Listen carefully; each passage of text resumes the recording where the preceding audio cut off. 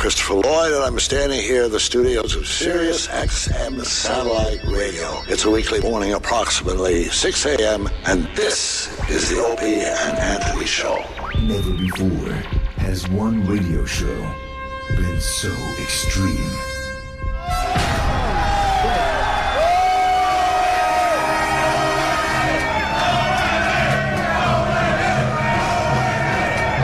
So vulgar. I'll fucking shove my face up a chick's ass in a second. Someone said we curse a lot, do we? I have no idea if we do. So flatulent. Who just farted? I did, but I didn't know it's not. Like rotten eggs and sewage. Oh, wow, thank you. I can't believe that us sitting around like this is actually a radio show. It's not going to get any better than this. Are we on the air? Oh, we are? Oh, okay. Quite simply, the greatest show in the history of broadcasting. O&A every day, that's what I say. You guys having a good time or what?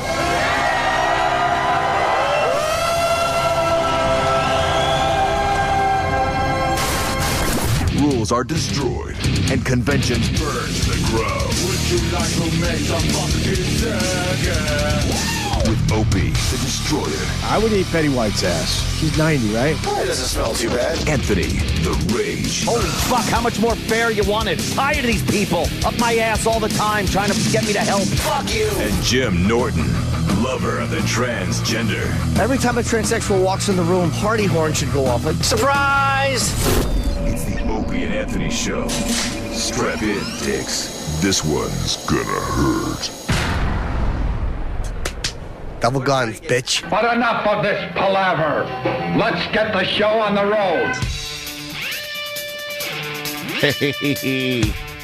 Welcome to the Opie and Anthony Show on this hump day. Hump day! Work your way up to Wednesday over the hump, sliding down the backside to the weekend.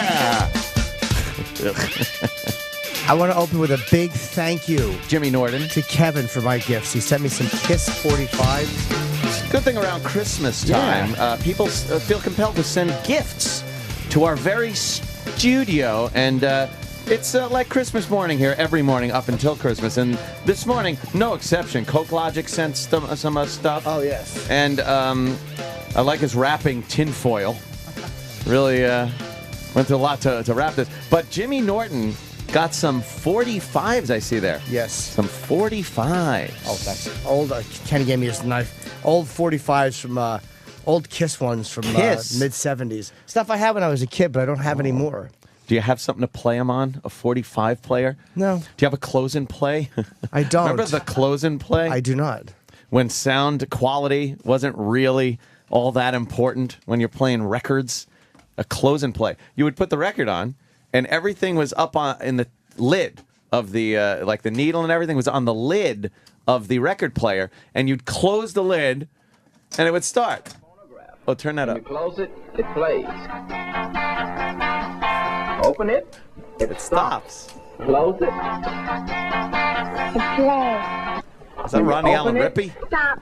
Close it. All right. Guy looks like fucking Wayne Williams, the Atlanta child killer. Yes. Oh, it's creepy. Close and play phonograph by Kenner. Records not included. Close and play by Kenner. Wow. Record not included. They just wanted to get information out in commercials. That's what they were about. Yes. Chew on the lid. It's got lead paint all over it. By Kenner. Yeah, so we got some presents. That's pretty cool. Do you look at those and like remember your childhood? Because is it the same labels and everything? Yeah, it's weird. Like it says, he says, "Merry Christmas. I'm sending you 4 Righteous Kiss records. Righteous. They're in good condition to listen to, or would make a lovely hat." And he, I guess, put Very good hat. Knowing Jimmy loves the hat. Hat assembly instructions. They have a Kiss sign on each. Or Teach Ronnie B's cunty little all about. I don't even know what he's talking about. The nuances of a glory hole. Oh, that one I don't understand, Kevin, but I do appreciate. Fucking. That's pretty nice. Yeah. I when you look at 45s and you look at the labels, they do like bring you right back. Yeah. It's like you look at the old Beatles stuff on the Apple label. It's like, oh, I remember that. This idiot made me a picture of me with a WoW shirt and 2 guns shooting. One says Kerpow and Bam, and he has like a fucking hat diagram made out of 5 Fucking little small record. It's called the 5 record hat. And double guns. Yes. Oh, that was double guns. I didn't Double even get guns, that. sure. Oh, thank you. I'll Twitter a photo. Thank you very much. That's nice. Kevin. Coke Logic, I got me a hex bug crab. I guess it's one of these tiny little robotic things that kind of move around. Is that what it is? Yeah. Thank you, Coke Logic. It just moves? Yeah, it kind of... It remember that movie with Gene Simmons and Magnum P.I.? Yeah. Remember that one? And they had the little mechanical, little crabby robot things that walked around. It looks like a miniature version of one of those. Does it do anything? Does it help walks. you with it? What's it supposed to do? It's like- fucking 1 inch tall. It's supposed to get me coffee. It's like a wind-up car? No, it's a little crabby thing. I don't It's a get little it. mechanical crab. Well, it's cool because it's like robotics. It's got some kind of robotics. I don't know what it does though. That's the question. Except walk. Does it like have any sensors on it where if it goes to a wall, will it turn around? What makes that not a child's toy? Not that matters, because I like child toys. Runaway was the movie. Yes, the movie Runaway. Button. Yeah. Did Gene Simmons have a real role in that, or was it like a tiny... He was the villain. Oh, he was? He was the guy. I thought he was kind of, at the time, I remember seeing that movie and thinking, Gene Simmons did a pretty good job. Yeah. And then I watched it more recently, and all he did was kind of make villainous eyes and look back and forth a lot. Your expectations of him were so low. Yeah, that yeah. In the beginning, you're like, all right, he pulled it all off. right. And now if I watched it, I just see the scumbag that tried to fucking hone in on my chick. Do you have any of that on the... yeah, what's it called? Runaway. The movie was Runaway with Gene Simmons. So get a Gene Simmons part in the clip. And we'll see some acting by Gene Simmons in Runaway. What year was that? 84. Yeah, that was a big deal to Kiss fans. You couldn't believe he was doing that. Oh, my God. That's like a big movie for the time. I don't remember. I don't know if I ever saw it. I didn't want to see Gene doing this silliness. Tom Selleck going up in the elevator. You're going to have to help me. I don't know if this is a correct scene or not. It might not be a scene where we actually see Gene talk. I think we're going to see some fighting, a little action. He doesn't have his big boots on, though. And he doesn't breathe fire or spit blood or stick his tongue out. Was his name the Demon in it? No, it wasn't the Demon either. What was it? So Kiss fans didn't like this? That he did Really? this? 84? I didn't. I didn't know if Kiss fans did. Why didn't you like it? Because it was Gene doing an acting thing. See, thought the he was little a crabby sellout. things. They got the little crabby things. Where is Gene? I just wanted to see him as the Demon. It's all this Tom Selleck. Yeah. Enough with Tom Selleck. Gene's more handsome. You think Gene... Oh, here's this. Yeah, there's Gene. Oh. Look, he's looking maniacal. Yeah. He's... Yeah, he's just squatting down over him. But not good enough. Enjoy the view. What happened, Gene? He's plummeting in an elevator. Wow. They're Oh, no. fighting. I hope Gene doesn't have a concert to go to. They're falling. Uh-oh. The robots are going to get Gene. What the fuck is this awful movie? No, the little robot things are sticking him with acid. And they inject acid into you. Why didn't he just get up? Why is he 'Cause- laying there? It's going into his neck. This is like a Mystery Science Theater movie. Oh, it would be great on Mr. Science Isn't this Theater. amazing how bad the fucking robots are in 84 even? They were terrible. They're these little weird... They look like napkin holders attacking Gene Simmons. Here goes Gene. Gene's dead. He got injected with acid. Spoiler alert, Gene dies in the movie because he tried to steal Tom Selleck's girlfriend. Oh, no. Yeah, I mean, lesson learned, never mess with Tom Selleck. Never.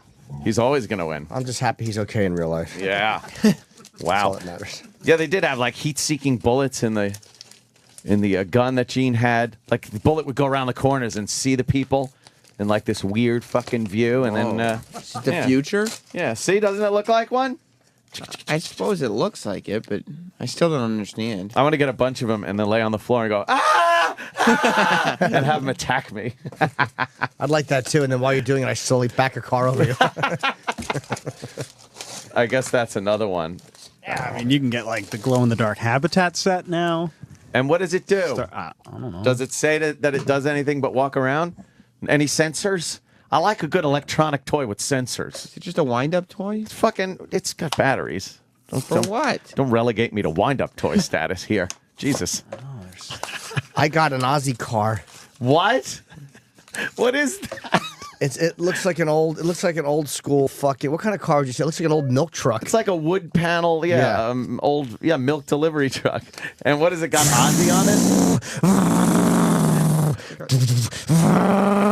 Remember making car noises when you fucking? Oh, of course, dude. What does that have to do with Ozzy though? It says Ozzy on it. Yeah, but what does it have to do with Ozzy? Well, Ozzy's on it. It's got a picture of Ozzy on the top from Blizzard of Oz, a picture of Ozzy on the side from Blizzard of Oz, and it says Blizzard of Oz on the other side, and it says Ozzy on the roof. It's Ozzy car. Did Ozzy ever have a car like that? I don't believe he did. No. They just slapped Ozzy on a fucking Hot Wheels car. It's perfect. That's what Ozzy drives around in. I've been at his house, remember? Yes. There were 3 of these in the driveway. Oh, okay. That makes sense then. Yeah. Yeah, you would make sounds. Playing cars stunk. You didn't do anything. There wasn't really much to do. No, because you could only do one at a time or 2 of them hitting each other. Or you couldn't even do 2 in a row that well. It just was boring. No, Where do you go with it? Well, you needed the Hot Wheels track. And the, was it the Tower of Power? Or was that Johnny Lightning cars? Hot Wheels had the powerhouse. The powerhouse. So you'd take the track and you connect to the powerhouse and make an oval.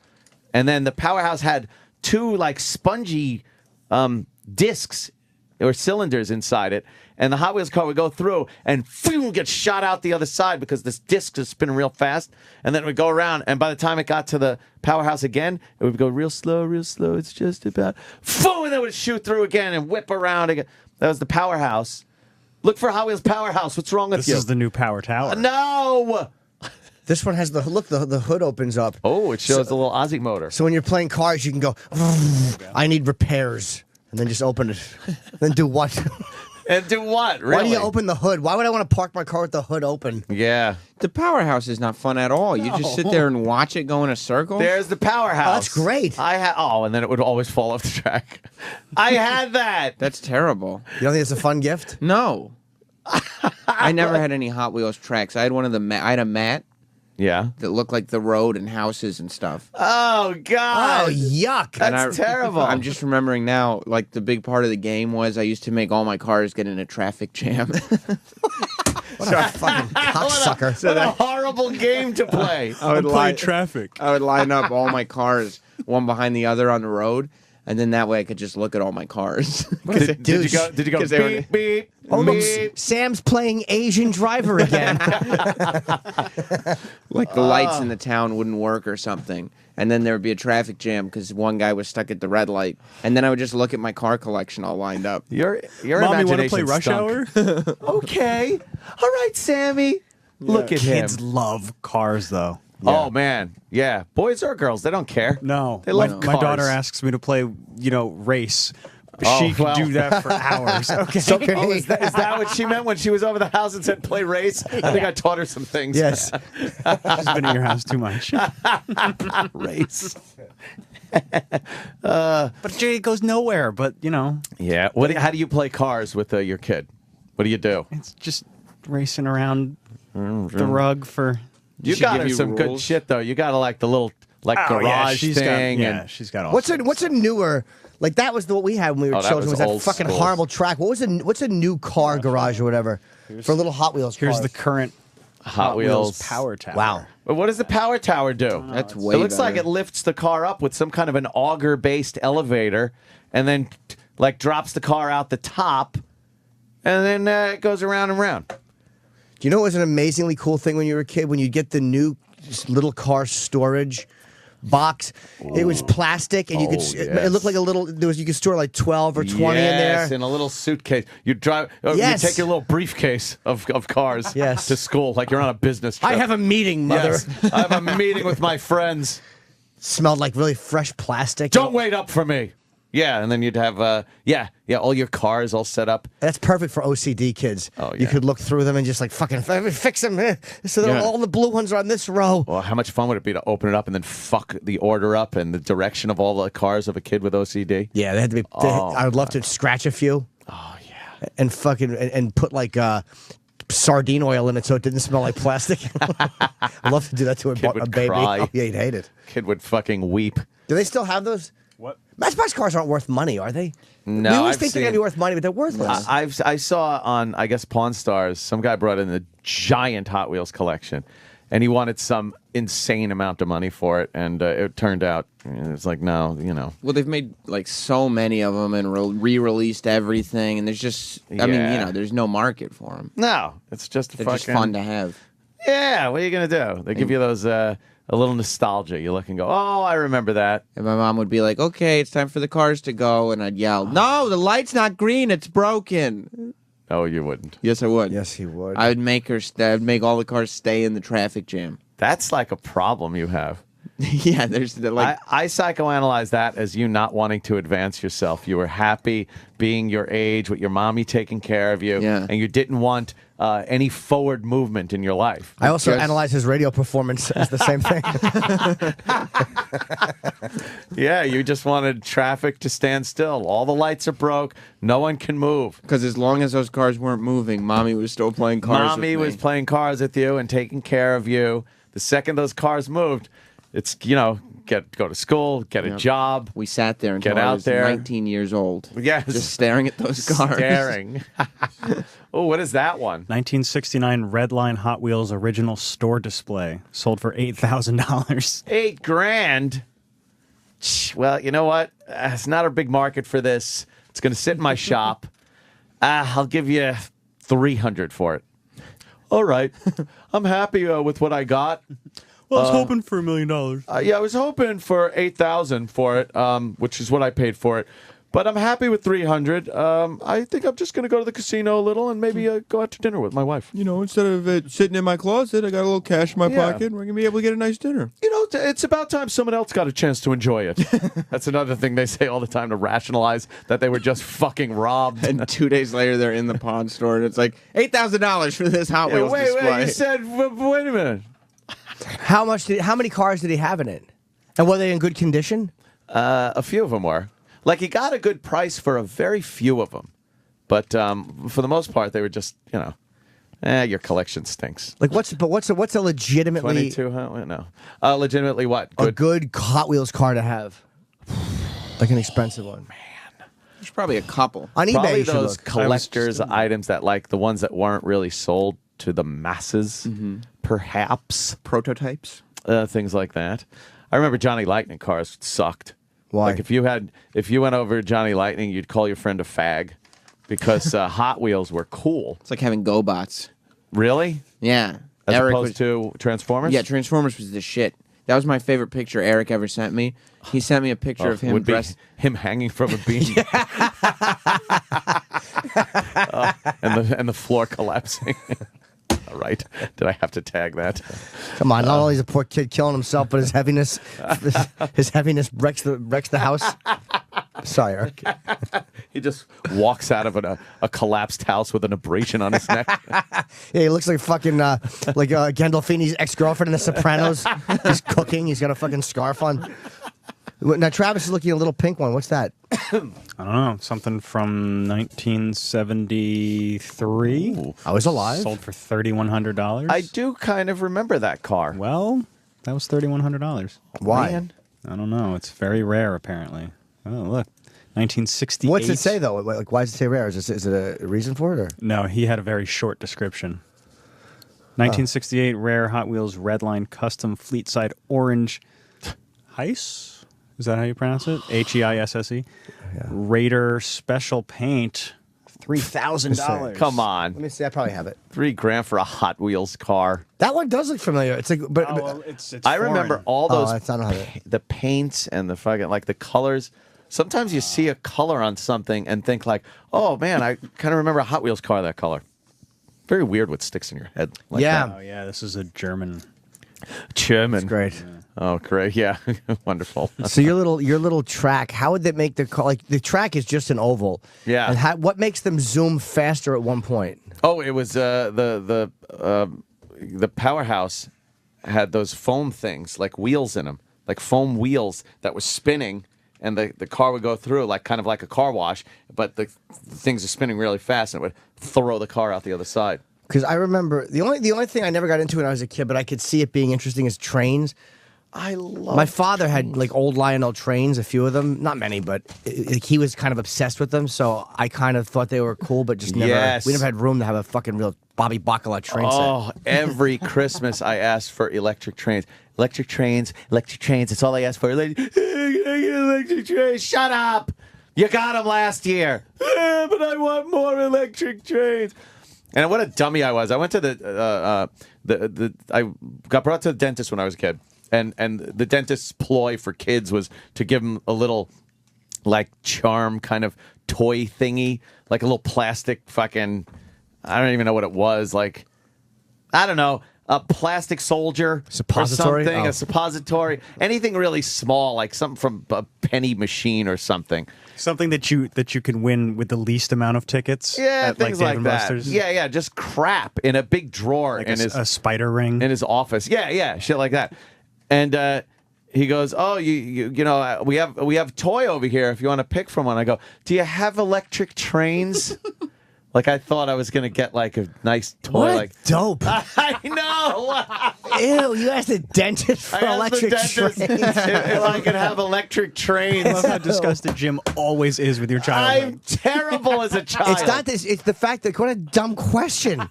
How the fuck would the dentist have electric trains? I know, he said toy, and when I heard toy as a kid, I thought electric trains. So he said, "Oh, you want a toy to you know, like electric trains? Oh, we don't have those."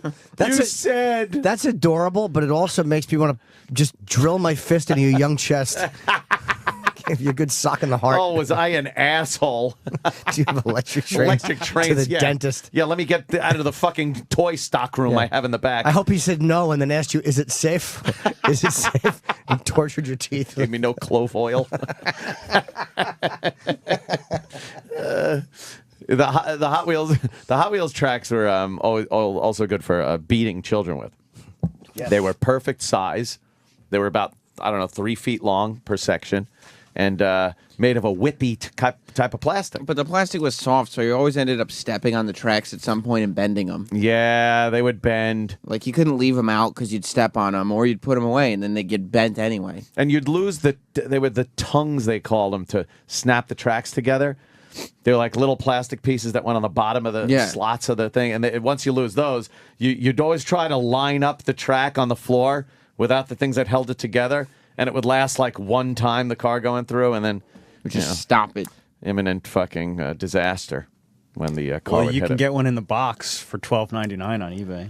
$12.99. That's right, yeah. For a supercharger. That's what it was called, the 1969. supercharger. 1969 toy. $12. I bet that person saw that and went, "Oh my God, we are rich." I got it. Just because shit is old doesn't make it fucking worth anything. So much stuff is worth nothing. Yes. I can't believe how much stuff is worthless. I know. I learned you that always like think. looking at I was at my dad's house and I was looking at all my old like comic books from like the 80s and 90s, and I punched them in on eBay. They're all worth less than the price. Than the family I photos. Oh shit! Sorry. Oh no!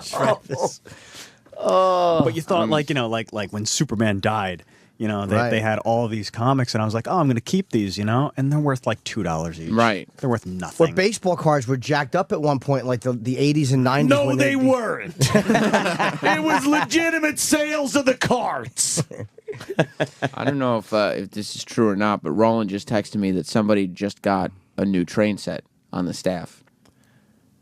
Well, someone I bet has room in their new house Oh no! for a train set. Oh, I certainly did. Does someone have a my choo God. Go to choo? his Facebook Someone page. likes to choo Yeah. choo and has one.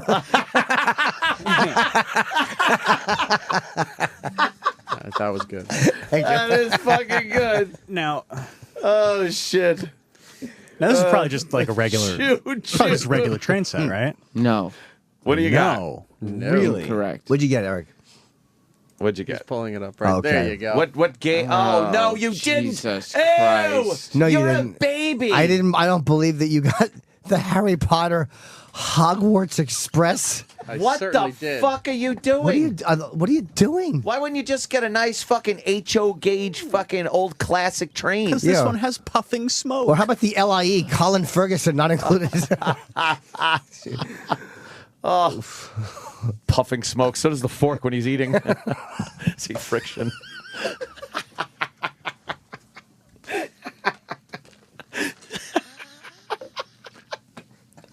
Oh, Erog. Erog, what made you get the Hogwarts Express instead of a real like fucking hobby train set? Well, the real trains are coming later. This one is for Christmas. This one goes around the tree. That doesn't make sense. Like a regular train should be the one that goes around the tree. The regular train's going to be in a whole different section. A section? Oh, another wing of the Nagel estate. This is what drives me. He's picking up all these hobbies now. Because he has a house, he has room. Yeah. Yes. Like now he's starting Lego collecting, and now he's starting train sets, and the Lego stuff this is a little not a douchey. cheap train set. How much was it? Eric. What is it listing there? And how much? Well, I see a bunch of different versions. Oh, let's say. Which version of the Hogwarts Express did you get? Mine, it's solid metal too. It's not like cheap plastic or Oh, anything. well. Lionel train set. Yeah. Lionel. And I think it was like 200. That's not bad. $200. Wait, is it a whole bunch of trains? Yeah, it's 5 cars. Oh, all right. Yeah. 5 cars? Yeah. Is it a caboose? Yep, has a caboose. And how much track? Enough to go around the tree? Yeah, it's pretty big. In a circle or an oval? Circle. Oh, I hate a circle. It's constantly turning. Oh, here it is. Just a Oh, Oh, Hogwarts Wow. Express coming through, guys. that's good. Are you all excited that you're like a fucking warlock No. when you watch it? Do you imagine yourself shrinking and going into the fucking You don't train? have to like jump on the track or something. Yeah, how does that work? Do you ever, like, when it comes through the tunnel, do you go, yay, like a big retard? Yay! Like a big retard. Haven't bought the tunnel yet. Like a big shit. If I'm on my own on this, disregard it. But I'm interested in what Troy Kwan thinks about the amount of disposable income that E-Rock has that he could just buy train Well, sets. I mean, It's amazing. Troy might actually agree with this one. Troy's might. a big train. Hey, let's grab him. he's a train guy. My Is he question. a train buff? well, Yes. he went to Pennsylvania and was on the train. He likes the train. Yeah. That's true. He likes pulling At some trains. point, I want to have like. At some point, I want to do it right. Have a whole landscape set up. that like, whole thing. A like huge train Gomez setup Adams, is really and my then blow it up. Wow. What is the other? Fuck yeah. What is the other Lionel one you're getting? Like, is it? What's the newer one? You're getting another one, right? A Lionel. The more of an old-fashioned one, though. You know, like the ones that would haul like coal and and things like that. Not ones that would take Harry Potter to Hogwarts. No, Right, that's right. just for Christmas. Oh, for Christmas. Hey, that's great. That's pretty cool. You're going to get an engineer hat Yeah, you have to. and like an oil can and just stand there working the little control. Does the transformer on train sets still smell like it's ready to burst into flames when you fucking fire them up? Yeah, it kind of does. I don't It's know. like, are their wires just, Dude.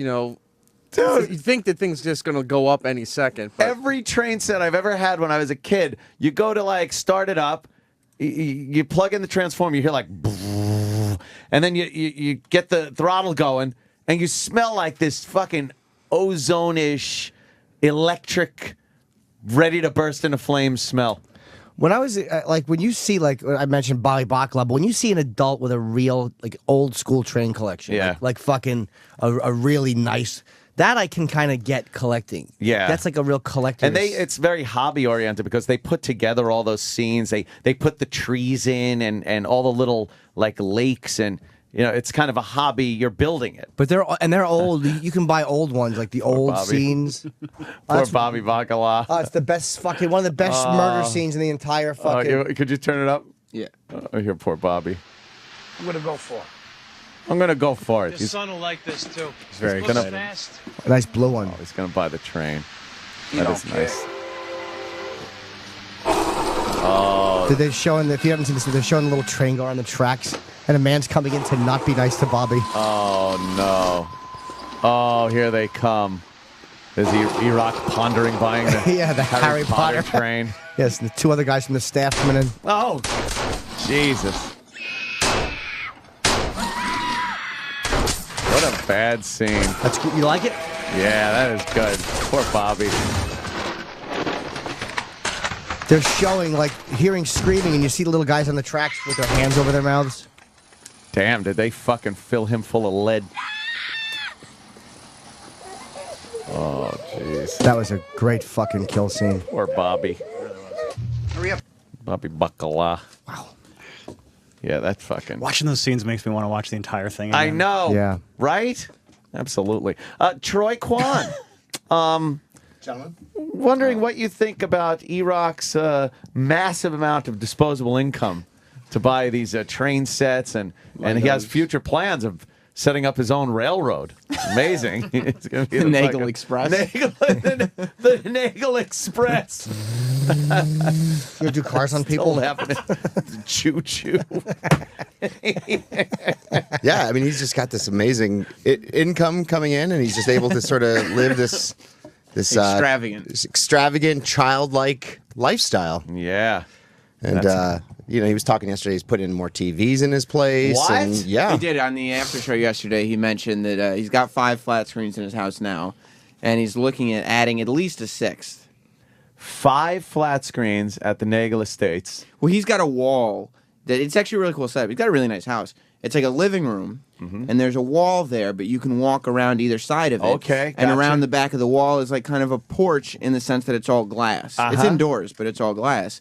And he's got on the one. Is it a Florida room? It's a Florida room. That's Coming what he calls from it. Florida. Yeah, yeah. He just calls it where I grew up room. right. Yes. Right. So he's got the TV on the one side of the wall where the fireplace is. And he's putting a TV right on the other side, Right too. on the other So side. you It's can like a watch- two-sided TV. Right. In the wall. Right. And then he's putting a theater outside as well. A movie theater. Yeah. Yep, yeah, he's going to put a movie theater in his backyard. Outside. I wouldn't Yeah. know. I've never been invited over, but No? I imagine it's a Oh, really. boy. I'm very fond of Eric and very No. fond Oh, of his wife. And He's I've- been invited. You just couldn't attend. Well, that's any of the that only stuff. reason you did those when I was not there, so I I couldn't don't go. remember being He invited invited. you over once when he specifically knew that I'd be you and gone. I would both be in San Sure, of Diego. course. I don't remember getting an invite. You probably never did. Actually, you said you were coming and then didn't show. Whoops. That could be true. Oh, E-Rock. I'm sorry about that. Where do you live, Jersey? Yeah. Maybe. Who needs that shit? Yeah, exactly. Fucking Jersey. Yeah, you're That's a just going to haul. go to an old intern's pool party, but Wow. Yeah, Does got well, you there. live and learn, right? yes. Yeah, I lived and learned on that Especially, one. especially now that E-Rock is decorating his house with tchotchkes. What are tchotchkes? It's like what it's going to look like an Applebee's in his room downstairs. Your man He's going to cave? have like trains and road signs on the walls. and Surfboards license on the wall. plate. License plate, yeah. Yeah, nice. Just a little something to make it his. Yeah. Personalizes man cave. Man cave. What were you guys talking about in the after show yesterday that E-Rock said his wife wouldn't allow or something? A scale?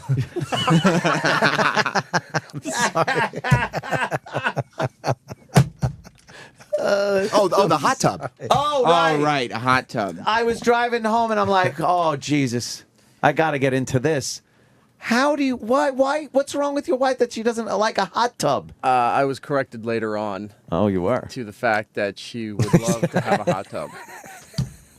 Well, then why did you say that before? Because I honestly thought she had said no at one point. Well, can you She said take out no. No, she was commenting on the temperature in the room to him. It's hot. She called him Tub. Oh, wordplay. Was there a comma? Holy fucking. You like your house? Was your house built new? No. Oh, okay. It's an old house. It feels classic. new though. It doesn't feel like an old. But house. It's been renovated. How and far from everything. the city are you? 15 miles. That's not big. That makes me want a house. It's not bad. It's right by like a giant stadium area. Okay. So how bad's traffic coming in the morning? It's nothing. In the morning, there's nothing really. It's just What were you jokes thinking? galore. Well, it's When near I said- Giant Stadium. Oh, like the stadium was named after. Well, you know, something. something like that. Now, what did she say about the hot tub? She would love one. So you're gonna get rid of that silly garden of hers and put a hot tub in there and get some bitches? Garden. Yeah, she had, the house had a huge, like 3-part garden Ugh. in the backyard. Waste of prime real estate. Yeah. So this spring we'll get the new fencing put in. The backyard will be remodeled. And Oh. do a hot tub. This sounds. Must be nice. Troy, man, right? It's gotta feel good. This guy's just fucking shelling out the money. Boom, boom. But a hot tub makes sense to me. I can see why you'd want that.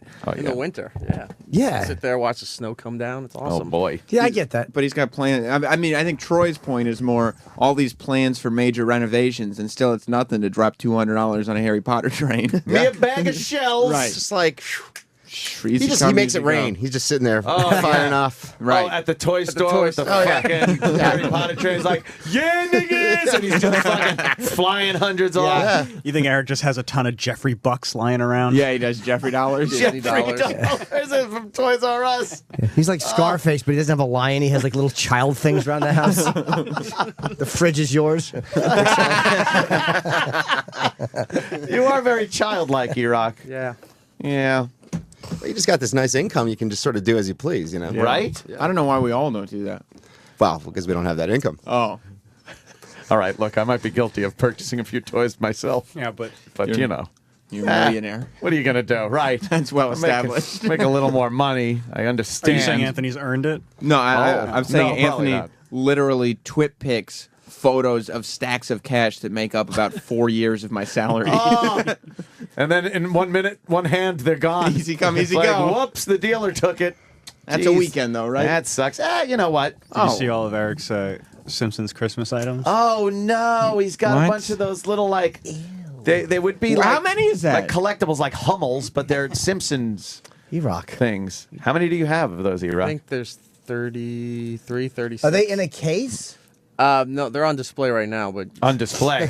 Like it's fucking... Like the museum. Yeah, like a museum has it for a limited time. Make sure you see this display. How much did one of those run?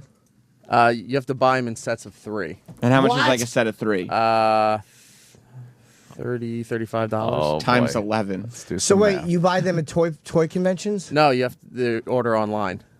They're special made. What's the fascination with Simpsons stuff? I understand the show, you know, you Yeah. get some laughs. But what about why so much Simpsons things? Blocks out the pain. Same fascination with Harry Potter trains. Harry Potter and trains, Legos. anything. Eric Blocks out likes the pain. childish toys and stuff. Yeah. Yes. What was your favorite toy store as a kid? Don't say Favorite what? KB. Toy store. Toy store. Was it just Toys R Yeah. Us or KB. KB? Do you remember KB Myers? stunk. Yeah, I KB do. stinks. Like Toys R Us is cool. You go in there, there's a bunch of toys. It's really good.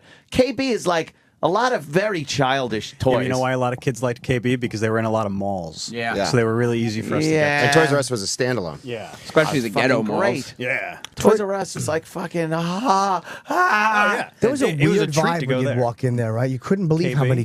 Toys R Us, like Toys R Us. couldn't believe how many toys there were. There were toys everywhere. Eric still gets that vibe. Oh, E-Rock, do It's you? not the same now, but I want to go into one. I had, like you'd walk in, it would just be a wall of toys, and then you'd go around, and you were actually in the store, and it really high ceilings made it Yes. just seem endless. The smart Just- places had high ceilings. Let me tell you. Cathedral of toys. It's not what you think yeah, it it's is. not what it used to be. No, No. It's all baby stuff mostly. there's a big one in the city I went into recently to kill time It's like to look 5 at the blocks away. Legos. Yeah, Yeah, I mean, that place is Times really cool. family.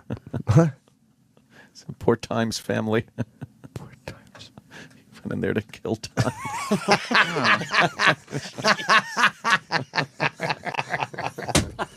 Wow. Love giving Jimmy a taste of his own medicine. Yeah. I still go into Toys R Us like twice a month. for what? Wrestlers. Oh God. I almost never buy them anymore, but I can't care. stop You just like myself to from look? looking. Yeah, I can't stop.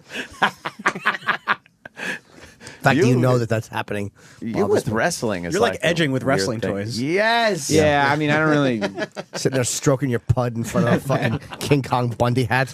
Shut up. The fascination with wrestling between you and like E-Rock and stuff is just astounding. That's where we meet. Yeah, is that your common bond? That's it. I don't get it when you're almost 30, though. You know, when From you're the a kid. skateboarding guy.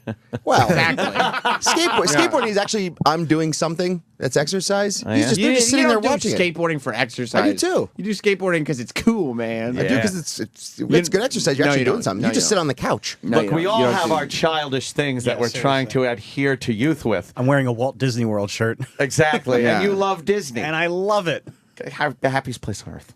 I, of course, with my electronic toys and whatnot, I love a good toy. I Yeah. love a good toy. Troy, come on, you can fess up. The skateboarding thing. It's very juvenile. Well, yeah, but it's still fun. Still fun It's thing not to what do. a normal man of your age would do. Yeah, but Yeah. don't you think it's no? That's not true. Yeah, it but is no, it isn't. But Yes, it is. wrestling, you're just sitting and you know it's fake. You know it's completely fake. Yeah, Sports like all entertainment. like all television.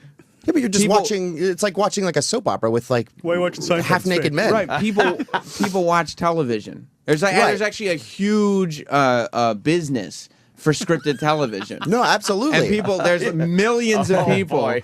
who on a daily basis But will sit down and watch it and enjoy it. Some will even spend money on it. Are you HBO, saying- for instance. You're saying that many of the shows on television are fake and scripted? And I hate to tell you this, but Homeland, whether he's a terrorist or the vice president, he's actually just a British dude pretending the whole man. time.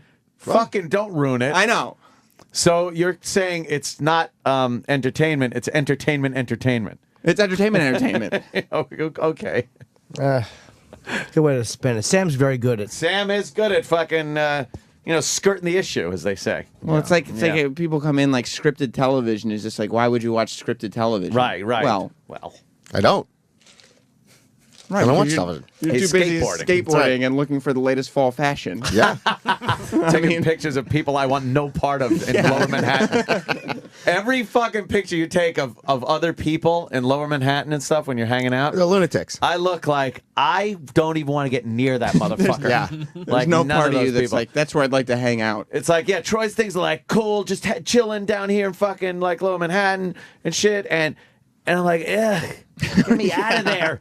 Yeah, I mean, if you see the freaky people, like the last picture I posted on my Instagram, there was a guy with a cat walking around with a cat on his head, and you're like, what the fuck? are That you guy, doing? I think I've seen him. Yeah, he walks around New York City a lot. The cat like sits on his head, right? Yeah. It's not like laying down on his head like a hat. Yeah. I wish you were on 58th Street the other day and you snapped a photo of a guy reaching into his pocket behind another guy.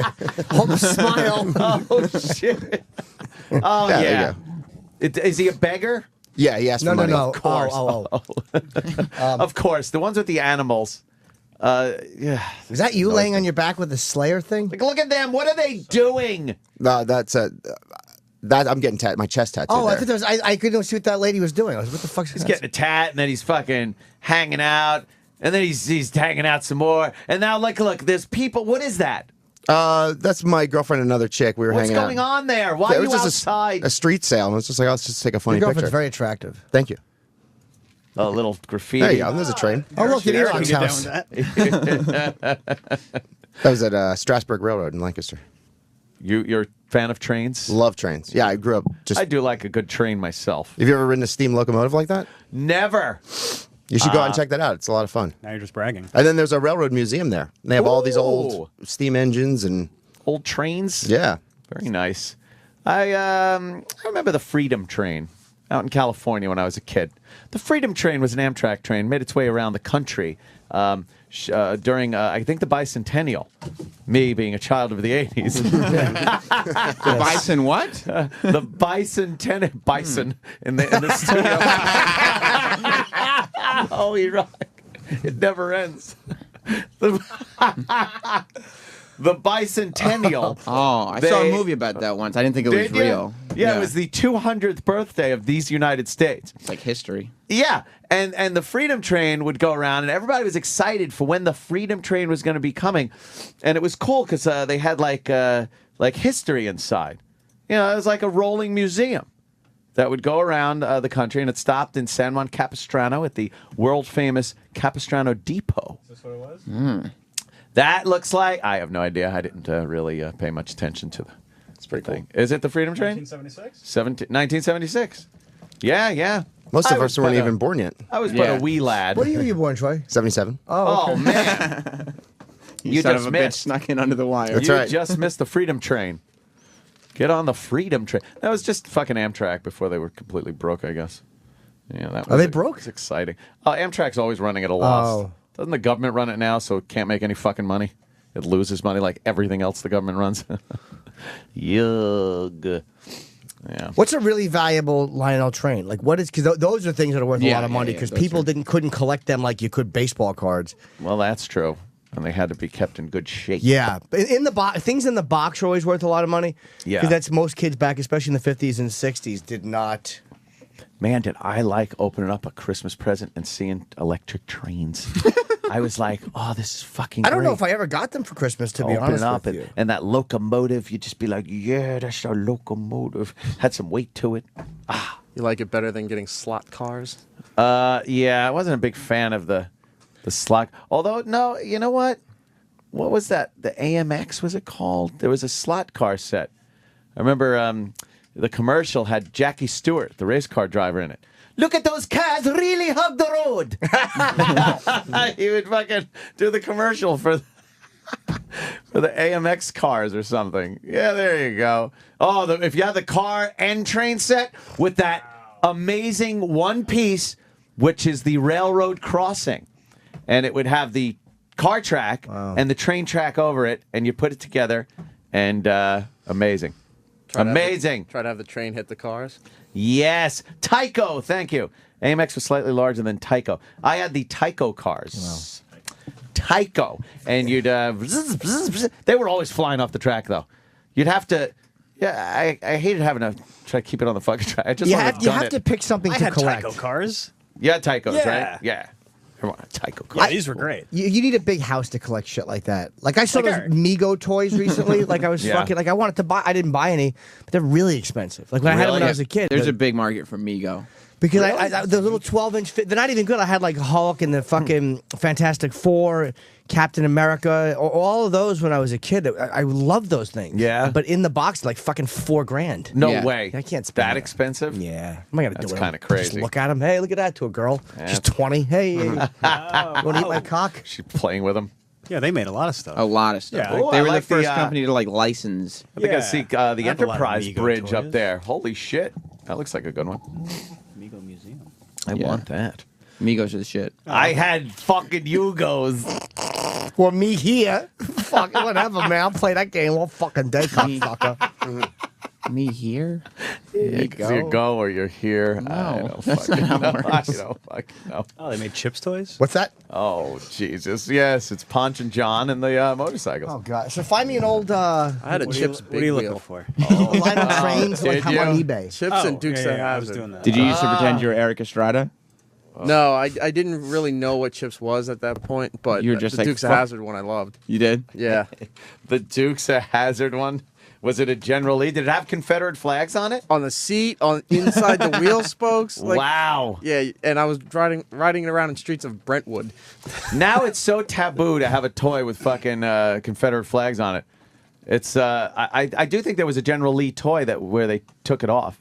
They took the Oh, really? Confederate flag off. It's very offensive, I guess, to African Americans because it harkens back to the days of the Confederacy and slavery. But it's the state flag of Georgia. I know. Is it really? Yeah. The Confederate George flag? Yeah. George is giving a high and hearty fuck you to everybody that wants to take it off.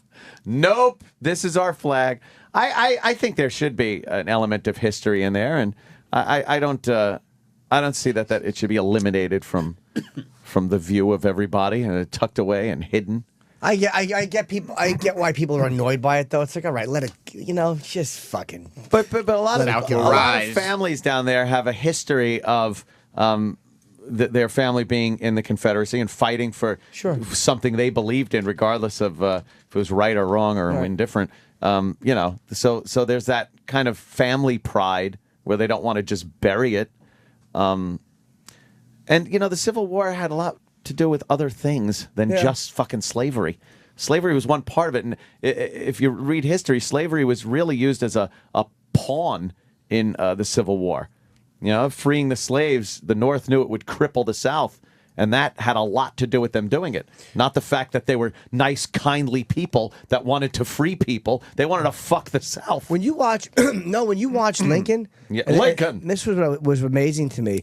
He really was, as a guy, anti-slavery. Yeah.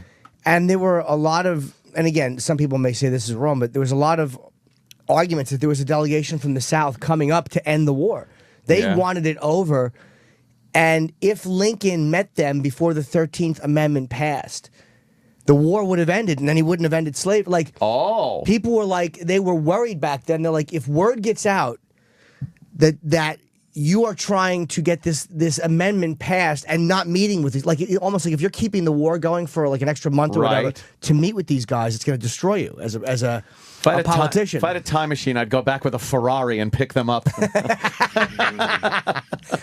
But that was a big thing. That if there was rumors circulating that the South had sent delegates to meet and discuss terms of ending the war, and that war could have been ended if slavery had been kept. Wow. But Lincoln wanted slavery ended first. Like, he took a big chance, and the whole movie's about him getting the extra votes that he needed to end the war. I mean, I'm sorry, to end slavery, before the war. So I don't think they did it to break the South back, because they could have ended the war and still kept slavery.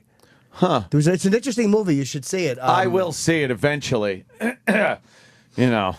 I have other horror movies to see first. See, because, all right. You want to take a break and eat our food? Yes, that's what I want to do. Yeah, and then I don't know. We'll come back and chit chat about Jim. Yes, please. I found a post from 2007 saying the single most expensive Lionel train sold at auction for $250,000. Yeah. It was a standard gauge set from 1934. I got that. Mint in the box. Let me see. I don't have it's a picture. It's a full-scale set with tracks that go 3,000 miles. And a bunch of people. how many cars were in it, did it say? God, in the box stuff is worth... Yeah. Like, what do you do if you buy something like that? Like, you have to display it behind, like, museum glass, but... Do you take it out of the box and display the box separately? Ooh. Like, if you can open it without damaging the box, or... Well, it depends on what you're buying it for. If you're buying it to resell it, you'd have to leave it in the box. But some people buy things to display them because they just want them. So the reason they get them in the box because they know it'll be mint. So you take it out and you put it together. And I think in Lancaster, Pennsylvania, there's the largest toy train museum where they actually have... It's like a huge world that they have just trains running everywhere. Largest toy train museum so far. Wait till somebody really gets a collection started. Pennsylvania. Yes. Yeah. The Nagel Estate. Jersey's creeping up on Pennsylvania. That's right. All right. Be back in a couple of minutes. Hey, don't go anywhere. We'll be... The Opie and Anthony channel on Sirius XM. Welcome back to Cock Talk. I'm Mistress Vixen. Today, we're talking about your first man-on-man experience. We have Mars on the phone from Puerto Rico. Mars, talk to me, baby. I'm a changed man as of yesterday. Yeah, I'm a fucking changed man. I'm not the same. Mars, I see here you had your first gay experience last night. Yeah. Yummy. So tell me, what was that little asshole of yours like before the big night? My shit is so tight, man. I guess I'm anal retentive. It's so tight. Sexy. And what was going through your head when you whipped out that big dick? He tells me to lie down on my left side, and I'm facing a particular direction. And then he pulls his apparatus out. I'm like, hell no, that shit is not going near me. Sure enough, he goes behind me. How big was it? It was, I swear to God, about 2 feet long. Ooh, you're a spicy little bitch, aren't you? And what did he say before he put it in you? Did he ease it in? I'm just feeling for a second, and all of a sudden, this motherfucker, all the way in my ass. Ooh, you lucky little taquito. Tell me more. He goes like this. Come on, buddy, help me here. Work with me. Let me do my job. What was that job? Open my ass. I don't know how you guys do it. Just letting that rainbow-striped freak flag fly. Come on, alcohol. This all sounds so dirty. How'd you get cleaned up after? Did he do it for you? Yeah, he cleaned it afterwards. No, he did it afterwards in front of me. No, he did. Ooh, how did he do that? What is it, toss salad? You could toss my salad anytime. Ooh, he licked your asshole clean with his tongue? Exactly. My God, Mars, you are so naughty. Any guy would be lucky to go south of the border with you. This is our secret. Don't tell anybody. What I wouldn't give to have a dick sometimes. Well, tune in next week when Cock Talk returns, and we talk to guys about their first time with a down low brother. Mars, I bet you have a story like that, don't you? Yeah. Ooh, you little Spanish fly, you've got me all wet. See you next week for more Cock Talk.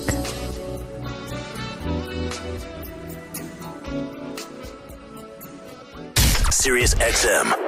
And now, the Opie and Anthony Show.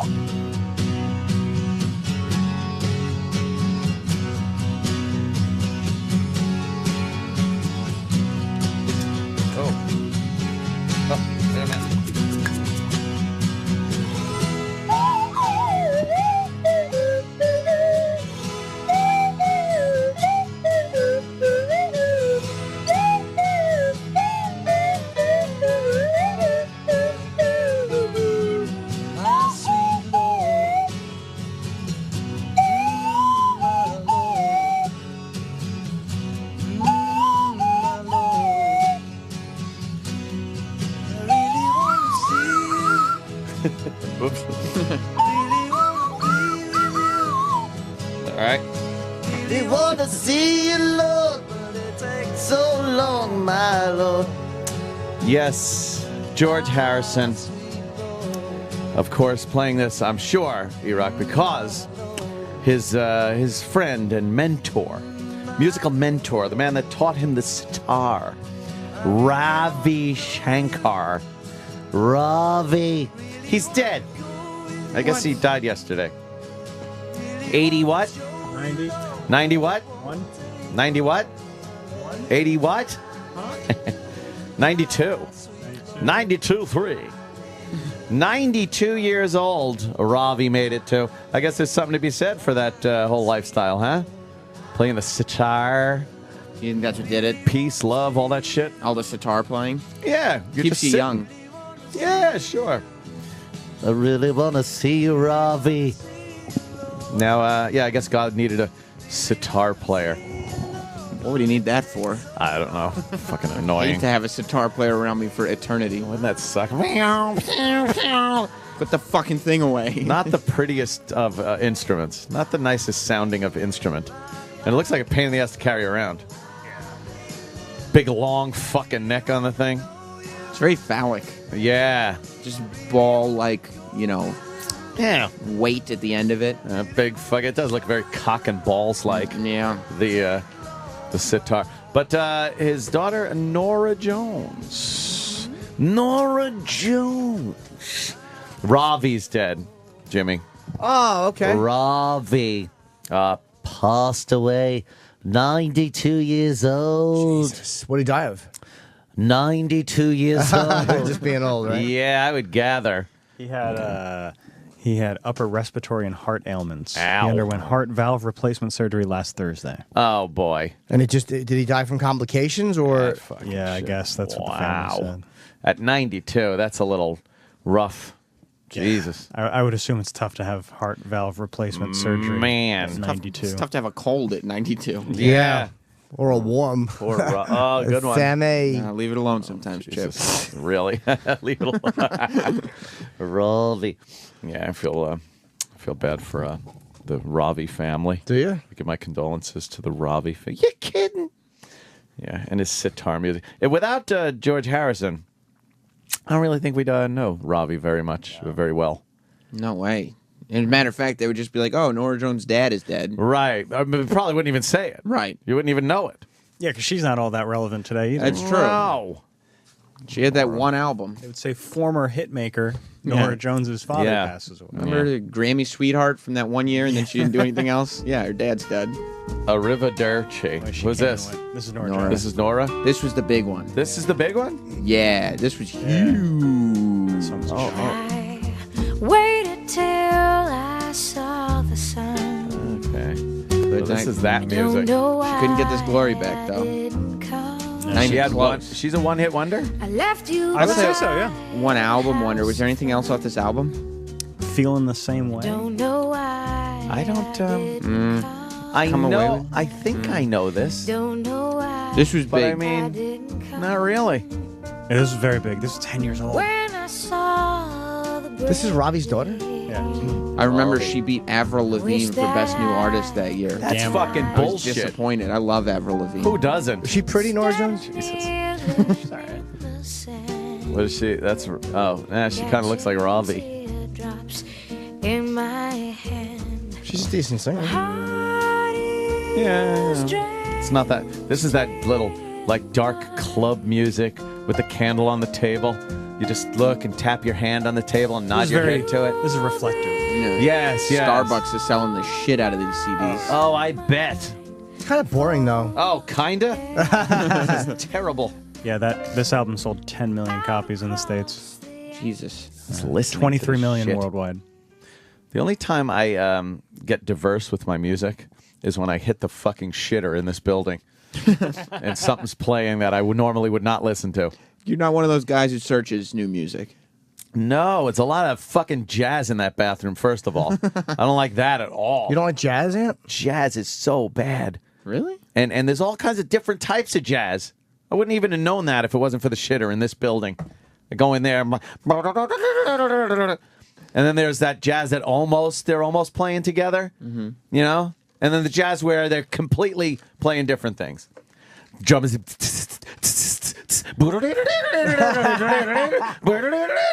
Ding, ding, ding, ding, ding, ding, ding. The piano player's just hitting the fucking keys. It's awfulness. You don't like acid jazz? What is that? I don't know. I'm just looking at a list of jazz genres. There's that many different jazz genres. Yeah, look at them all. Jazz genre. Yeah, it's difficult to say. That's how Roland would say it. Jazz genre. No, he'll probably say it correctly with no problem at all. He said something yesterday. 2 words, completely in one word. It flowed into one word. I've really been trying to get better. I don't know if you've noticed since Yes, you I brought have. that up I about have. repeating everything he says. Yes. I didn't know what he was saying yesterday at one point. I think he was talking about the 12-12-12. It's possible. Yeah, and then there was some kind of he really doesn't like separating words. No, his mind just kind of runs together. That's the same thing Menino has, I think, where he just boy. bumbles through everything. Bumble. Roland's a bumbler.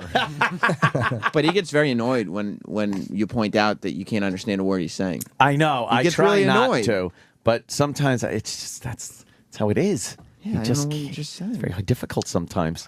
Yeah. Understand what it is. A lot of SHs go into CHs. Well, yeah, the SHCH sound is completely crossed over. Yeah, no one knows what you're saying, Roland. Aw. Oh, choot. Poor Roland. Look at my my toy that Coke Logic at the beginning of the show. We opened our Christmas presents for this day, or Hanukkah. You know, Good. 8 days of Hanukkah. How many are left? Starting on Saturday, Sunday, Monday, Tuesday. So like 4. Right. So maybe I could just make this a Hanukkah present, even though I'm not a Jew. So Coke Logic owes you a Christmas present. Oh, yeah. And that is about the... This is a Hanukkah That's present. a Hanukkah present. That's why. I am making it a Hanukkah present because this is the shitty fucking presents they give for Hanukkah. And all the Jewish kids would be like, yeah, but we get presents for 8 nights. Yeah, but they're all like 8 little, of these. little spider gadgets. 8 of these. Like, it's a hex fucking, what's it called? Hex yeah, bug. hex bug. And I opened it up and turned it on. Like, it's very, sounds scary, right? Almost musical. It's very bug-like. It's just weird. And What do you do with it? You let it walk around. Look, it's like crab. Whoa, it doesn't know what Is that from the movie or is that... No. I don't know what this is Put for. it on my arm. I want to see what it feels like. It feels like Edgar. It's just walking along my arm. Would you think less of me if I came immediately? You should put that on your balls. That doesn't feel that bad. I was just thinking, like, maybe put it on your dick. Yeah, or put it on a girl's clit. Like, lick her clit a little bit, then go make a call and put the little crab, the spider on her clit. I'll be right back. Yeah. Healy. Healy. Watch this bitch come buckets. From the hex bug. Yeah, take this with you. So, yeah, thanks, Coke Logic. Looking forward to other gifts, though. That's a weird one. I wish I got a shitty car. You got a hex bug. Yeah. I didn't even get a shitty car from Coke Logic. Yeah. Yeah, well. He didn't send me not one thing, not nothing. You don't have the money to send a bunch of gifts to. Uncle He could Anthony's, send another car. Uncle Anthony's getting the kids Xboxes. Who? They want Xboxes. What if they're listening? My niece and nephew. I don't care. They know it's fucking me, and they know it's, Uncle Anthony must be the greatest thing you could hear on Christmas. Oh. It's the creepiest thing, and it's the creepiest thing every other day, the greatest thing on Christmas. Uncle Anthony's coming. Oh, no. It For really Christmas. is a wonderful thing to have an Uncle Anthony because I will absolutely go balls out. Do you outspend the on parents? Christmas. Literally balls out. You like buying the kids stuff though, right? Yes, it's fun. It's Christmas. You know, I get a bad rap here sometimes on the show as being a curmudgeon, I guess, curmudgeonly, a hater of children. But I got to tell you, when it comes to Christmas, I'm a softie. I like a good Christmas fucking tree, decorations, shit like that. I forgot to tell you what I want. What do you want? $10,000. All right.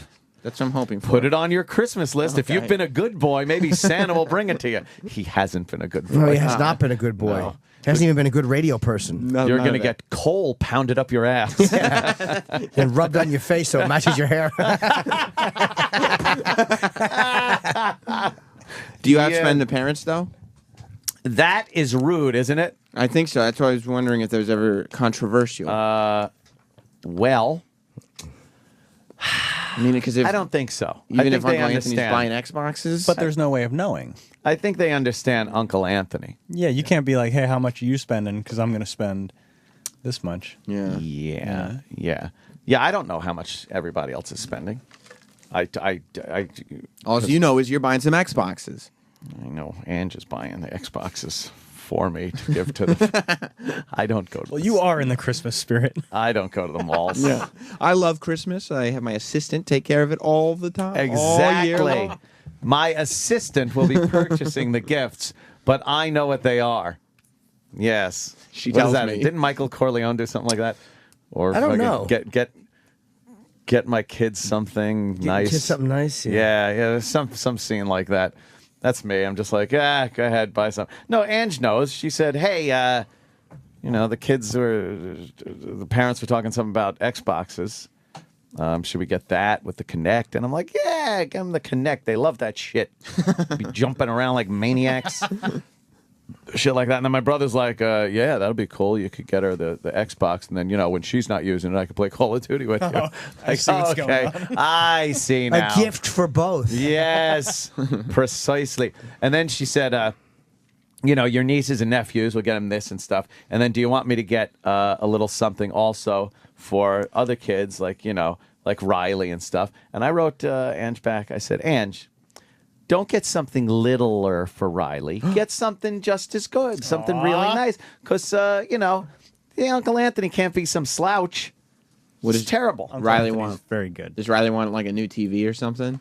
Yeah. Yeah. something that obviously is going to Travis. Yeah. What does little Riley want? A grandma. Oh, you brought it up again. Oh my It's the God. holidays, I and always it's feel Hanukkah. guilty about those jokes. I really do.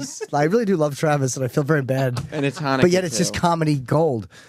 Jewish Are thing. you mad at me? No. All right. God, no. Yeah. Yeah. I don't have anybody to buy for this year except maybe Oh, Bobby? my Again, Bobby something. when maybe you go over Bobby there and his for wife Christmas? I will, or my mom and dad, my sister and nephew. But my nephew just graduated fucking the army training camp. Don't you have like a new? I do, but I haven't met him yet. He's so fucking cute. Too. Now's the best time to get him a present. Yeah, but he won't appreciate. He's too young. No. Did you call boot camp army training camp? Yeah, boot camp. I made a mistake. Yeah. Like it's space camp? Like it's just like an activity? He just got through at the army school play time. Yeah, I meant boot camp, army training camp. Army training, sir. Army. Yeah. Wow. Yeah, the army, huh? Yeah. How old's he? 18. Jesus. Yeah. That's the one that came in here. Like, Yeah. is he in the army? Yeah. Holy shit. Fucking MMA fighter. It's fucking horrifying. It's hilarious. What So- happens? So they get so grown up. I said one time they grow up so fast. Yes. And I said it to a gang of kids who were surrounding me, and they proceeded to knock my teeth out with their fists. I remember you when you were little, Laquan, and he punched me right in the side of my face. Of course he did. He took my jewelry. Some crime there in New York City yesterday. Wow. That fucking guy that blasted the other guy in the head. That was like 2 days ago, Oh, 2 days ago, Yeah. right. Yeah, no, that's right. They showed it on the news, some of the pictures, and I guess they have surveillance video of the whole Yes. fucking thing. Yes. And this will make its way around to the internet at some point. But the still pic they got It's some guy in a hoodie. An African gentleman in a hoodie. And he's tailing another African gentleman who's on a cell phone texting. He's like, I wonder what that text looked like. And I will be... He just never saw his death coming. That's a lucky way to go. If you're going to get shot, unless he felt it.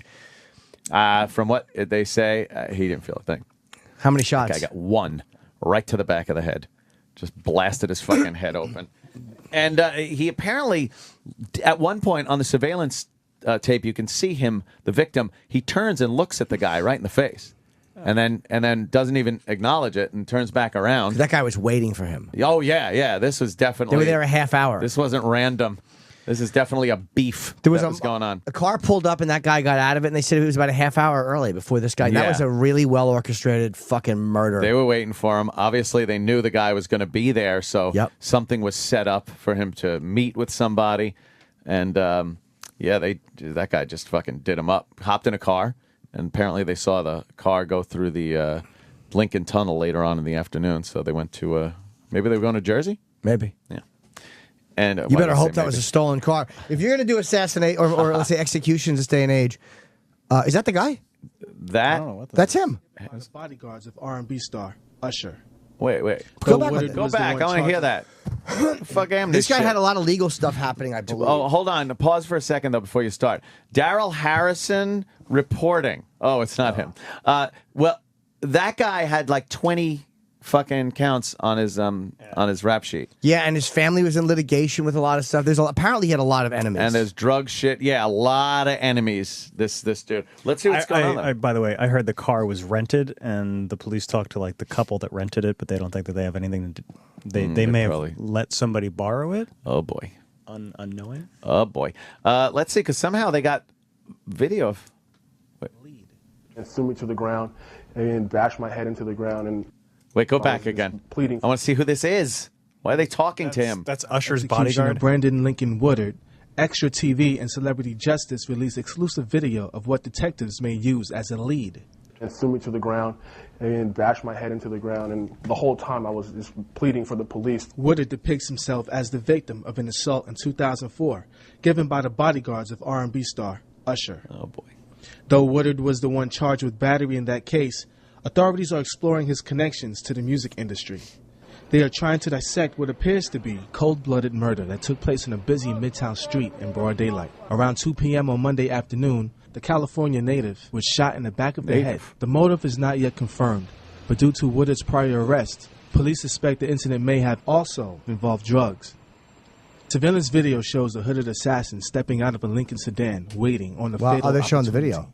The predator reportedly arrived to the scene of the crime 20 minutes before his target took his final steps. A map attempts to reconstruct the last 4 steps of what is now believed to be a hit.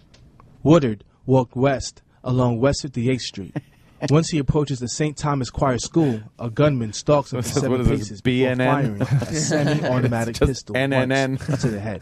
Witnesses say the victim fell to the floor, gasping for air. You couldn't say a word because he was all blood all the way to his mouth and his face. The assassin walks back to the passenger seat of a gray Lincoln MKX, but does so in a calm manner. The driver did not seem panicked either. Just a few feet away from the bloodshed, they stopped at a red light before making a right turn onto 7th Avenue, heading south. He was gone. Whoever did it was gone. The thing is, now nobody's seen him, and there was a he was bunch gasping of people for air. around. He felt it. A family friend told the Post that Woodard, a father to a young daughter, was attending Whittier Law School in California and was visiting friends in New York. Wow. There was no indication that the victim knew the shooter, according to Police Commissioner Ray Kelly. Shell casings from the scene of Monday's murder had similar ballistics to a shooting in St. Albans, Queens, November of 2009. Why are you keeping the gun for 3 years, you dummy? Unless it was the windows and door frame of a house. A car similar to the one from Monday's attack was spotted paying cash at a Midtown Tunnel toll booth. Police are investigating the possibility that Woodard was lured to the West 58th Street location. For the New York Post, this is Daryl. Why would they kill him there, of all places? Jesus. Like, that's obviously, it was a planned murder, but... High traffic area. Yeah, you'd think they would have done it somewhere else. Maybe in a high traffic area, they figured he wouldn't be as suspicious. He might have been a very suspicious guy. Maybe. And hard to get. So maybe they figured a guy on the street there wouldn't alarm him. Right, yeah, maybe. They'll get to the bottom of this one, I think. There's a lot of Yeah, if lot you of paid clues. cash, the only what they should have done is that they should have stolen a car in New York, or stolen a car in Jersey, left it in New York, and then or taken the train in. They should have taken the train in because change clothes somewhere and just take the train home like a commuter. That reporter really was having a hard time wrapping himself around those words. Jesus Christ. Yeah, it wasn't a very professional. Not broadcast quality. No. He was trying, though. Yeah. You could tell. Well, he's like a newspaper guy that really wants to be on television. Yeah. But it's not going to happen. You can't say show casings. It's like me in radio. Yeah, exactly. Correctamundo. God damn. That's a Wow. fucking rough one. But why don't they have the video of the guy pacing outside, the murderer. Why don't they show the guy shooting him? It's probably. Or is that not on? Is that not on? I bet it's sure on. It's right there. Look, he's got the gun out. That's a second before he's shot. That's like a second before he's shot. Wow, he's pulling that out. That guy is just texting away. Yeah, he has no clue. He looks like Abdul-Jabbar, actually. Does he? Yeah, in the face. Oh, yeah, a little bit. Yeah. Fuck, man. That's some ruthless shit right there. Ruthless. Yeah, it's like an old school mob hit. Yeah. Yeah, motherfucker. Fuck. I'm horny, man. Are you? Yeah, I need Over to. this? Is that working out for No. you? Oh, yeah. Over this. The Yeah. fucking shooting got you horny. Hey, that chick you took that picture with yesterday in the lobby? Yeah, she's right? cute. I think I saw her video this morning. I woke up, and the video was on my TV. Oh, Skylar something? What is her name? Skylar Yeah, Grey? Eminem's doing her shit. She's pretty. And I think I saw a video. Did she do fucking bicycle video or Does something? she do like hip hop, or what does she do? She's look Yeah, up on that's YouTube. her. They're really pushing her hard right now. Is she good? Yeah, that's got to be her because she does this bicycle fucking video, and there's like chicks galore in it, and Yeah. bikinis, and fucking she's scantily clad in it. Yeah, this is She was wearing like sweats and stuff yesterday, but she was wearing them low and letting her ass show. Yeah, turn that up. Let's see. It's Skylar Grey. She was in here yesterday. Is she a rapper? Yeah, I don't know know. what this is, but Eminem's Oh, yeah, like that's her. producing She's very her cute. shit. What a body on her.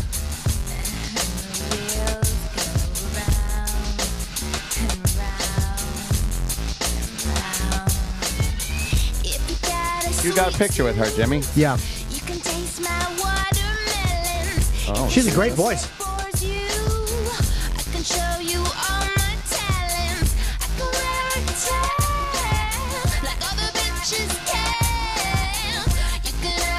Whoa.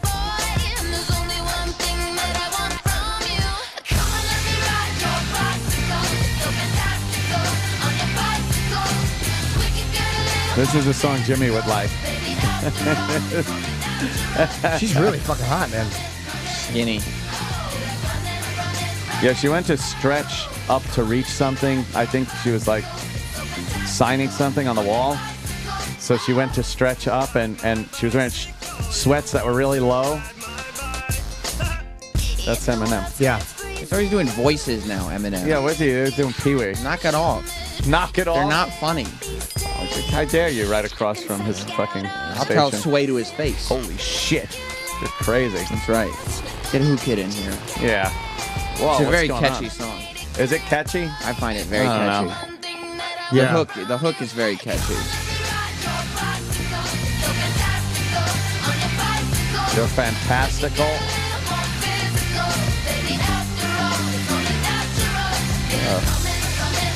She's too skinny, though. You think she's too skinny? Way too skinny. Are you just saying that? No. What Eminem songs did she sing on? Was she in Love the Way Rockstar? You Lie. Oh, that's the only one? Yeah, Love the Way You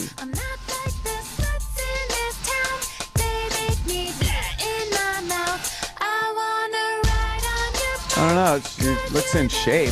Oh, what a body she has, dude. She doesn't look like she has any ass. You're a fucking fruit. Now, her ass is not amazing. He's right. It's okay. Yeah. By my reflectors, man, I can tell this chick's attracted. My wheels spoke to her. My swing is a chick magnet.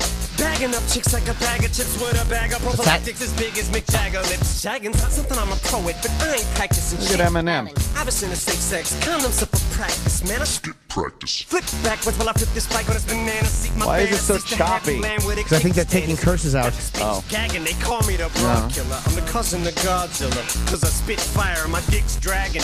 Zigzagging up the avenue, pulling these chicks in my antagonist. Wagging, screaming. Yeah, he probably is very cursing there. I like the chorus. I think this is a hit. The chorus is very catchy. I think this will be a hit. And it's different, too. People like different. Can I call it right now? Yeah. Hit maker. She's got to get some curves on her. Look, she's got no hips. She's got no tits. What? The longer the song goes on, I like it. It's really catchy. But I still think it's very Eminem corny-ish, you know. Yeah. Yeah. All right. Yeah, I wouldn't mind giving her a big smooch. Hey, hi, Jimmy. Aw. You You give could her a have kiss? yesterday. You were right there next to her. I snapped a nice. I look fucking horrible in it. She is beautiful. And I just look like a fucking fat-necked nothing. I think we both have hats on. I left my hat on. Just Well, looks can be deceiving. They Not can- this not time. this time. They can, Oh, I guess. Jimmy. Oh, Jimmy. Hold on. Look at pretty girl and fat-necked McGillicuddy. Oh. How fucking hot is she? There's a little elf behind us. There's like a little serious Christmas elf. You should make that your Christmas card. Oh, look, 3 elves. Hi! Hi! We're all elves. Hi! Ah, shit. God, I hate That's my pretty funny. fucking double neck. Annoys me. I think the song was I Need a Doctor, though. I don't know the song for Eminem. The Eminem song. Is it a new one? Because Love the Way You Lie was Rihanna, unless there's a different version. Who sang on Rockstar? What was it called? We Made You? I like that. I wonder if that was her. I He don't was know. joking and he said it was Jessica You're right. Simpson. It's I Need a Doctor. Yeah. That's Dr. Dre, isn't it? Yes. Featuring Eminem and Skylar Dr. Grey. Dre. I'm about to lose my mind. That her? Yeah, that's her. Been gone for so long, I'm running out of time. I need a doctor. Call me a doctor. I need a doctor. Is the doctor they're referring to Dre? That's exactly right. Oh, I think it's a cardiologist. Is that album ever going to come out? No. What album? Dr. Dre's Detox? Relapse. Oh, Relapse? Whatever, Detox. I don't know. Like his last album. Yeah, he's been teasing an album for like 15 years, I think. Yeah. He's pretty too busy doing this shit. He doesn't need to. He's too busy making millions off those Beats by Dre. Yeah, it's the headphones. It's making all the money. Millions, yo. Yeah, those fucking beats. And now he's teaming with like Trent Reznor. They're doing like they're going to figure out some sort of streaming service with Beats by Dre. What the hell's going on with that Trent Reznor? In a suit accepting Oscars and He's a smart guy. Now he's like, what happened? I want to fuck you like an animal. And he's still doing that. Dr. Dre puts out the same Eminem song every 6 months or so. So Yeah. they're making money there before too. the one you They're serve. both smart businessmen. You're going to get what you deserve. He Remember still that does shit. that. Trent Reznor's had a couple of songs that came with Call of Duty. If you Yeah, had he that did like special pack. yeah, he did some of the score for Call of Duty. Yeah. Yeah. He's just sitting in the Pretty lab. goddamn good. Like, this is where I'm going to get my paper. I don't know anything about Trent Reznor. Really? Genius. No, I know. I don't know. I really never loved 9 Inch Nails. Hurt is a great song, but I prefer Johnny Cash's version. Of course. Ugh.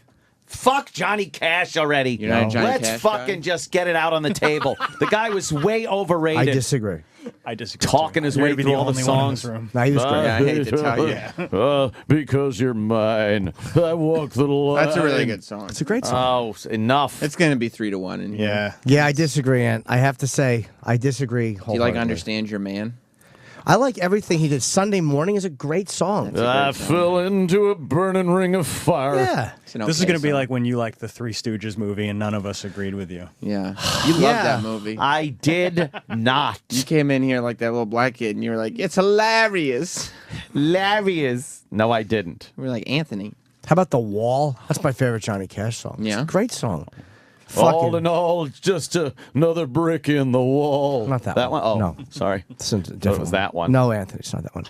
It's about breaking out of jail. Sunday Oh, of Morning. How do course. you not like? Wow, another jail song. Ooh, Yes, look it was- out, Johnny. Was a friend of mine who spent his time Is this your favorite Johnny Cash song? staring at the wall, Yeah. staring at the wall. As he looked at the wall, so this is a strong live and version? tall, you could hear him softly curse. Nobody at all ever climbed that wall, but I'm gonna be the first. This is Do you a have live version. Introspective moments where you listen to stuff like this, Anthony? Well, the one walked by and said, "Son, don't try." Guy wants to break out of I hate to jail. see you fall. And it doesn't have to For literally there be is jail. no It could be a doubt metaphorical they'll jail. carry You you This is out. jail. If you ever touch I mean, that to you wall, as the listener. If you ever touch that wall, well, a year went by. What's trapping you? What's since holding you back? What's he laughing That's the about? truth. I don't know. Well, the years gone, the mean bastards This might be ain't from Folsom Prison. Oh, mean bastards, ain't they? gone by since he made his try. But I can still recall how hard he tried and the way he died, but he never made that wall. Ugh, no. Not for you. You don't like the fable of Willie Brown as Well, a there's fucking never been a what? man ever shook this can. You can turn it on. The fable of Willie Brown is about it's a lot of times about guys who are fucking arrogance is cat. You don't like fucking oh my god, fucking Ghost Riders in the Sky. It's one of the greatest beats ever. Did he write that one? I don't know. That's a good I don't question. know Did either. he not? Perform the hell out of it regardless. Yeah. Oh, okay. Fucking yippee-I-O. Let me Yippee-I-A. hear that one. The fucking beat is just ugh.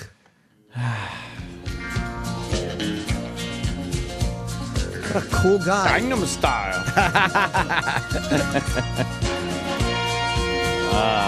An old cowboy went riding out one dark and windy day.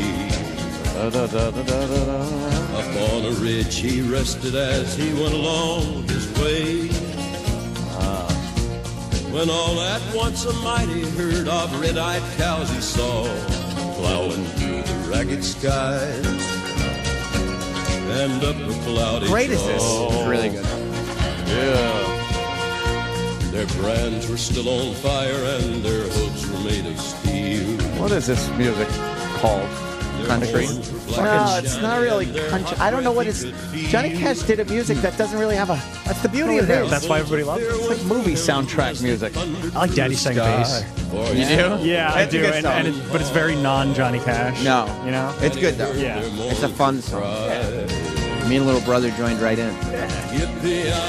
Oh, it's a ballad? Okay, it's a folk ballad. That's what he sang. Ballads. A ballad. Folsom Prison Blues are not ballads. It's not a ballad. Yeah, it is. You think so? Yeah, it tells a story. Oh. It tells a story, and it's like fucking You don't like this? folky. And that photo of Gigi Allen meeting Johnny Cash is one of my favorite photos. It's all Johnny. It's funny. Gigi Allen. Everyone respects. Gigi Allen was such a piece of shit, Oh, he was. but the one guy that he was absolutely would what was the word deferential to? Is that proper? Was Johnny Cash. Like he met Johnny Cash's daughter and wouldn't even act up around her. So he because it was- wouldn't shove a banana up his ass, pull it No. out, shit it out on stage, and then throw it at Johnny Cash's face? No, he met him from the audience once. He shook Johnny's hand, I think. Oh, wow, But he look at that. apparently worshipped Johnny Cash, and when he met his daughter, he was extremely respectful and no shenanigans. It's respectful to shake Johnny Cash's hand wearing a Nazi helmet. Well, that's how he dressed. Oh, or whatever he was. But you know, for that guy who throws duty at people, he does throw duty. and he was just showing Johnny Cash something. For I a mean, duty thrower to respect Johnny Right, Cash. right. You got to be doing something right to get a duty thrower to respect you. Be like if Cream Pie Jones was respecting it. That's true. I don't know. Yeah, he was handing him a Murder Junkies shirt. Really? Oh, was he? That's what he's got. And in his Hurt hand. and Hurt He was one buried in that, by the way. Was he? Johnny Cash. Oh, that's funny. Hurt was one of the best videos ever. No. And a great song. It's a great song. And Fucking, first of all, it's depressing. Yeah. And I know it's supposed to be, but it's Sure. just, it's depressing like any old motherfucker could sing it and it would be depressing. No. Yes. His voice is deep, I bassy don't voice. like the Johnny Cash music. I love him. I don't like it. It's very frightening for me. Oh, I love Johnny Cash. I don't know. We'll have to agree to disagree. Oh, right. Good for Johnny Cash. Do it for Johnny and Cash.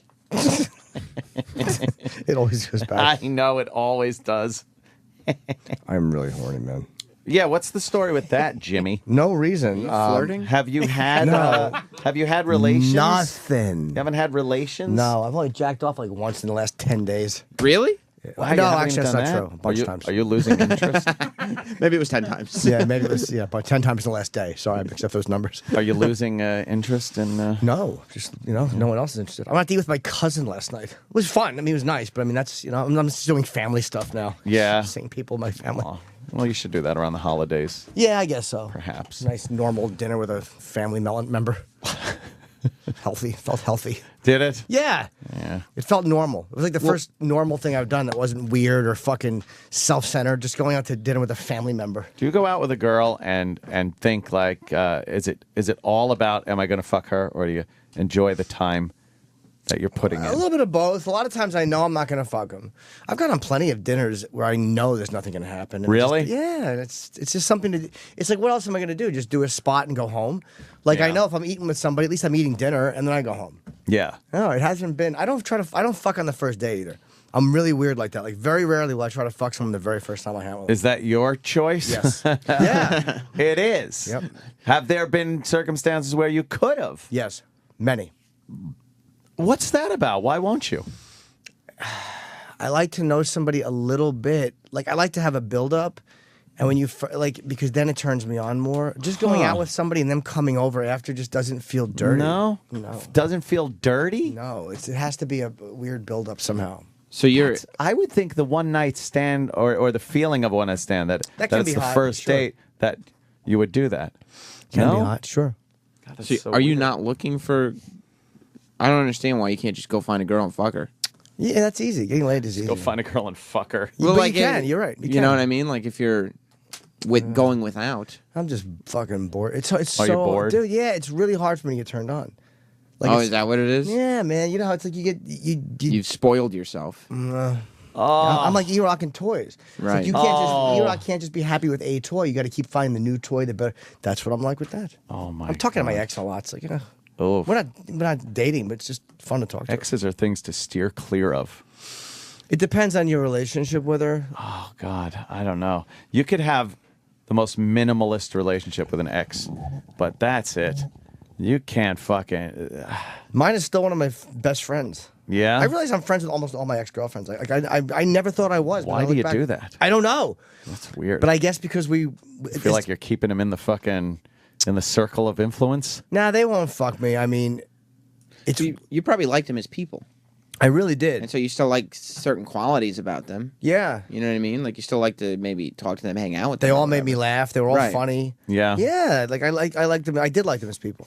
I guess you're right. But I always thought that I hated my exes and we were never friends. And I look back on it, I'm like, I'm friends with almost all but one. Does it who just weird doesn't you like out me. though when you know they have like a boyfriend or something? Nah. At one point, the more recent it would, like my last one, it would because it's my most recent. But like Right. the one before her, no, it doesn't. Like we don't talk about it necessarily. Yeah, yeah. But I don't know why we don't talk about it. I guess because it might be.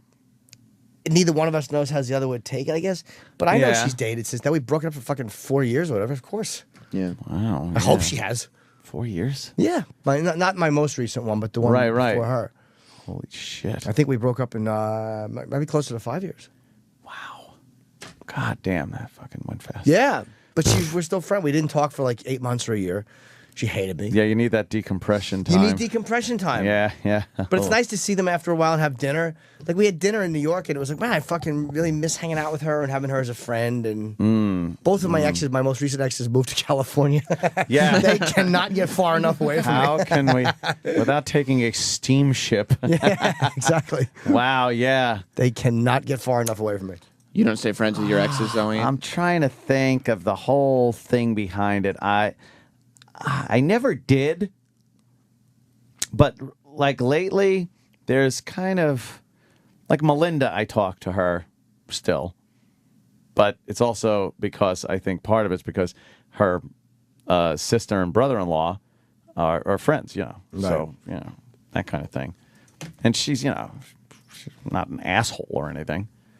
Plus, you were together for a long time. So it's Yeah, not but like, that doesn't matter. I tell you, yeah. You liked her as a friend too, though. She made you laugh. Like, you guys had fun together. Yeah, she was cool. I got no problems with her. I think I didn't hang out with any exes before her because up till then, like it was the be all end all kind of thing. Like if I was in a relationship, oh boy,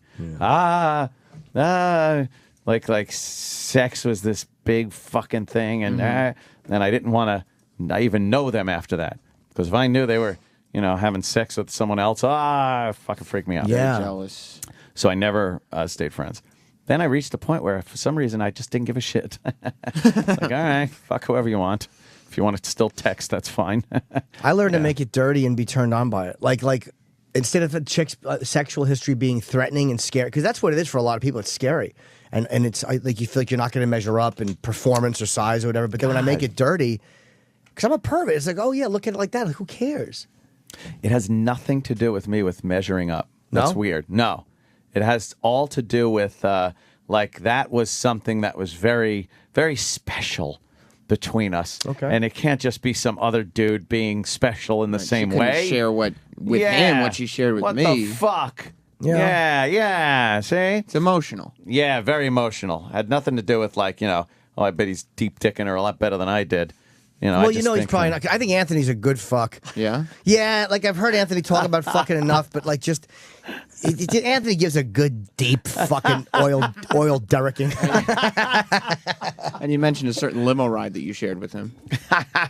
Well, at one point, yeah. I mean, fucking many years ago, yeah. Some shenanigans. Yeah, I was on the way to Hijinks. an event in Long Island. Yeah, you don't know. I watched Yeah, sure. Anthony's got a fucking big guinea prick. Deep Fuck Kumia, his nickname was. Anthony Deep Fuck. That was his fucking high school yearbook. Fucking, Jim, squeeze the head in before the erection goes away. That's my nickname. Oh my God. Fucking, yeah, go ahead, shoehorn it in there. Fucking zilch. So physical inadequacies are probably not on the forefront of Anthony's mind. No. I wouldn't think that. Well, no, the second time around, there's definitely, you got to keep your concentration up. Gotta keep that concentration. You might have to squeeze the base like a fucking water balloon. You just keep squeezing it, get it. Yeah. But that's like after you fucking came once already. Then you gotta What? then you Yeah, I don't. What do you mean? What? There's a movie, I'm actually writing a new autobiography. It's called One and Done. One and done, a love story. Yes. Oh man, are you a double load blower? No Sam? way. I don't even think I've ever had sex. I don't think I've ever finished twice in the same 24-hour period. Wow. Oh, I have. I don't think so. What the hell's wrong with you? I'll You jerk gotta off in the sometimes. afternoon and then try to have sex later. You lose your rod? Yeah, and she'll be like, You've never been so impassioned. I've actually been asked, did you jerk off earlier today? And I'll have to go, yeah. Oh, man. Yeah, I did. How I'm sorry. embarrassing. That's all right. Travis, how about you? Are you a two-cum guy? Yeah. You are. In a row? I can, sure. See, I can't do that.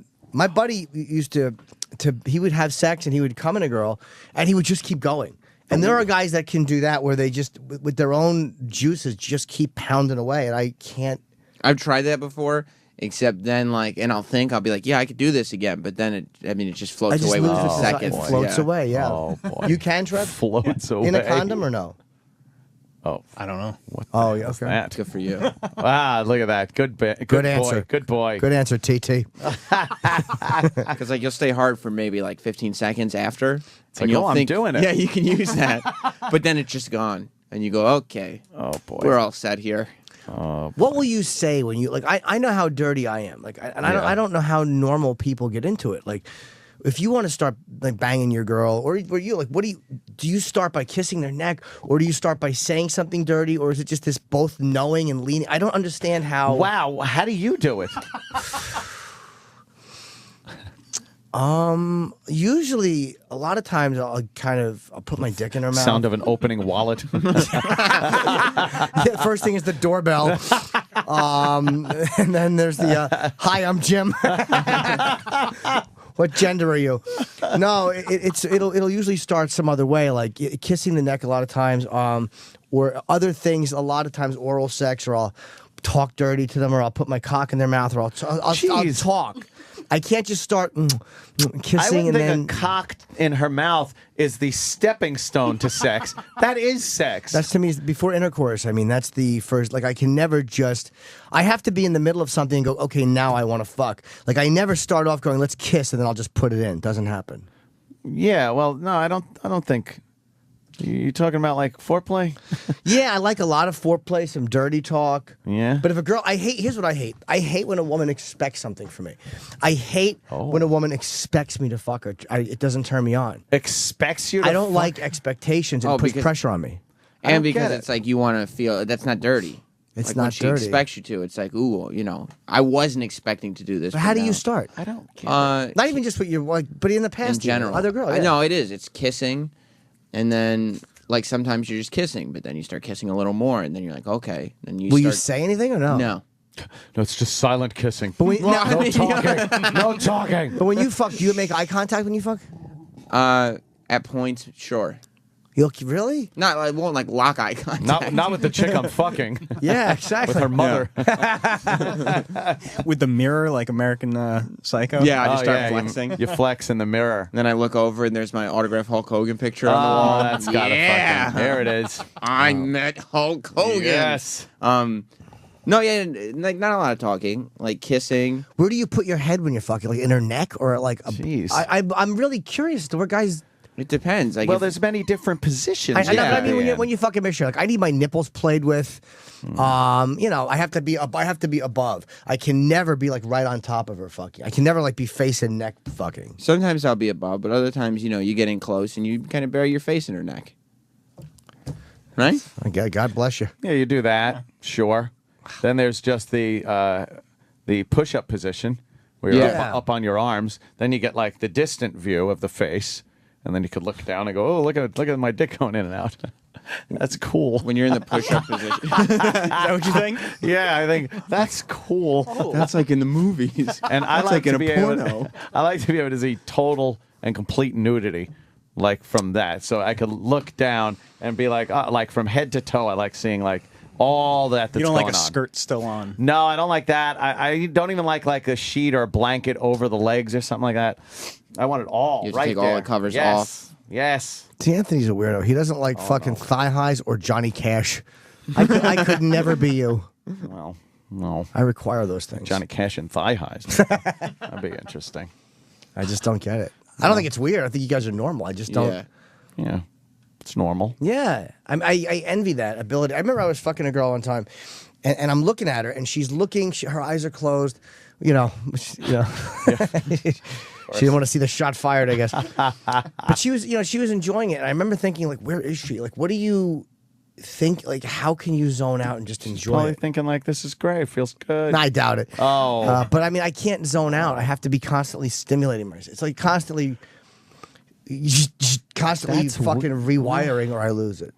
I can't quite get a grasp on what you're saying. I know. Like I can't quite. I'm probably not figure saying it well. No, But I will say it well on my new advice show today at 10 a.m. 10 a.m. right after this very program, Jimmy Yeah. Norton, his advice show. What's Your it called? friend Jim Norton. Just Jim Norton, no. Jim I'll tell you why I didn't go with your friend Jim Norton, because someone told me that Allison Rosen's podcast, and she's a friend of mine, I've done hers, is called Your New Best Friend, Allison Rosen. And I didn't realize that, so I don't want anything that's stepping on what her, she had that first, and I Don't didn't. step on. Are you going going to try and come up with a new name? Or Nah, just who the gives Jim a Norton fuck? Show? It's like, a clever name is, hey, helping Jim. Just Jim Norton show. Jim No, Norton Jim show. the Helper. If people, That's all you if I can't get people to listen with my name on it, then I should just go fuck myself. Oh, Jim the do that Friendly anyway. Helper. I like Jim the Friendly Helper. Friendly. But you wouldn't say it like that. You'd have to say, it's time for Jim the Friendly Helper. Oof. His little song. You don't like that? No. What do you want to listen to later? Jim the Friendly Helper. Friendly help. Your head dips down. To all the of left. his little tunes and songs and stuff have that moment where you could dip your head down. Yeah. You make kind of a fist with your hand, and you give it the sideways punch up, uppercutty sideways thing, and your head goes down and then back up again. It goes, Jim the Friendly Helper. And your head has to tilt left and Right. right with your arms out in the away we go pose. Away we go. But I'll give out the Exactly. number and stuff, and people hopefully will call in. Yes. And I don't know. I hope That'll it goes be well. fun. 'Cause it's going to be here every Wednesday. So if you don't like it, get ready to fucking find new programming every Wednesday. I'm gonna listen on the drive home. I don't need that pressure. That's for sure. Oh, please. what they're used to. Maybe I'll call in with some for some advice. From Oh! Be happy. Do you think some of your fans are going to be upset that you're not on? No, you know what they're used to at 10 o'clock. It's not a tough hour to fill. Oh. I've set the bar very low. That's true. It's not like I'm fucking following something popular. No. That's exactly right. I'm nervous. You'll be Are fine. you nervous? No. There's not. I mean, No, I'm not. good. And I'm not cocky, but it's like, oh. It's literally people are listening to you on this show, and then you'd be like, Ant's leaving, and I'm going to stay here, and then people will just keep listening. Right. Like and the there's subject no. I'm talking about today is. It doesn't matter what it's called. It doesn't. None Right. of it matters. Like they just will keep listening because you're here. The reason I'm doing it on this channel is just because it obviously makes sense. And there's replays. There's very little time on this channel I can do it. Weekends I'm gone. And from 10 to 11, there's already a built-in audience to do it live, as opposed to, and I know that it's going to, like, I don't want to go to, all of a sudden go to Raw Dog or something in a new studio and have, the phones aren't working. What's the number? It's like, this is just, people are already here. Yeah. So it's a way to kind of get it moving. I don't know how long it'll stay at this time or if it's going to be replayed, I guess. But I don't know. We've established a massive live audience already in the 10 o'clock hour. So. Yeah. Which dwindles by the time poor Ron and Fez come That's on. not true. They're rebuilding from scratch. Sam is known as the palate cleanser. You're the fucking... You're a sorbet. You're the sorbet. You're that little fucking... You're the ginger of sushi. That's simply not the case. Oh. Feeling bad.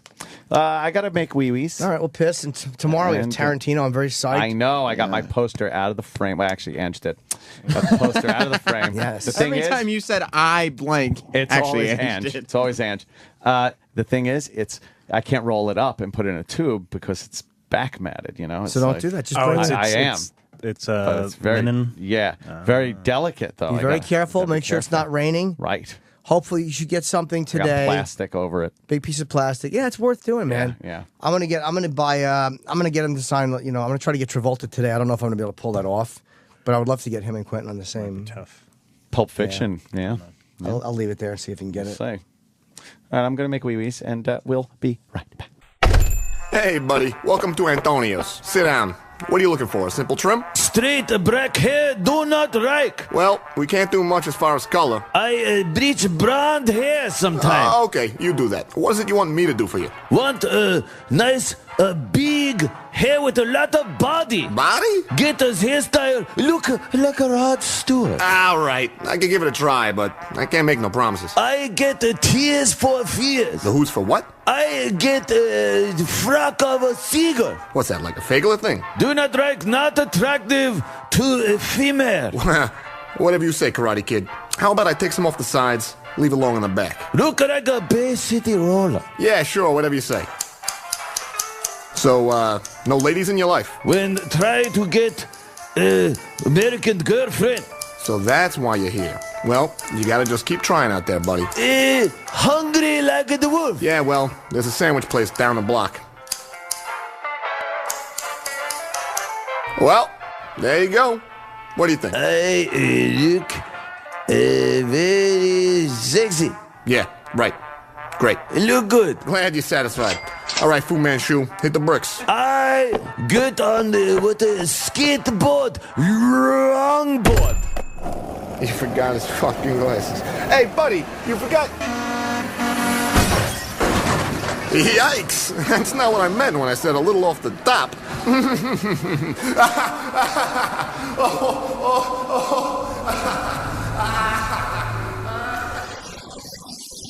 Coming up this week on At the Movies with Norton and Voss, the guys review the latest Liam Neeson thriller, Taken 2. It was awful. It was great. It stunk. It was fucking great how he just beat everybody up. I loved it. Yeah, it was predictable garbage. Don't be scared of him. You loved it. It was terrible. It was a terrible movie. I love Liam Neeson. I think he's amazing. Her big dad, stepdad have pony. And then at the end, he brings the fucking big singer. I saved her life. Oh, it was fucking horrendous. It was good action, though. I mean, it was the action was good, yes. But so what? That's all coming up on the next At the Movies with Norton and Voss.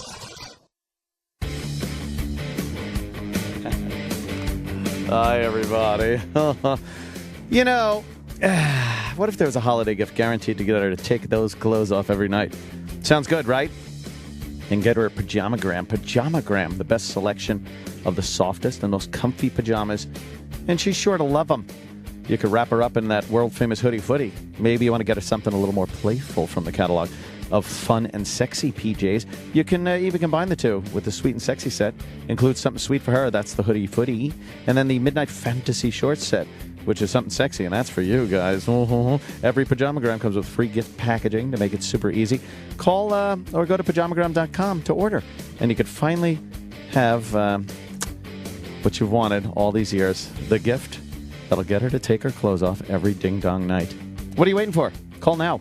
To order, visit pajamagram.com or call it 1-800-GIVE-PJs. That's pajamagram.com. Delivery in time for Christmas is guaranteed. Send her the gift that's playful and practical this Christmas. Choose from hundreds of pajamas, from comfy to sexy, delivered in a beautiful fabric hat box. Call them up, 1-800-GIVE-PJs, or shop online at pajamagram.com.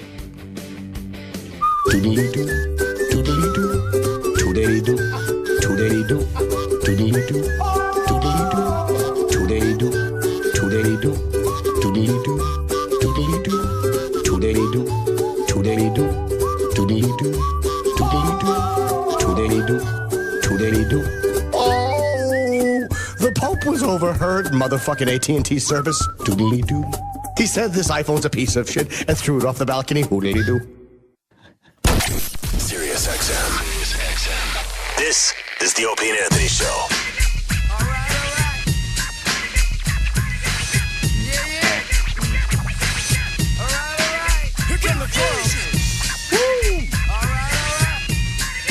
This sounds dangerous. Sounds gangsta or something. Is this gangsta? I'm hearing some gangsta. Yes, Kenny? Club Soda? Speaking of gangster, the gun laws are going to change in Illinois. I heard about that. Yeah, good for them. Apparently, the courts over there in Illinois decided that they can't keep people from carrying a concealed weapon around the city, around the state. But they'll put all kinds of regulations in there, make it like New York City where it's almost impossible to get anyway. Yes. But at least it's there. But at least now they just can't outright deny people from defending themselves. To step in the right direction. It certainly is. Let the law-abiding citizens have a chance at protecting themselves for the love of God.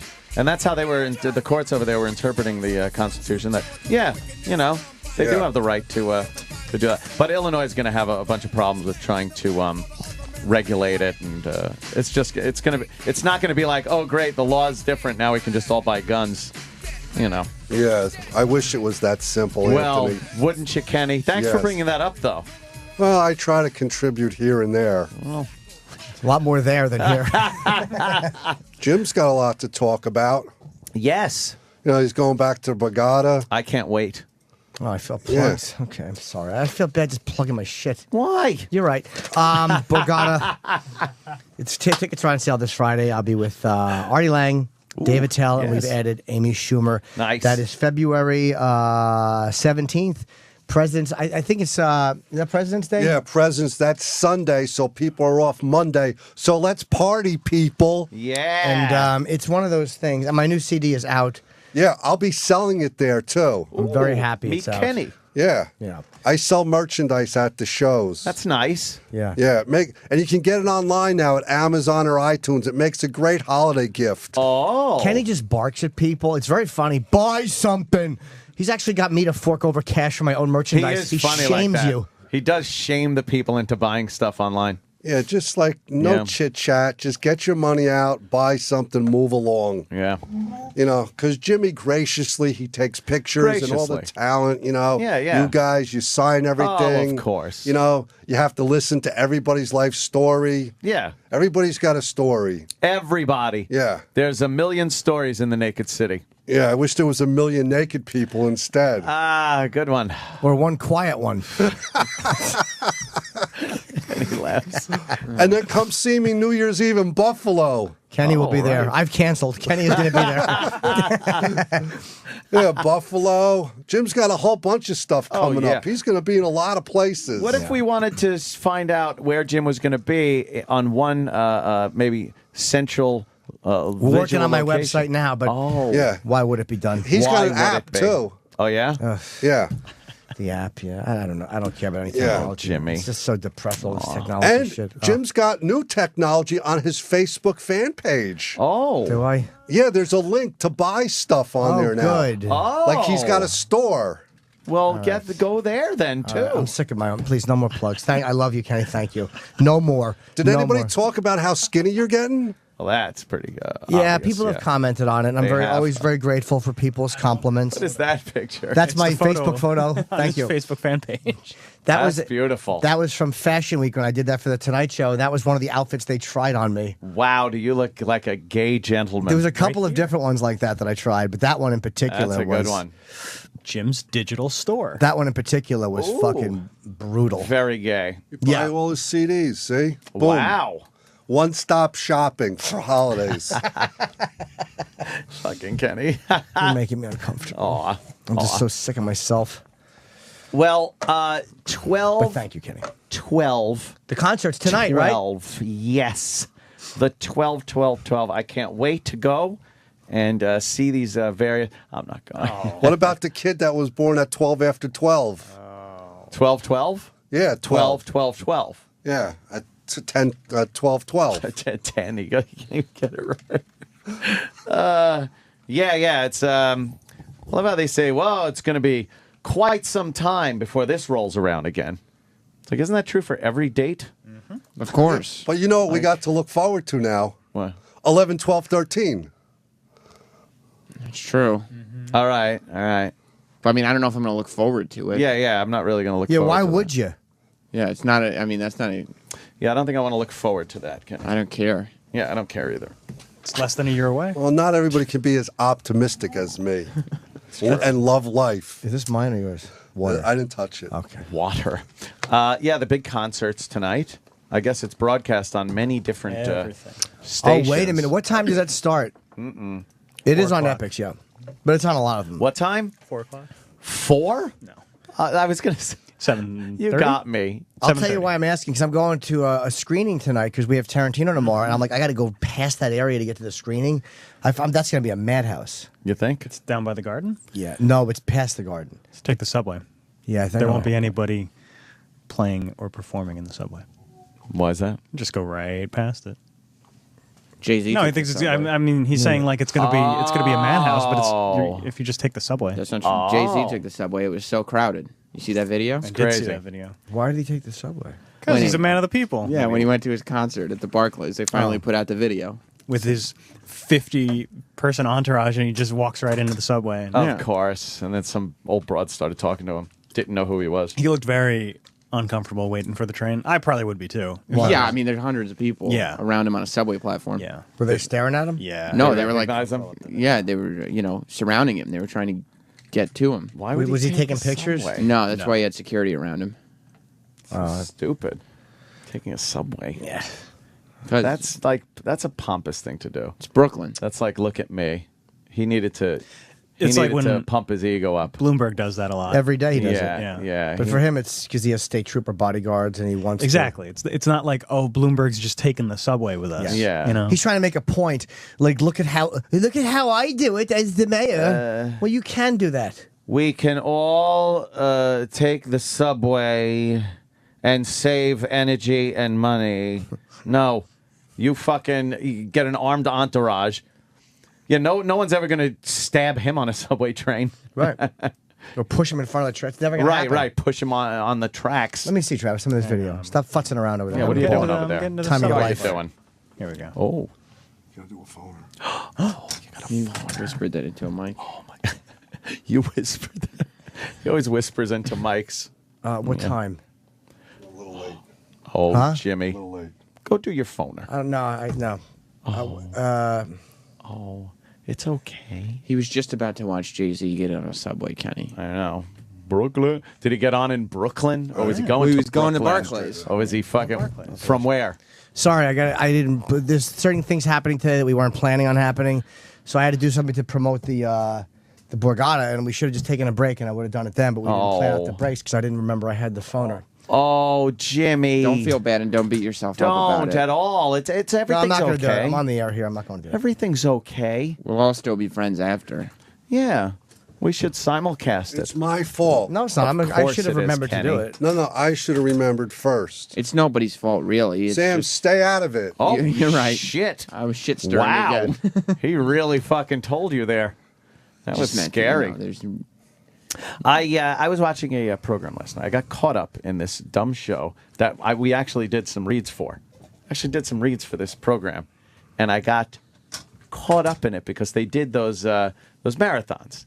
You know, when you're watching these fucking shows, sure, and then you get kind of caught up in one, but you don't really care. You could change the channel or something, and then right away they put the next one on, and you're like, maybe I'll just watch this and see what happens. Because they kind of left it off at the end. It's on. They do a It's little on. teaser. Yeah. And then so now you watch another one. Once you watch 2 in a row, you're in. You're in. Now you're doing a marathon. So, yeah. So I watched all the episodes. And then the live episode that was on last night at 10. And I watched it. And it doesn't sound like a show I would like. But I don't have anything of interest in the subject matter. What show is this? I'm sorry. It is called Ink Master. Ink Master. The tattoo show. The tattoo show. And there was a live one. With Dave. It wasn't live last night. It was new, It though. was new. Yeah. Dave Navarro. Okay. And then 2 tattoo guys. Yeah. Two tattoo guys. Chris Nunez. Is it Chris Nunez and some other guy? And I remember doing reads for this, but I got caught up. I didn't think I would want to watch it because it's horrifying to watch, by the way. Why? Because they give people these challenges, these tattoo challenges, and they have to do certain types of tattoos that might not be in their wheelhouse. Yeah. On people. Well, that was the show. I hate to bring up the Barclays again, but we were just talking about it. That was the show that was at the Barclays Center at the Jay-Z concert, giving people Brooklyn Nets tattoos, real tattoos, Real tats. and you just got online and you for free, but you picked one or the other Brooklyn Nets tattoos before the season had started. Yeah. What were So- the tattoo okay. options? 2 different Brooklyn Nets logos. Oh, just both logos. Okay. But that was the show that was doing it. It must have been the contestants trying to knock out as many Nets logos as they could. Maybe. Yeah, that's who you want to do it. A contestant on a fucking reality show. That's exactly it. Like you're getting tattooed, which is for the most part permanent. I mean, there's types of removals, but they never really remove it very nicely. There's cover-ups, but still, you're going to walk around with a tattoo that might suck, and you're getting it from somebody that might not be that good, that's trying to win a contest. So they had last night. The live episode was probably the hardest of all tattoos, the portrait. Oh, I have a clip. Oh, you do? Yeah. All right. Play a little clip. Sam, did you know Jeff Hardy had been a guest star on Jeff this Hardy show? was on it. No, Yes. I didn't. I remember when Jeff Hardy was in WWE and people talked about him. Oh, shit. Yeah, Jeff Hardy was on. He was getting a tattoo. But this would be Ink Masters. They were doing portraits. And they had this guy, this portrait expert. I don't know what his name is, but fuck, they showed some of his stuff. Oliver Peck? Oh, it could be him. Kat Von D's ex. Oh. Really? Look at you with the information. He fucking, they showed some of his shit. It looked like black and white photographs of people. When it's done right, it looks amazing. And when it's done But wrong, when it's done wrong, there's it's nothing just worse. the When worst it's done thing wrong, in the you end up on fucking absolute tattoo Worst fail tattoos. websites. Like the awful baby portraits. Oh, a bad portrait tattoo is the worst type of bad tattoo there is. It's gotta Like, be. Anything else could be like, well, this was this is that. Because it's supposed to look like somebody. Yeah, you know what the intention was Right. going in. Yes, So you know you're exactly. like everybody knows you're an asshole. Yeah. Oh my. What site is that? This is just Google Bad images. portrait tattoos. Let's see. Baby, Hang on. it looks like a Make it troll. Oh my That's- god! You don't think that's a good one? Wow, that looks like a fucking monster. What? Oh my Well, god! I mean, the worst of worst portrait tattoos is, of course, The Sopranos. Oh, The Sopranos on East Side Dave's back. This is the most famous one. Oh, that's yeah. the one with the in loving memory of the guy's sister, I guess it was, or something. and giant gaps in the Look teeth. at It's and very difficult to do teeth. That is so fucking bad. She looks like a fucking a dead person. Well, now, why are they holding the picture up to show how good it is, or could Yeah, it'd be like, hey, look at this photo that I've turned into a tattoo. It's terrible. The head is uneven with the fucking the hair is on a different angle than the head. Dude, it's so fucking bad. You're right. The hairline doesn't even out with the face whatsoever. There's no real dimension to it. It's And then there are guys in prison that are amazing tattoo artists. Mm-hmm. Yeah, then there's... That's so bad. Holy shit. Here's the good then one. There's shit like, look at this. Well, who would get that? Yeah, but I mean, still. It looks amazing. Jack Black? Yeah. That's a great tattoo. Yeah. That looks fucking amazing. How do they do that shit? It's on skin, for the love of God. Yeah, Marilyn Monroe, Willie Nelson. Those are fucking amazing. Will Ferrell and Elf. So here's, doesn't- we saw a baby one. Yeah. Now that looks like a photo of a baby put on That's like someone's a Norman front. Rockwell painting. That's crazy. Wow. Yeah, well, last night on Ink Master, to find out who's going to be the Ink Master and win $100,000 and the title of Ink Master, they had him do portraits. And some of these people, like this one guy, his style is new school. He's new school. What's new school I don't know. tattooing? It looks like graffiti art, pretty much. Okay. Street art. Street art. It's the new school. He does bulgy eyes and buck teeth, kind of animal things. Did you like the show? Yeah. I think he did. I thought it was pretty fucking good. Tell you the truth. Tattoo reality shows are usually pretty good. Pretty interesting. And I like the fact that it's real people getting these done, because some of them are like, oh, God, like pissed off. Some people don't like the end result. It's a real tattoo going on these fucking people. What are you going to do? If it sucks, you're fucked. You're fucked. So, and portrait's very difficult. So the one guy that did the new school kind of tats, he was saying, like, I don't really do portraits. And he fucked this up so bad. On somebody's back or? On somebody's leg or whatever the fuck it was. That's the guy that does, like, the good fucking portraits. We still talk about her like she's in the next room. That's how much she meant to the family. Throughout the competition, Steve has consistently shown that he is a precise and detailed tattooer. Wow. And this portrait is another great Damn. example of his Not work. bad, right? It's great. Yeah. But Sarah really had him beat with a portrait of her canvas's son. That's amazing. Yeah, she did a good job. Detail in the shirt, The kid, and a plaid shirt looking like it's all wrinkly and stuff. Wow. Very good. Accept what you did, move on, and never do it again. A couple things to keep in mind when placing your vote. It takes expert precision. Is that Floyd Patterson? That was the guy's father. Oh. That's the terrible one. She's like black, and her eye is all fucked up. Of the photo brought in by the He made her black. We wanted to see that the artists were Wow. clean. Shadowing makes a face look fucked up. Yes, Now cast your yes. votes at inkmaster.spike.com. Ink Master. Yeah, it was pretty fucking cool, but that one guy like made it way too dark. Some of them you look and go like, what are they doing? It's like a black blob on their. Yeah, it's weird. Like they fuck it up. But I was I got roped in. Dave Navarro's pretty good hosting it. You know. Don't they have white? Like black people get tattoos and it's hard to see. Like, can't you tattoo white? Like Sam's T-shirt white. I hear that's very difficult. White. I think it pigment. is difficult. I think some doesn't work. Like with white people, you can leave the white of the skin in it to give it that highlight area, like for glare on the nose or forehead or something. But black people, very difficult. And they do these small challenges. Of course, it's the same formula as a lot of the reality shows. But they do these small challenges first to decide who gets to appoint the tattoo artist with the person and what they want.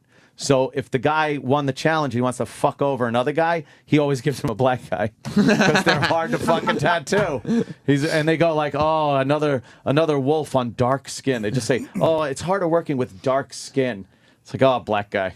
Yeah, Jesus. It is. Are any black guys in this? Like as yes, as the artist, yeah. Or have it as people that they're doing the art on. Oh, yep. Okay. Yeah. The light and ink too it does tends look to difficult. it fades away. Yeah, the does lighter it? ink. Yeah. Over time. Oh, okay. Let me see here. Yeah. What are good tattoos on black people like? Because I've seen you can never Black just. people get a lot of like fucking. They look gangy. the That's why tattoos. they have those And a lot of raised tribal. tattoos. A lot of tribal too. That's why black. They have the. Oh, like a brand or something. Scarring. Look up Lil Wayne. He's got Lil Wayne. Oh no, Gucci Mane right there. Scroll. Holy shit. But, that actually look okay. You know what it is? The dark. There's a lot of dark ink. Yeah, they're getting better with the very dark ink. Which made okay. That actually looks. Scroll down to scroll to Gucci in the orange shirt right there. Oh, Gucci. Over to the left, up, right there. Oh yeah. Oh my God! What the fuck, He dude? got a triple scoop ice cream cone on With a his- lightning bolt. On his face. It's a tattoo. On his face, a triple scoop ice cream with a lightning bolt. Oh, that's Why nice. would you do that? He likes ice cream and lightning. It's Gucci. Okay. Well, that makes perfect sense. Who's that, Rodman? Mm-hmm. A lot of tribal too. Black guys seem to get a lot of tribal art. Yeah. Wiz Khalifa is covered in tattoos. Yeah. Oh yeah. Your friend. Yeah, I met him. He was very nice. I enjoyed the program. I guess the finale is like next week or something. Maybe the week after. I've kind of gotten attracted to women with tattoos. Like I've never been big, but I think it's kind of sexy when a girl's all fucking. Yeah, there's something like it's a slutty tattoo. Rick Ross has tattoos all over his stomach. His Yep. big fat stomach. I kind of like that he doesn't care that he's a big fucking fat dude. Dude, that is something because I never really was into girls with tats or anything. But it can be hot, right? And then all of a sudden I'm like, yeah, that's kind of fucking something about that. Yeah, I like that. Kind of sexy. Kind of sexy. Do you think does Rick always not wear a shirt? He frequently doesn't wear a shirt. He takes his shirt off in concerts and everything. He doesn't care? He doesn't give a fuck. He's a boss. Is he the one that got the boss? What's that? That's what he calls himself. The boss? The boss. What's that mean? Boss. Boss. Oh, But he says it like that. I'm the boss. I'm the boss. Is he the boss? Yeah, he's Rick Ross. Springsteen was. But is he? He was the corrections officer, right? Yeah, I mean, 50 didn't touch him. What do you mean? Like with the shit that 50 was saying, like he really didn't affect his career. Dude, if anything, it made him bigger. Isn't this the guy that just recently had like some threats against him? Yep, the gang members. Right, because he were put posting some the shit in videos. his tune or something. Mm-hmm. And is he worried about the gang members? He says Apparently he's not. he was. He canceled his tour. Canceled his fucking tour. But then he went on a radio show and said it was like, I wanted to teach the tour manager, blah blah blah blah blah. I'm not afraid of anybody, blah blah. But he boy. canceled his tour because this gang put out a video talking about Rick Ross saying, you know, you're supposed to cut that check. You got to cut that check, and everybody in the background is just pulling triggers with their fingers, like imaginary guns. What the fuck? Where can I find that, Sam? If you just look up Rick Ross gang threats, He canceled an entire tour. Black people be crazy. second half of the tour, yeah. Black people be crazy. Why would they do that? Well, you know what? The mob doesn't do that on YouTube. No. But that was how the mob got shit done. It was that threat. Yeah, but and I that- guess if Biggie and Tupac can be killed, any rapper probably realizes it doesn't matter how fucking guarded you are. They shot into a car with Suge Knight. Yes. It's those guys, Travis, if it helps. The Image is the one with the bandanas. If history has taught us anything. Is this it? No. It's that gang. What gang Alabama is it? Gangster Are they Disciples? Crips or Bloods? What or kind another of gang gang? has a Jewish star? Star David. Gangster Disciples. Gangsta or gangster? I don't know. I'm not going to say one word about him. I have no idea. Oh, I see what you're doing here. Yeah, I will remain. All I know is the videos I've seen on the internet. I'm firmly behind them on this one. You're siding with What them. did Rick Ross? Oh, he didn't say anything bad about them. I guess. What was it? It's a money issue. I don't really know. I think it's a money issue, and I think he said something about them in a song or something. Oh. Yeah, this is Oh, shit. This straight at Rick Ross, the whole Maybach music is fuck you. Real talk. Holy shit. The whole public service announcement is about this. Look, first of all, let me get it straight. Larry Hoover don't have nothing to do with this, so for y'all take the tape back and try to put LJ and his dad in it, they don't have nothing to do with this right here. This G's coming from all over talking about this right here. This shit's Hey, Rick, real. Straight up, you know what you did first time we gave you a pass on the Larry Hoover Big Meat song. You were supposed to took care of some business you didn't take care of. You know who you need to tune in to. Now, you don't really disrespected the organization by putting your face on. You gonna put your star on your face in this star right here. That's see what that you right don't there? do. It ain't nothing but 3 people that rock this star: the Jews, GD, Illuminati. GD folk, GD folk. Oh, man. Holy shit. Are you scared? So I guess the Yes. Illuminati got you. D-side boat, D-side boat. Fag ass nigga. That's like this. Fag ass nigga. We pulling up on you, pressing up on you the whole Maybach. It don't matter. Music. Don't matter. Rich Voss better watch out with that tattoo. Talking about the Star of David. One guy looks white. Don't say that shit. Wherever city. This is my worst nightmare. So promoters, we let Yeah. promoters Look, know. he's making a Trigger fucking finger. trigger pulling motion. You're not even sure what they're saying. Just tell me what you want. You can have it. Fresh. You see what I'm saying? You see that right here? This Wow. this ain't even a penny of the Oh my god. Can you pause this real quick? What was happening was this Holy one guy. shit. One guy who does not look like he's fucking playing games. No. And he was not. He was just showing his face, and he was the guy talking. And behind him was a bunch of guys with the bandanas Blue over bandanas their faces, over their and they were faces. blue. So I'm going to assume, are they Crips? I'm No, gonna that's it. They're disciples. Yeah, But is that a piece of? Is that a offshoot of Crips? I don't know for sure. But those guys, I guess there's some. He said we gave you a pass on something. Oh my god! And I don't know. I couldn't decipher. They were talking about something that obviously Rick Ross understands. Oh yes, he does. And they said something about promoters in there. Yeah. I wonder if the tour was canceled by the promoters, like because it said something about the promoter, and then the two of the guys are making the pull, like Sam said, the pull trigger fingers. We pressing up on you, yo. We pressing up on you. And you know why that doesn't scare me? Why? Because they would never have any dealings with what I'm doing. Well, that's true. That's so not my. This, it's never going to be. Yeah, okay. Yo, Jim, that joke you did know- about getting tinkled on, like it's never. I'm never going to cross paths with those guys. No, we pressing up on you. And they didn't like Rick Ross putting his face in the Star of David. Now, either. why did he do that? Yeah. There's a thing with Judaism in rap lately. They like it or hate Which it? is wacky. They kind of like it. Like I think it's because they look at Jewish people. It's like a very powerful group of people, like a lot of rich people. Well, it's all their agents in A lot music. of- every true, fucking agent. True. And so like Jay-Z put out, like, I think when I first started noticing it, it was like Jay-Z and P. Diddy started saying like L'Chaim and Mazel Tov a lot, like 4 or 5 years ago. But is it Jews or is it that they're embracing black Israelites? And I don't know. I don't know what those guys are doing. Right. I know that rappers started embracing Jews, and then Star of David started popping up. And I know they use the Star of David. Why I are don't you know if it's bashing black GD Israelites. like this? Yeah. Why are you fucking disrespecting gangster disciples? I would never do that.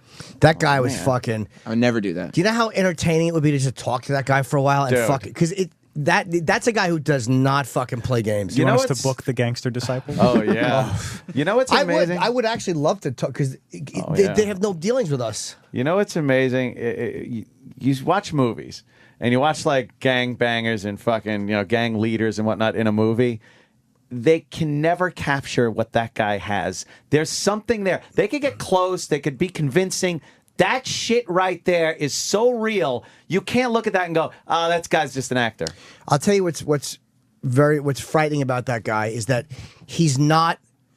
You can see when somebody's playing tough, and he's not. He's not No. doing something to be scary.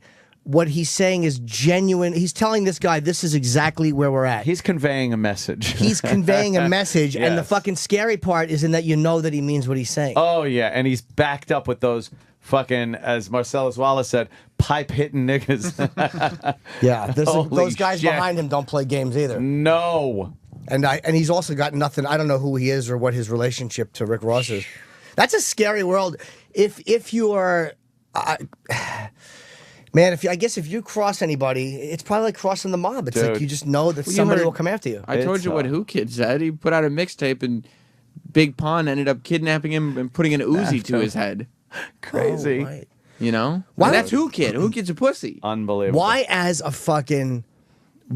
a rapper would you like say shit in a song that fucks with other guys like that? There's still part of rap, like there's still a huge part of it that like people really not only feel like they have to be tough, the audience is like they can't let their audience see them as not being tough. Like they have to be gangsters themselves. But being a gangster is one thing, but can't you be a gangster? Like Eminem was smart because Eminem fucking bashed Britney Spears, Christina Aguilera, the fucking Backstreet Boys, Moby, New Kids on the Block, Suck a Lot. What are they going to beat him up? Yeah, exactly. But he never went after black targets. No. And not even tough white ones. But a black guy can't get away with that. Probably not. Rick Ross couldn't get on and like make fun of One Direction and like Yeah, have I guess hip hop not. take him seriously. But could he just, does Jay-Z attack people in his songs or like? He did at a point, but he stopped because he's bigger than all of them. But can Rick Ross stop Does he have to attack people in the songs to be tough and He doesn't have to, but that's how he's made his reputation. I mean, he bet named he's- himself after a drug dealer. I bet he's thinking twice about that now. Does he attack 50 Cent? Fuck. He has. He doesn't anymore. I don't think that beef is still active. Like Are they it was. friends now, or is no? how does a beef get squashed? Is it like? Well, it's not squashed. It just How hasn't does been. one squash I a mean, beef? Aren't you curious though? Like, what Yeah. happens in this world? remember the fight at the BET Awards we were talking about on the air? Yeah. Uh-huh. That was Rick Ross's group, and there was G Unit people involved in that too, which is 50 Cent's group. So it's still there. It's just they're not actively putting out records against each other. There's somebody on the Did that whole thing make 50 Cent look bad? In the sense that he didn't ruin the guy he set out to ruin? It didn't really make him look bad because he is not a big player in rap music. He is in the sense that he's like, he put out the album and he's put out songs that are like, will forever be known as like, these are great songs. He's made tons of money and everything, but he's not like an active guy. Like when he puts out a single, he'll put it out, but he's more like a businessman. He's like a mogul kind of Did guy. he disappear on purpose? Like, Yeah, I mean, was he's- he like, I'm good. He's more of a businessman now. It's than almost a like once rapper. you make 50 or 100 million, is it hard to just all of a sudden keep saying shit that you know is eventually going to get you shot? Right. So he doesn't do as much of the nonsense because, he's a multi-millionaire. Does Rick He's Ross have a lot of guys businessman. around him? Yeah. He has a big group? Oh, he must. Huge group. How many guys do you think he travels with? 30, 40. Yeah, I mean, he These travels. guys travel with these huge entourages. They got Yeah. their fucking boys, yo. I guess that's why. Because a lot of the award shows, you can't bring guns in. They've warned you. So it's like they guess you have to have a big group with you. Yeah. How many tickets do you think Rick Ross needs when he goes to an event? Probably quite a few. You think it's a problem for him? Especially since now they all have record labels. All Yeah. these rappers, like the thing is to Right, not be a right, rapper, right. but everybody has to have their own record label. I'm a producer. So Rick Ross has him, his entourage, and then all of his rappers that are on his label. Because he wants to push them. Are traveling with him, and they all have mini entourages because they're trying to be stars too. Oh So my there's God. just these giant, massive groups of But people. these guys do make a lot of money, too. It's like Yeah. it sounds like it's crazy, but they fucking make a lot of cash. Yeah. It's so fucking alien to me. Yeah. That world is fucking like it might as well be in outer space. But you wouldn't want to talk to like here's why, because you have no issues with him. Like Right. they're not gonna come after you. They don't. You know what? Oh. It was It was like when we had that guy RZA in, or I would love to talk to that other guy for the Wu-Tang Raekwon? because we have no issues with them. There's no. By the way, who gets said Raekwon will do the show? I would love to talk to him. Might want to rob me.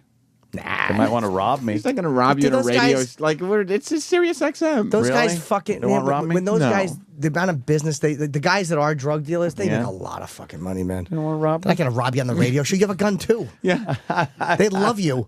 I always say this: how Ant and fucking rappers, it's fucking 1 degree of separation. You're Sicilian, which we've seen. The Moors.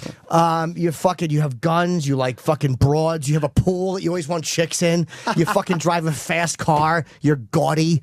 Like you're fucking you just don't wear jewelry, but you're exactly like fucking My rappers. jury. I need some jury, They yo. would love you. You want to talk to somebody who knows that's more fun. about the beef? Yeah, I would love to. Oh, Nathan from Chicago. Nathan. They call Chicago something different on some of the websites. I'm I sure go they to. do. Yes. Yes. Yes. Chicagoland. Hello, Nathan. Yes. Hey, the reason Rick Ross has beef with the folk nation is they mentioned Larry Hoover in one of his songs. Who's Larry Hoover? Larry Hoover was the founder of the Disciples Okay. way back in the day. That's the reason they took it very disrespectful that they would mention Larry Hoover. The 5-point star comes from the Star of David. Now you have different, like 6. Yeah, it is 6. Some games will run under the 5 triangles. star. Yeah. 6-point star. Wait, let me ask you about the thing with Larry Hoover. Now, is he alive or dead? As far as I can remember, he's alive. He's in the federal prison here in Illinois. Oh, okay. Surprised. Yeah, so he's still. I'm looking at a picture of him. He's 62 now. Yeah. He looks like another guy that doesn't fuck around. I'm looking at his face now. I don't know where he is, but Is that him right there? Wow, yeah. Okay. he looks like a guy that doesn't fuck around. Like I said, as far as I know, he's still in the Joliet State Federal Prison. But Did Rick Ross say anything bad about him, or was it something good? Now, I just mentioned in one of his songs, I can't remember which one of it is, he goes Larry Hoover, and he just keeps mentioning the name. Oh, man. You don't even mention his name, yo. Well, it might have been shitty, though. Yeah, it might have been. I even gangs don't get mad if you fucking praise them, do they? I don't think so, but I don't know. Like I said, it's alien to me. But with Rick Ross is a fake considered. Oh. No, he's not really real. He doesn't come from the life, and you're going to mention Larry Hoover's name. That's very disrespectful. Oh, is that what it is? That they see him as kind of a guy, like who's Well, he definitely portrays himself as like a gangster. I mean, the boss thing is like a a mafia reference. The boss. But the boss, very good. But he's not. He's not a gangster. He's a rapper. I mean, he took a drug dealer's name. He's not real. So when you mention Larry Hoover's name, it's disrespectful. I'm no longer in that life. I ran with the Disciples for a long time. I don't run with them anymore. You did, sir? Where were you running? What? Honestly, not to be a... Are you a white guy or a black guy? I'm a white guy. Okay, so what did you do? You sound like a white guy. What did you do with the gang? I, dealt their dealings, Oh, okay, you weren't a gang member, but you had dealings with them. I was basically as close as a white boy could get into the gang. Well, if there's a white this is boy, what you're saying. if there's a white boy running with a gang, I'm thinking because only white people really know how to make crystal meth. Yeah, So- either that or you're a lawyer. One of the two. Yeah, you're a meth dealer or a lawyer. Oh, so maybe it was that he mentioned him, but just... oh, I see. Maybe he mentioned him and they didn't fucking care for it. Yeah, you just don't mention Larry Hoover's name. Oh. I wouldn't either. Yeah. Okay, I didn't, I'm as a reading matter of fact. something here. It said, thank you for the call, buddy. Rappers say a lot of things, and it says sometimes a lyric can inspire outrage.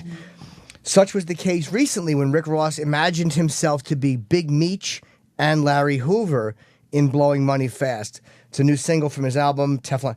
While many listeners see it as purely a good line or another example of hip-hop's fascination with gangster culture, others took the comments to heart in a way that few could understand. Oh, boy. While Big Meech and Larry Hoover exist in name only to the majority of hip-hop consumers, the two figures are friends, fathers, associates, and leaders to select groups of people, and for them, Ross's word had a direct impact. Oh, man. It says Rick Ross's reference to Larry Hoover took on a new life when he visited Chicago. For those unfamiliar, Chicago, whatever, which is where I guess Larry Hoover is from, or So he probably portrayed himself as Larry Hoover in a rap song. maybe he was saying like, I'm this, it's like saying, But that's what he does. Like, his name's Rick Ross. That's not his name. That's the name of a drug dealer. Ah.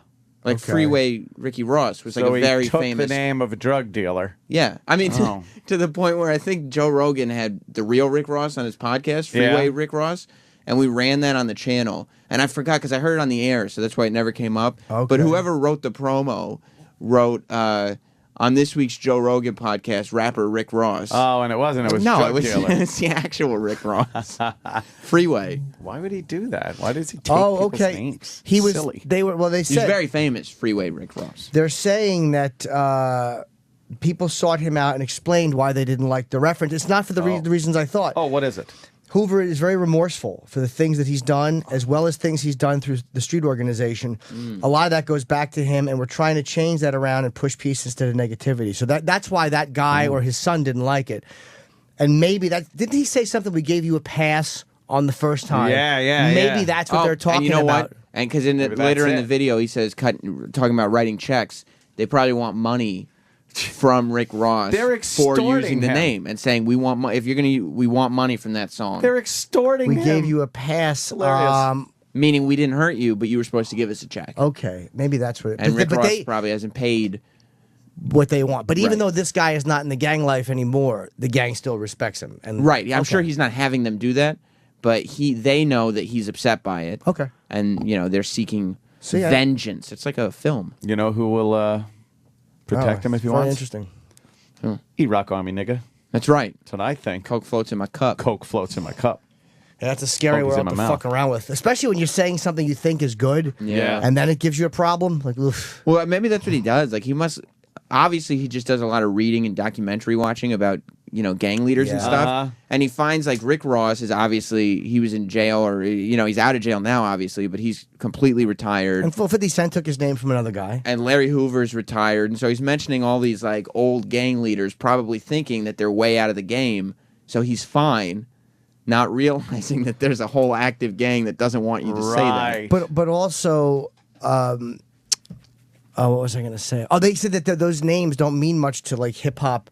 Like people who are just fans of the music don't know who these guys Right, are, but yeah. there are real people that do know them, and that's wow. All right, Or they're just like icon, like you know what I mean? Fucking They're rap about character something names. else. That's such an easy place to step in the wrong fucking toes. Like, But that's what hip hop likes. I mean, that's why they all love Goodfellas. They all love Scarface. They all love all these gang stories. I was thinking of the guy and- taking the name Gotti. Also, that's fucking Yeah. Gotti. Have we said anything today? Watch me get a fucking threat now because I've Oh, mentioned the name in the. Oh no, you don't Jimmy. need it. I don't You need the hassle. Need that I'm shit. just a sweet boy. You're just a sweet white boy who doesn't know what he's doing.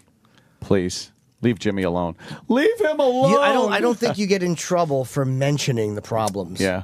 Do you? No, I mean if you just describe, especially if you're like a high-profile white radio show that doesn't Or this one. that it doesn't understand what's going on and is just talking about this. Yeah. I mean, I would assume the gang would enjoy the fact that this is coming to light. Probably. As long as you're not sitting there and, taking sides. As long as we're cutting checks. Right. You Telling know? Rick Ross, cut that check. That fucking guy, though, that guy was. Well, Rick Ross, cut that check. I would cut the check if I That's was him. scary fucking Yo, talk. would you not want to see your name? Yo, Jim Norton. Oh no. Cut that check. Imagine watching that video and they're talking about you. Yeah. That would just be like, oh my God, I got to leave the fucking earth. But like I did a reference to something, like I made fun of a movie that one of these guys produced that they Yes. thought was really good, and I'm Oh, shitting on it like no. a fucking idiot that I am. Oh no, that would be terrible. Yeah, yo, man, Derek Jeter didn't sign that picture. Like, sorry, I said anything.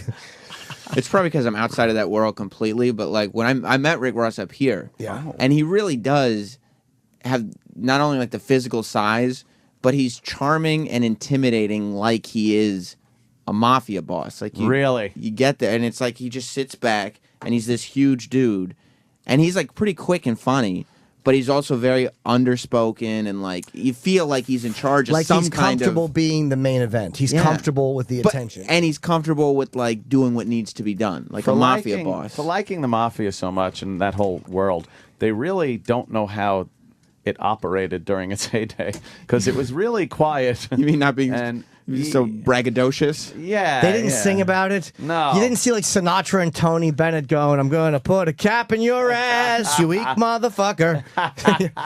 They kind of kept it under their hats. Right. You screwed me on the money.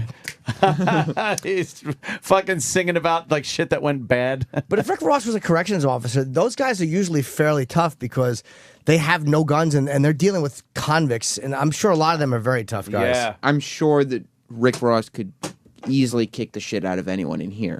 Well, that's the one who couldn't. Yeah, I know, right? You picked a real Exactly. fucking rugged You picked a room. really tough room. Who else could he beat up? The Elmo puppeteer? Pick tougher targets. He's just a big dude. He's probably, I don't think you can be a total pussy and be a correction officer for long. No, I don't think How so. long was he? Can we look that up? Sure we can.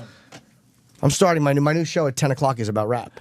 No, it's an advice show, Jimmy Yes, it is. Norton. It's hip hop world. It's called the Jim Norton Show. Jim Norton knows nothing about hip hop. And it premieres at 10 o'clock, right after this very program. Who do you think, Sam? Let me ask you this. Who do you think is the most genuine thug in rap? Like the most real, like this guy's not necessarily the toughest, but this guy's absolutely the most real thug that I can think of. Ja Rule. I mean, No? I don't Is he or know. no? It would probably be like some of the Wu-Tang guys that you R. don't really Kelly. hear about. Like, because once they get a certain level of fame, they're not like thugs anymore. Right. You can't have that. But I mean, life. who's from, I guess they're all from this world in some way, right? Yeah, I mean, most of them legitimately start out in projects and hustling drugs and stuff I wish like Who that. Kid A was lot here- of them do. I wish Who Kid was here now because I'd love to ask him about that video. Yeah, right? Yeah. I'd love to hear his He opinion. on probably it. knows some inside info on all this shit. Well, yeah, he's got to keep up with what's going on. If he doesn't know, You don't think he'd badmouth those guys, do you? no, he'd badmouth Rick Ross. Oh, that's right. They don't like each other, right? He did a whole like. Oh, that's the whole reason I'm friends with Who Kid. Because Wasn't Rick Ross in there? No. On Shade? Maybe he's been on. Well, probably not. Where'd you meet him? What was he doing up Hip here? Hop Nation. Oh, okay. boy. Yeah, because when I did that interview with him, that's the whole reason I became friends with Who Kid, because he wanted me to come on his show and then play the interview. But he did, he does a 7-hour show, Wow. Who Kid, on Saturdays with music and everything. Oh, okay. He once spent an entire 7-hour show shitting on Rick Ross. Wow. That's... Why? Because that's when Rick Ross and 50 Cent were having their beef, and Who Kid is... He's a fitty guy. He's 50's DJ. Yeah. All right. But then he called me after the 7-hour shitting session and said, "Yo, man, you were funny, but I got to stop having you on for a little while because we got to leave him alone for a little bit. We got to leave Rick Ross alone for a little." Oh, no. I'm really pushing it now. I don't need to be kidnapped and no shit. Yeah. Yeah, it's so nice to not be involved and have to worry. So nice to not have to worry about that shit. You end up like that fucking guy that was texting. Walking Yeah. down the street, just get a bullet in your fucking head. I think you really have to fuck up for that to happen. Oh, yeah. Yeah, but Hot 97, it's all safe. Like Hot 97, their morning show guy is a buddy of mine, but he's like a white Jewish guy. And he shits on Nicki Minaj, but it's like... Who cares? Who cares? Exactly. She's pop culture. Exactly. Nicki Minaj is not seen as a gangster. No way. No. She's a chick from Queens, right? Right. I mean, she's on Lil Wayne's record label, but Lil Wayne's been famous forever, fat too. ass. Yeah, Lil she's Wayne. got I'd fuck Nicki Minaj. Really? Yeah. She comes off as very non-sexual these days. She does, yeah. It's weird. I just want to lick your penis. Weird fucking... She used to be really sexual. Well, she's fucking... When you get 80 million hits on YouTube, it's probably hard to be dirty anymore. She looks stinky. Really? Yeah. Oh, no, not at all. I bet her vagina's smelly. After anyone dancing for a while is going to have a fucking stinky box. She used to be like Lil' Kim dirty. She was just talking about fucking all the time. Really? What happened to Lil' Kim? She just fell off. She talked about fucking all the time. I liked her. Maybe that's what it is. Kim. You know what? You can't hit that mainstream level and talk about that. You can't, and maybe that's what it is. It's like that's maybe her undoing. Like when Nicki Minaj's album came out, a lot of people were like, "What the fuck is this?" Because it didn't sound anything like the mixtapes that people liked. But then she got on, Z100 and all those places because of the album. I gotta piss. How many followers All on right. Twitter? Lil' Kim. Lil' Kim has 670,000. Oh, that's a lot. All right. Yeah, she's verified. What are you doing, Marshall? I'm verified too, by the way.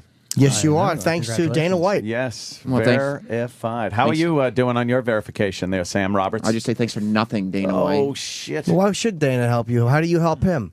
I brought Who you. did Rory McDonald fight? I brought you to the UFC thing. I filmed that shit for you. Yeah, Dana, why don't you help our pal, not Sam, out? Yeah.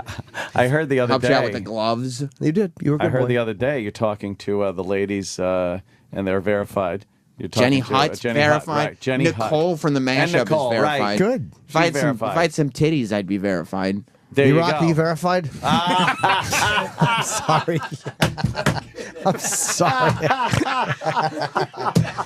I just want to hug Eric. Oh, is that Almost a great? whole break. If you could.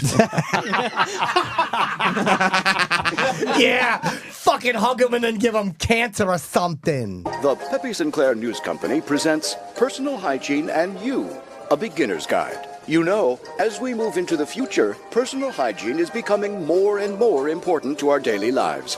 Why, look, there is Hollywood celebrity Jim Norton.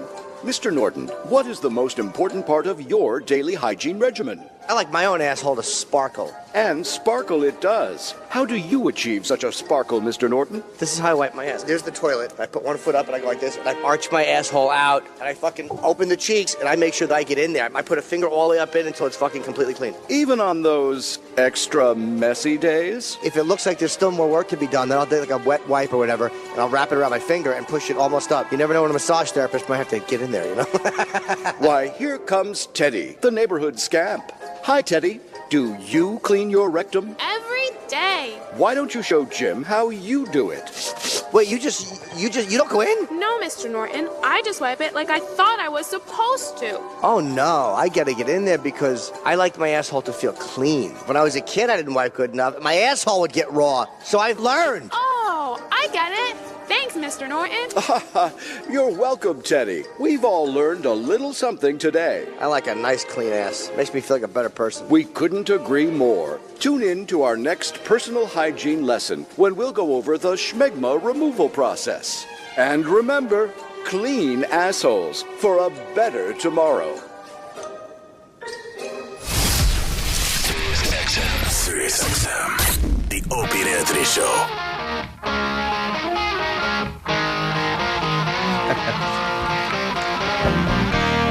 I was just saying how schmegma is an awful word, and somebody popped it up here on Pal Talk like schmegma. You felt compelled to spell it, did you? Oh, fuck, nice. Well, Mr. Speed. Oh. This is not Kiss's version, is it? This is a new version. What version is it? This is not off Rock and Roll Over. No? Said Kiss. But it doesn't sound like the original. This might be my favorite Kiss song. No way. You say that about every Kiss No, song. this one. Really? What's the chorus sound like?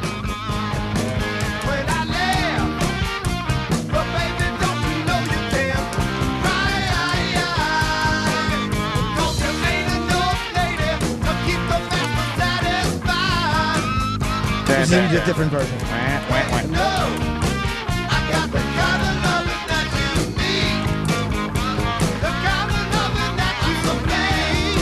Is there a chorus? Nah, really. Is this it? This song's kind of lackluster, Jimmy. I gotta be honest. Fair enough. Yeah, maybe it is. I like it. But that's not the original version. That's a jazzed up version. It says digital What remix record? Yeah. off the Kiss collection. How do I know that?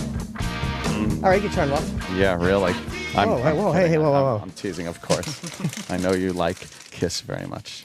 I was never a big Kiss fan. No. I do like a couple of their hits. Rock and Roll All Night, Party Every Day. I like that, but I've heard Beth. it enough. Beth, I've heard enough. Did I mention Rock and Roll All Night, Party Every Day? You mentioned it twice, Ant, which would imply there's not a lot of Kiss songs you like if you can only come up with two. Oh, you're so What about perceptive. Strutter? Loved it. I love Strutter. Yeah. You like Strutter? Yeah. Yeah. That's probably my favorite Kiss riff. Riff? Yeah. That's what the kids call it, right? Your riff of the kids. Yeah. The kids. Yeah. Your live version is better. Oh, yeah, this is pretty huge. I could play this guy on Guitar Hero. No way. Yeah. Oh, Guitar Hero. Yeah. Not real guitar. No. Yeah, I gotcha. I hear ya. Yellow, green. Yellow, green. Does anyone play that anymore, by the way? No. The game is done. They overdid it. Just like everything else that eventually fails, they overdid it. They did. They put out game after game, and then Rock Band came out, and they felt like they had to become Rock Band, and then, you know. Yeah.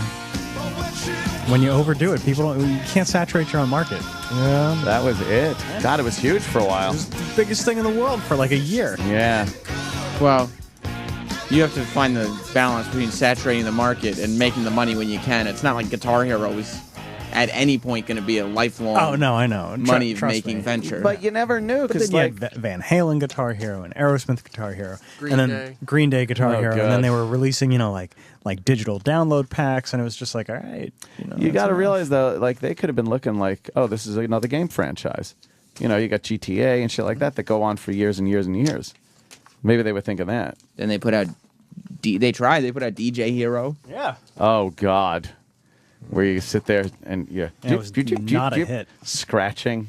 You couldn't even rap on that one, right? You had to just. It was just DJing. Yeah, it's dumb. That's fucking stupid. You got to do like the karaoke thing. Yeah. See if you can hit the words on time or whatever. Right. It was a split thing with Jay-Z and Eminem, right? Well, they did special editions, but there wasn't. Oh, did they? Yeah.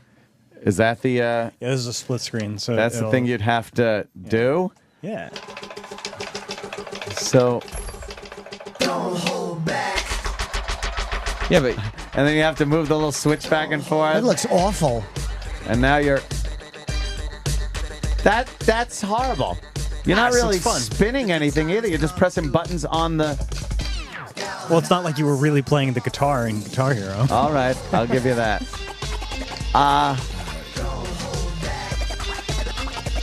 This. He's flipping the little switch. This looks stupid as fuck. You think so? What an awful game. Maybe that's why it didn't succeed. I'd rather play fucking Dance Dance. What is it? Dance Dance. Oh, Dance Dance Revolution? Dance Dance Revolution.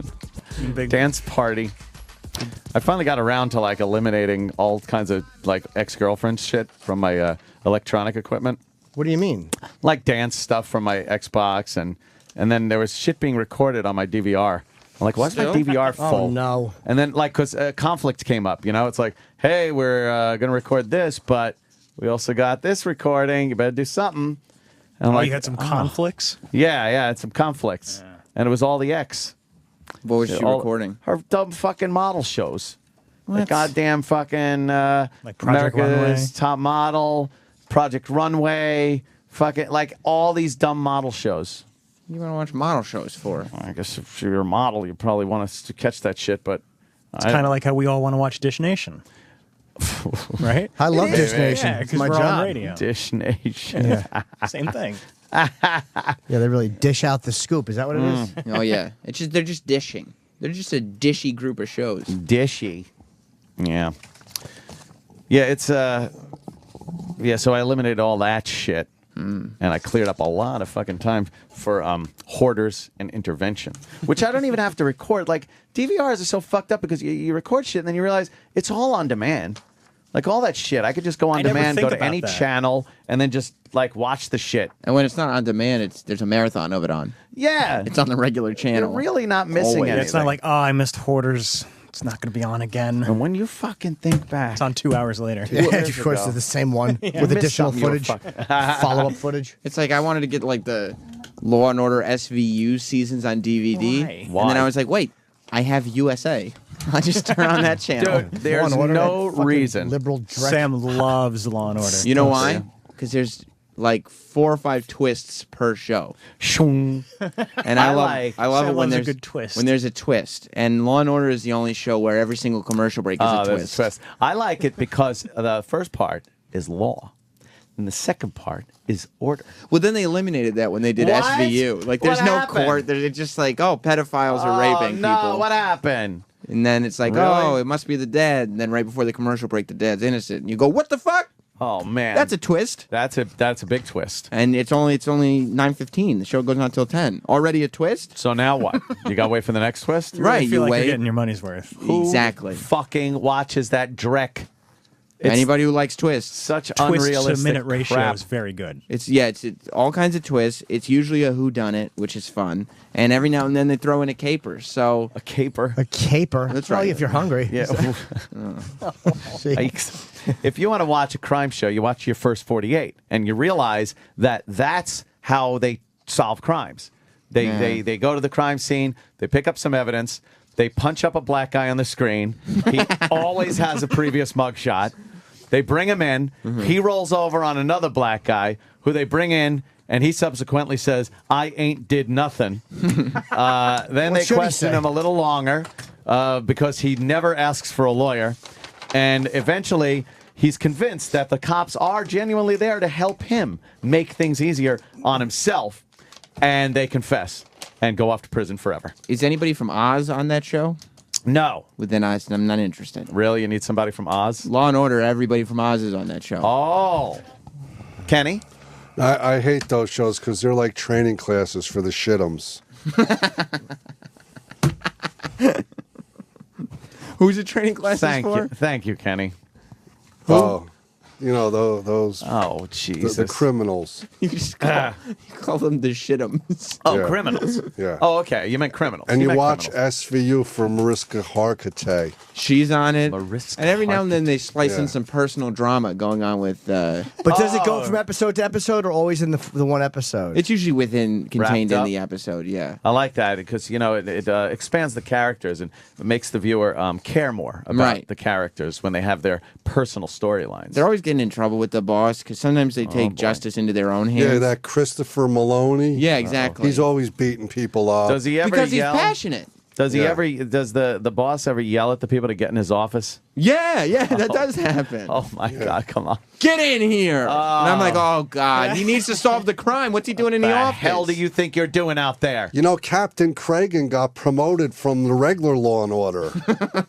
I guess he watches. You gotta watch. I just know it's on 24/7. Is that? Yeah, it's every channel. It's either Law and Order, Criminal Intent, SVU, Law and Order. Yeah, TNT does Law and Order constantly, and literally, USA is the only channel that I've ever had this experience.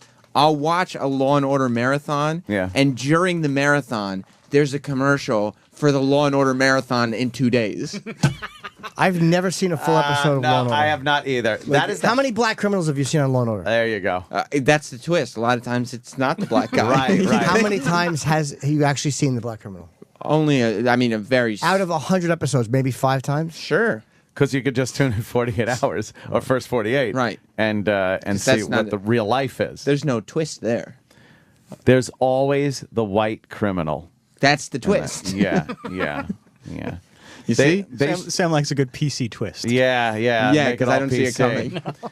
Yeah, they were showing a clip on the news the other day of a fight between 2 students who were black, and they had video of it and the outrage thereof. And the graphic they put on before they showed the video was 2 school-age children fighting, and they were white kids.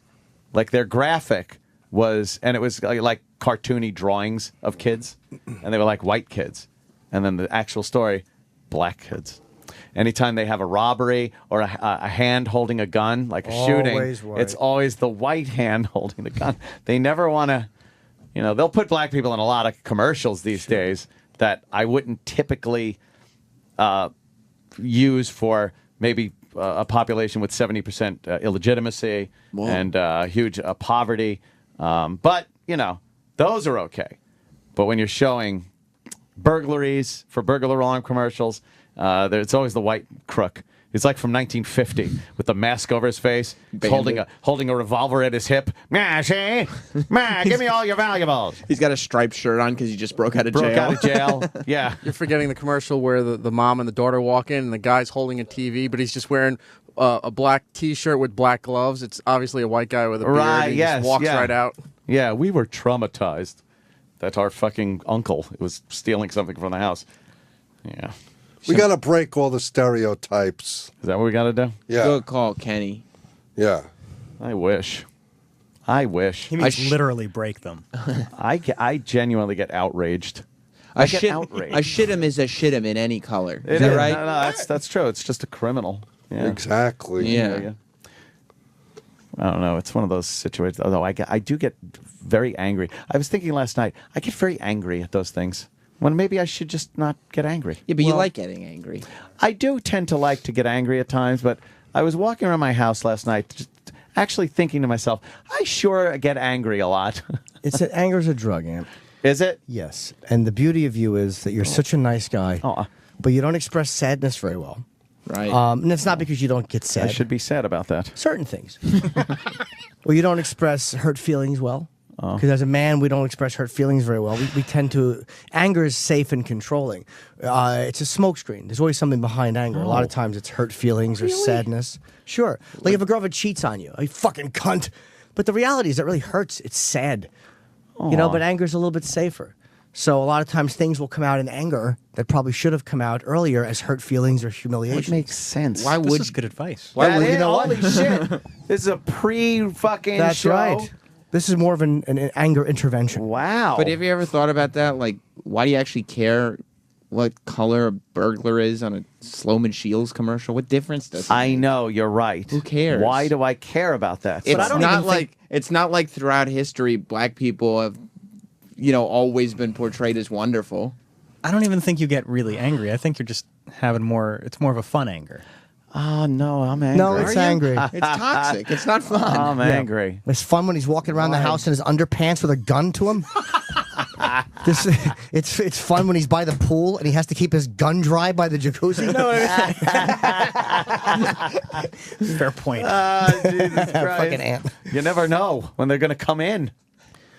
But it's a drug. It's hard to. It's a very addictive, fucking thing and feeling, and it's just it's a good feeling and it's horrible at the same time. It's sometimes fucking shitty things are comfortable. Like this, I don't know, political correctness, things like that, hypocrisy between races. That shit gets me fucking mad. Me too. But why I watch Colin sometimes on stage, and Colin is so good at believe me, he hates this shit as much. Yeah. But I watch him not allow the anger to block his creativity. And for some reason, I feel like if I don't yell and I'm not angry, I'm not going to be heard. It's this stupid fear of not being heard. Yeah. But it's like people I listen to don't always yell and scream. I tend to tune them out. Oh. But I should learn that lesson for myself. that. But I know. So angry. I purposefully go to websites to read things that I'll be like, I knew it. You just like being proven right. Yeah, you get this maybe you that's get a very angry point of view in your head. Yeah. And then you'll seek out I'll confirm evidence. it. Validation. Yeah. And I confirm it. And then you can come on with some Yes. statistics, even though you're the guy who's always said how misleading all statistics always are. Not those. Oh, my mistake. I know statistics that are misleading and others that are not. Because the ones that are misleading don't support your point of view. as much. FBI crime stats are not misleading. Oh. But even if you're right about something, like sometimes when I see the media doing shit, I get that same rage. Yeah. And I'm like, I knew I was right. Okay.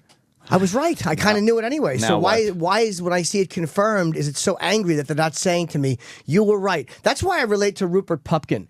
Because that moment when he's on stage and his fantasy is to have the teacher go, Rupert, you were right and we were wrong. Right, yeah. That to me is the best summation of a comedian, because or maybe there's other entertainers that have their or other people, but that's what everybody wants. It's Right. that moment of validation where everybody just knows you're right. And meanwhile, it never comes. Yeah. So the anger is crazy because that moment never fucking happens. Yeah, that is so fucking And weird. enough people hear you being right on the radio. Oh, yes, they do. But that's the funny part. It's like enough people. I would say hear it. 100% of the time. Or I would stick with enough people. Because you block those who disagree. I am right. But it's yes. Twitter has taught me a lot about that. Like, it's so Yeah. easy to get fucking angry on Twitter. It really is. But it's like it's futile. I told you I almost got into it with Eddie Bravo, but then I realized you're not going to have a 9/11 argument on Twitter in 140 characters. It's very difficult to have an argument. Oh, I've done it, but it's very difficult. Because you want to quote what they say so everybody can see me being right. And it's Right. It's this fucking pointless quagmire. You could just reply, but then the regular people aren't going to see what he said that you're responding to brilliantly. Most people looking at it will probably not say, "Oh, he's right." They'll probably say, "Why is he arguing with him? What is this again? Who What is cares? this? Why are they fucking up my timeline with Yeah. this shit? Yeah, I thought he was funny." The anger is very, very blocking, and it's toxic, and I suffer from it. So I'm not shitting on you. I get it, but it really is a drug. It's so hard to not be angry. Like my girlfriends, I would fight with, and my one girlfriend would go, "Let's just figure out a solution," and I'd be like, "That fucking cunt! Like, I don't want a solution. Like I didn't want to let go of that drug." No. No. There's other things to get angry at, though. What's something that's legitimate to get angry about, then? Would stop looking for things to get angry about. That's the point. Technically, nothing.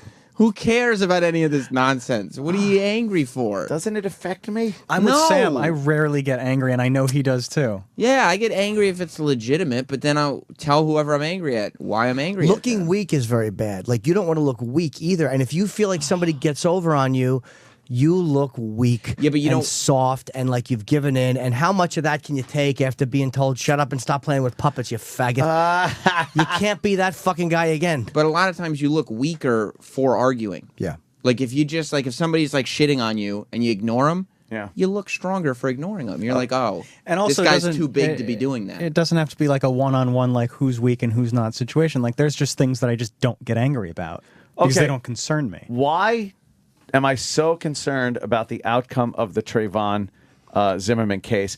To me, and it has the same feel as a sporting event to me. Like I want my team to win. Are you betting on it? No, no. And technically, we've gone over this. Neither of them are your team. I understand. Yeah.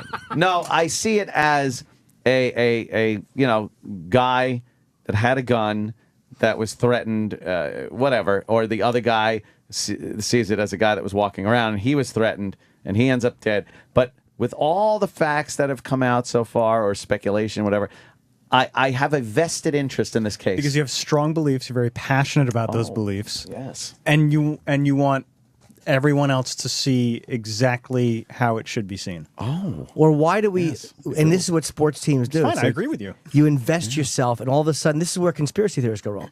Because we put our identity into this fucking cause.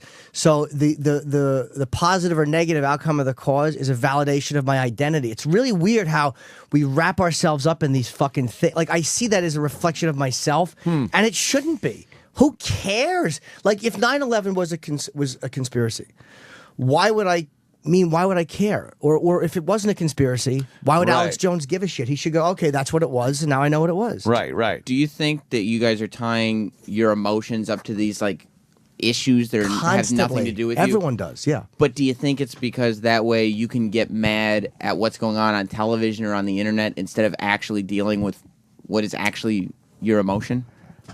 You know what I mean? Like instead of actually dealing with something that's hurting you, or instead of actually coming to terms with your emotions, you just attach them to Trayvon. That way I there's don't a know, clear-cut winner and loser. No, because I do get genuinely mad. It's not like a cover-up. I'm not going, boy, I'm mad. I'm going to get mad. I like read something and I'm like, fuck. But why get mad? Like when you think of it logically, like why get mad? Like exactly. I'm just thinking of it logically. It makes no sense. justified anger, and this is in my my 12-step shit. Oh, but they talk about it, and it's better left to people who can handle it. Like I can't handle justified anger because it consumes me, and I become sick with it, and I become. I know it's bad physically. Wow. And it's consuming. And I can always justify it. Like, anger is easy to justify. Everyone who's angry can tell you why. That's and true. figure it out and justify it intelligently. But the bottom line is, what's the fucking point of it? And I'm saying this to you, but I should fucking say this into a mirror. It's like so stupid. I'm right. I'm angry. So Isn't that everything that's on Twitter, whenever it's a discussion, is like, or even any discussion? You're just trying to prove that you're right. You're trying to convince someone that you are right and they are wrong. But do you see how annoying justified anger? Sorry, Sam. Do you No, not go see how ahead. annoying justified anger is in somebody else? When a woman's group or a black group goes after somebody, they are dealing with what they consider justified anger. And watching it from the outside, you see how annoying it is. And oh, shut up with your fucking cause. That's how people look at us. Like it's like I don't think, hey, that person is justifiably mad. I'm like, shut up, you douche. Right. They see themselves as not douches, but like they have every reason to be angry, and it's justified. And they're getting something done the same way I do it. And I watch from the outside. I think they're like assholes. I mean, you don't have to be mad. Is the thing. Like you were just like, well, what's a good reason to be mad? You don't have to be mad. Well, what's a good reason? You know, you could just be like, look at me. I got a fun job, all kinds of cash, beautiful I know. house. Believe me, that's why I don't get mad in here, unless we're having a discussion that makes me mad about race. Specifically about race. About race. And guns. But okay, what if I'm driving home and I get cut off by somebody and I get mad? That's what Jess always gets mad on the road. And I always tell her, like, oh, she must be fucking so attractive when she's pissed like that. She has a little temper. Yeah, huh? Yeah. But I'm like, what are you mad about? Like, especially when it's stuff that she does that other drivers do to her. I'm like, you can't be mad at somebody. You do because that all you the do time. that? And she That's gets no very excuse. pissed at me when I start rationalizing Good. things like that. Because the problem is anger doesn't just go away. Getting a quick flash of anger or annoyance is fine, Yeah. I guess. But then I'll obsess on it and I'll look at them like. And somebody told me years ago, people don't do things to us; they just do them. Like someone who's a selfish cunt driver is a selfish cunt driver. Oh, those bastards. But It's like, is it really inconveniencing your life, or do you feel like there's Why take it personally? Because I think there's this thing, like Jess always says that she feels like it's not fair, and I'm like, there's no such thing as fair. Like fair doesn't exist. Oh, What do you have mean to it's- tell her that? That's why. Yeah, Like, If look it at your was, would they be husband. married? But like it's like I get equally angry if someone's going slow in front of me or tailgating me. My rage is equal at them not doing what I want them to do. Either fuck you, I'm going the right speed, or speed up, you piece of garbage. Does that anger like stay with you? Yes, it's consuming. Consuming. See, like if somebody's tailgating me, I just start slowing down and going, Oh, just like kind of man. giggling That's what I and would like, do, too. look at them, they're Oh, getting all yeah. pissed. And like you laugh at the guy who's mad because I'm not mad and I'm ruining their day. Like I would be ruining your day. Yeah. And I would just think that was funny, and then you drive away and be mad for the day, and I wouldn't think about it again. I don't like when someone's slow in front of me. I will pass them, but then I look over to see who's driving, and then I go, that Of figures. course. Of course it is. I do the same thing too, but then it ends. No, because I'll get in front of them, and then I'll start driving faster. But for, I don't even know how long, but for a while, I will constantly look in my rearview mirror and go, look, the fuck is still in the left lane. Like, I'm past the problem. I've gotten past them. I'm driving. Everything's fine now. But I have to look in the rearview and see how many more people this guy's fucking over.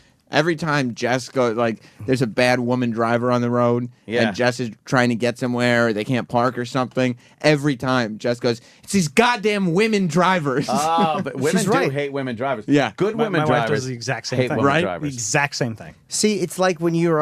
Do you know how many girlfriends have had to hear me in the Oh, my Lincoln God. Tunnel Oh, no. pass a car with a giant gap of traffic in front of him because he's going slow? And do you know how many women have heard me go, "That's the reason there's traffic"? Yes. Because of people like that, or when they're looking down and they don't go when the light. God. How many times have I said the same fucking Same thing. to different people with pussies next to my passenger seat? They're tired of it. How much are they slowing you down? Sometimes A a lot. lot, and cumulatively a And- lot. Yes, yes. What difference yes. does it make? And if I'm, you know what else I do? And now that we're kind of working through this, Let's I work realize through I it. do it. I'm at a light waiting to make a left turn that only has a left turn arrow. There are numerous cars in front of me. I'm at that point where I might make it if everyone is astute. Yeah. And I might not if there's a delay in somebody noticing that it's a green arrow and moving. Very precarious place to be. I don't know what's better. When the light turns green, the arrow turns green, and you see a car immediately go, because then it's like, or the payoff of anger I can get by that motherfucker not going. The light turns, I'm like, oh, look, how long before? 1,000, 2, 1,000, 3, 1. Where is the fucking car it's supposed to be turning? Are you the guy that beeps immediately when the light turns green? No, but I won't wait over the good amount of time to beep. Okay. Like I'll wait. I'll be like, Or if I see someone futzing in the seat, I will beep immediately. Futzing. Not paying attention. Like they're not paying attention. You The should. light turns green. I will give them maybe 1. Okay. Bam, and then I beep. That's fair. And if it's a cab, I'll beep at a red light. go through it. Get broadsided. But it's a waste of energy. And I mean, I'm saying that to you, but I get it. I'm the please. same. It's I fucking know it's a hard to waste. not do it. To be paid. Like, Kenny is the worst because he goes the opposite. He never honks. Oh, my God. But Kenny will probably live to be 98. Yeah. Because that's just bad for your heart to Oh, fucking. it's terrible. It's a strain on your system. We It's- should not care, right? Who is that? Who's that? He's an engineer, I think. No, he's not. He's a producer. Oh. Why is he getting you all angry? Train hat. No. Yeah, what did he do so. wrong? An Arr. engineer. It's very difficult to not Yeah, feed yeah. into it because it's an addictive drug, and it's like weird patterns. Like when I don't do it, like me and my ex-girlfriend went out for dinner recently, and we were talking. She started bringing up something that not about me, about who I know she hates and who I happen to like.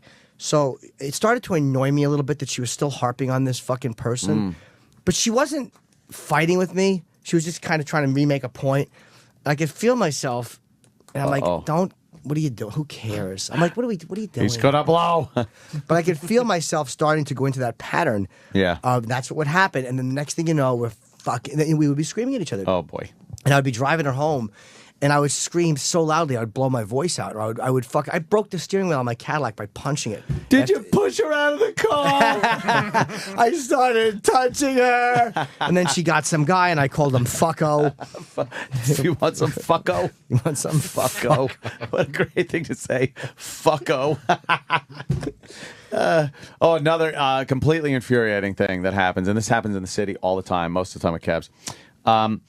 Driving, someone's in front of you, going way too fucking slow, no one in front of them, you're stuck behind them. Light is coming up, it's green, they're fucking like molasses, you're behind them like motherfucker. Light turns yellow, and they take off like, oh, I gotta make the light, and you're stuck at the red.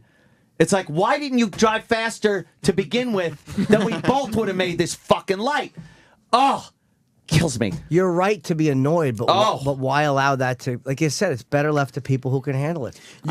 You get annoyed a lot of people driving. Do you get annoyed like walking in the city, like behind that's another slow thing. people, tourists, Yes. people that just decide to stop at the foot of the subway? When people get out of the Stairs. subway stairs and then they just stop right there. Decide it's a good idea. I get mad at the utter and complete selfishness and Yes. stupidity Yeah, okay. of people. That's the only time I really do get upset. If I got to stop to like check something on my phone that needs more attention than just walking and checking it, I will go to a building and lean up against the wall and then start doing it. There are people like they're walking 4 abreast and then they just stop right in the middle of the sidewalk. You're like, what? Who does this? For every person that stops to smell the roses, there's an Anthony behind them going, move! Yes. Yes. Shopping cart fucking people that won't fucking move the shopping cart to the side when they walk away to do that. It's fucking right across the aisle. And then what? What? You're a selfish asshole. I get mad more at the selfishness than the inconvenience to me. And then meanwhile, you're fucking getting yourself sick over it. I hate it, Jimmy. What do I do? What do I do? I think it's a fragile balance. Though. Because Annie? No.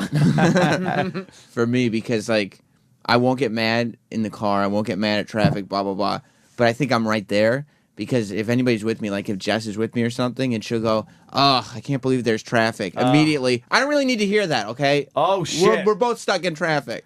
You yell at her instead of the people out of the Right, car. like I don't want it brought up. You're a Lifetime movie waiting to happen. Because I'm in my zone of You like, abuser. I'm okay. But the minute somebody's bringing negativity into my zone, I'm get out. Do you know my manager, Jonathan, how I've ruined him driving?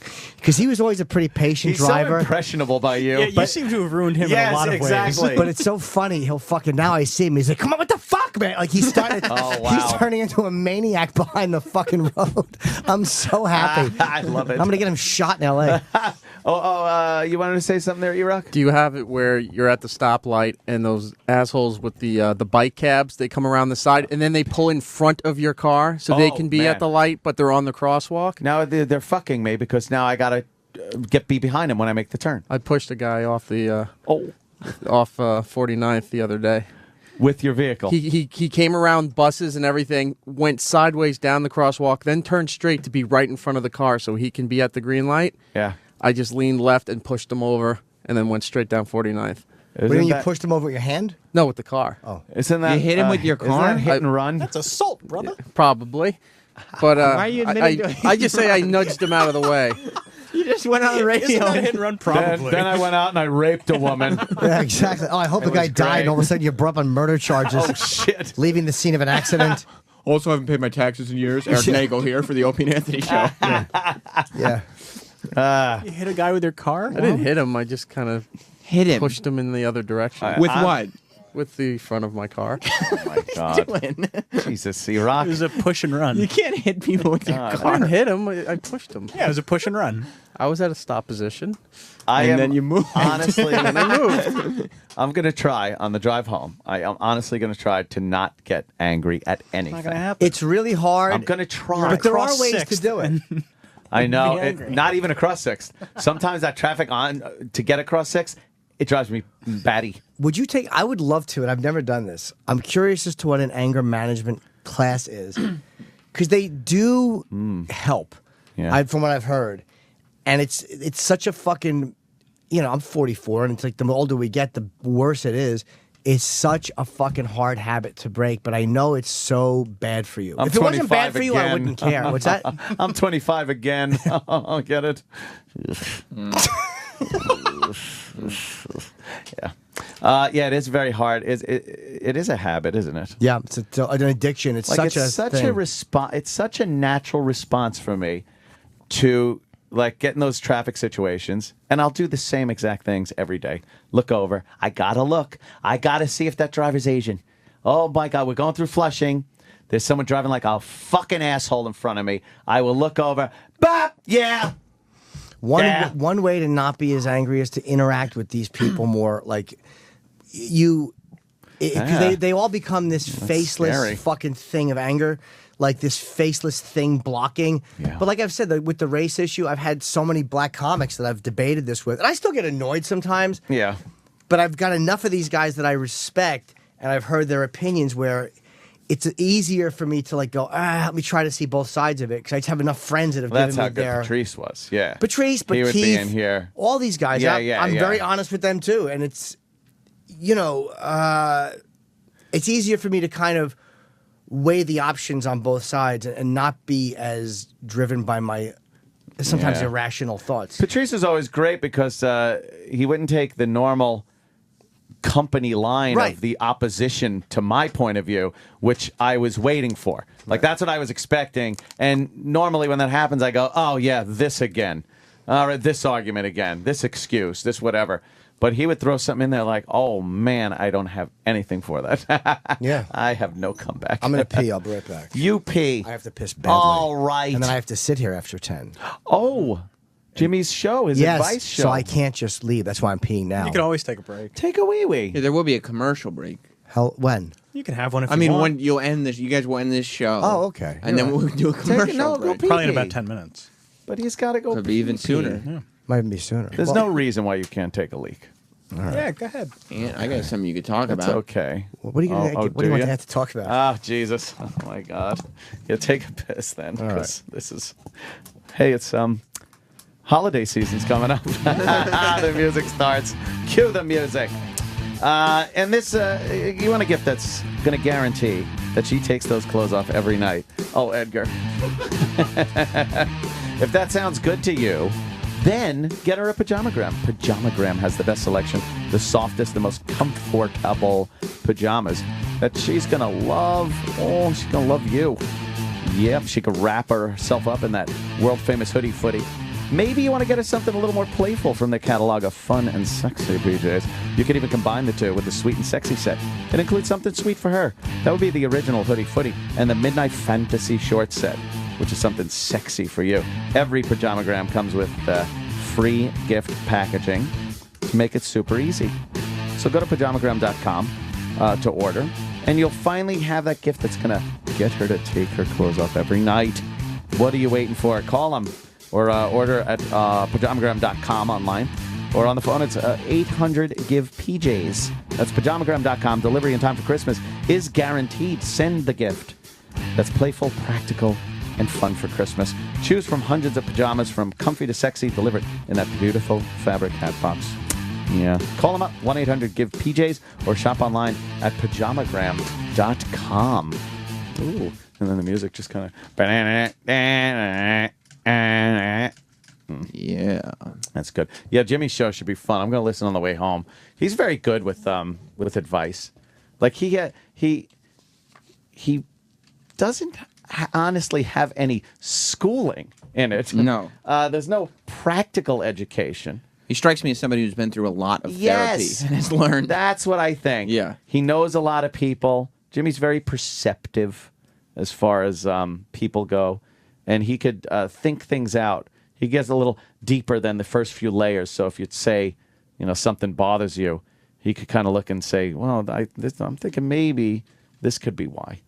So I'm looking forward to the drive home, not yelling at not yelling racial epithets at minorities. The new improved Anthony. But it's not just minorities. Like, no average person stops next to a car that's also in traffic, rolls down their window, and right.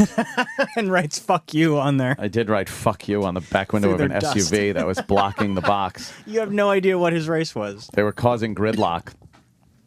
So I was finally able to squeeze around behind him. He finally moved enough. But instead of just going and forgetting that ever happened, I stopped right behind him, rolled my window down, and wrote "fuck you" in the dirt in his window as he was waiting to get through the crosswalk. Yeah, because you know what? Fuck him. And I think he got off easy because I was going to fucking throw something. Yes, Mr. Rock? No, what's fun to do if you may want to try this. Hit and run? Yes. Yeah. And if... you could murder someone, kill them. Hitting people that are just trying to earn a living with your car. You know what you could do is actually, if somebody's car is blocking yours, steal their car. Grand Theft Auto. E-Rock, any good car theft stories? No. But if you get one of those assholes that pull up next to you or in front of you, cut you off, whatever. Yeah. You just Rape take their your daughter. phone. You take your phone with the flash on, and you just take a photo. Yeah. But you don't do anything with it. But they start freaking out because you took their photo. They keep looking around. They keep trying to catch up to you, trying to find out why they're taking it. You took What their if they photo. didn't see you take the photo? Yeah. No, they. Then you hit them That's with what the your flash is car. for. You do it right there. Yeah. In the back, and they like, freak out. I like the idea of speeding up, getting to the first overpass, and dropping a giant rock through their windshield as they drive through. E-Rock comment? E-Rock criminal comment? Yeah. No. E-Rock's fucking dastardly on the road, man. What you do is you follow them home, and then you tie up their wife and daughter. You could rape too. Yeah. Just to show him. Yeah, you actually rape the man Show him while who's- the wife and daughter are tied up. Iraq? It's just like a goof because of road rage. Yeah. After you ram someone off the road, Iraq, steal their car, Right. their keys, and go to their house because he got his wallet Yeah. after you stab him multiple times and leave him in a drainage ditch. Then you drive to the house because Iraq just apparently just smashes into people on the road. So he's got no real thought about crime. The laws don't apply to Eric Nagel. No. Eric Nagel is above the law. Yes, he is. He's like one of those rich kids in Hollywood who's going around robbing Oh, people. yeah. Like, Like he's Lindsay just- Lohan. He's not used to consequences. Yes. He's like Pee Wee's nemesis. Right. Hi, Pee Wee. Nice bike, Pee Wee. Eric sees a bike, he just takes it. Would you Right. like some gum? Spearmint or fruit? Spearmint or fruit? Fruit, please.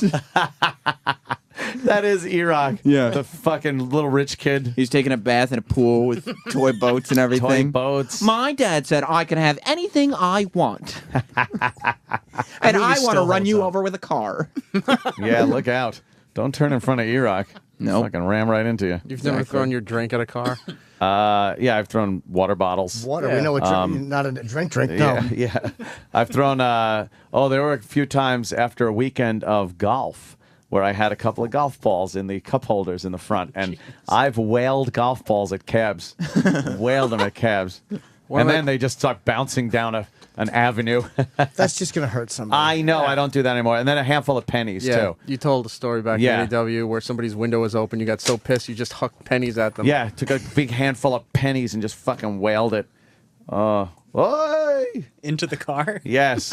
I knew a guy who used to fucking have marbles, and he would just let them fucking eke out of his fucking. He would have a bunch of it. He would just let them, or like those little ball bearings. Oh, man. Let them drop slowly out of his fucking his driver's side window, and they would fucking just bounce. Once they hit the road, Oh. yeah, that thing will start bouncing. Yeah.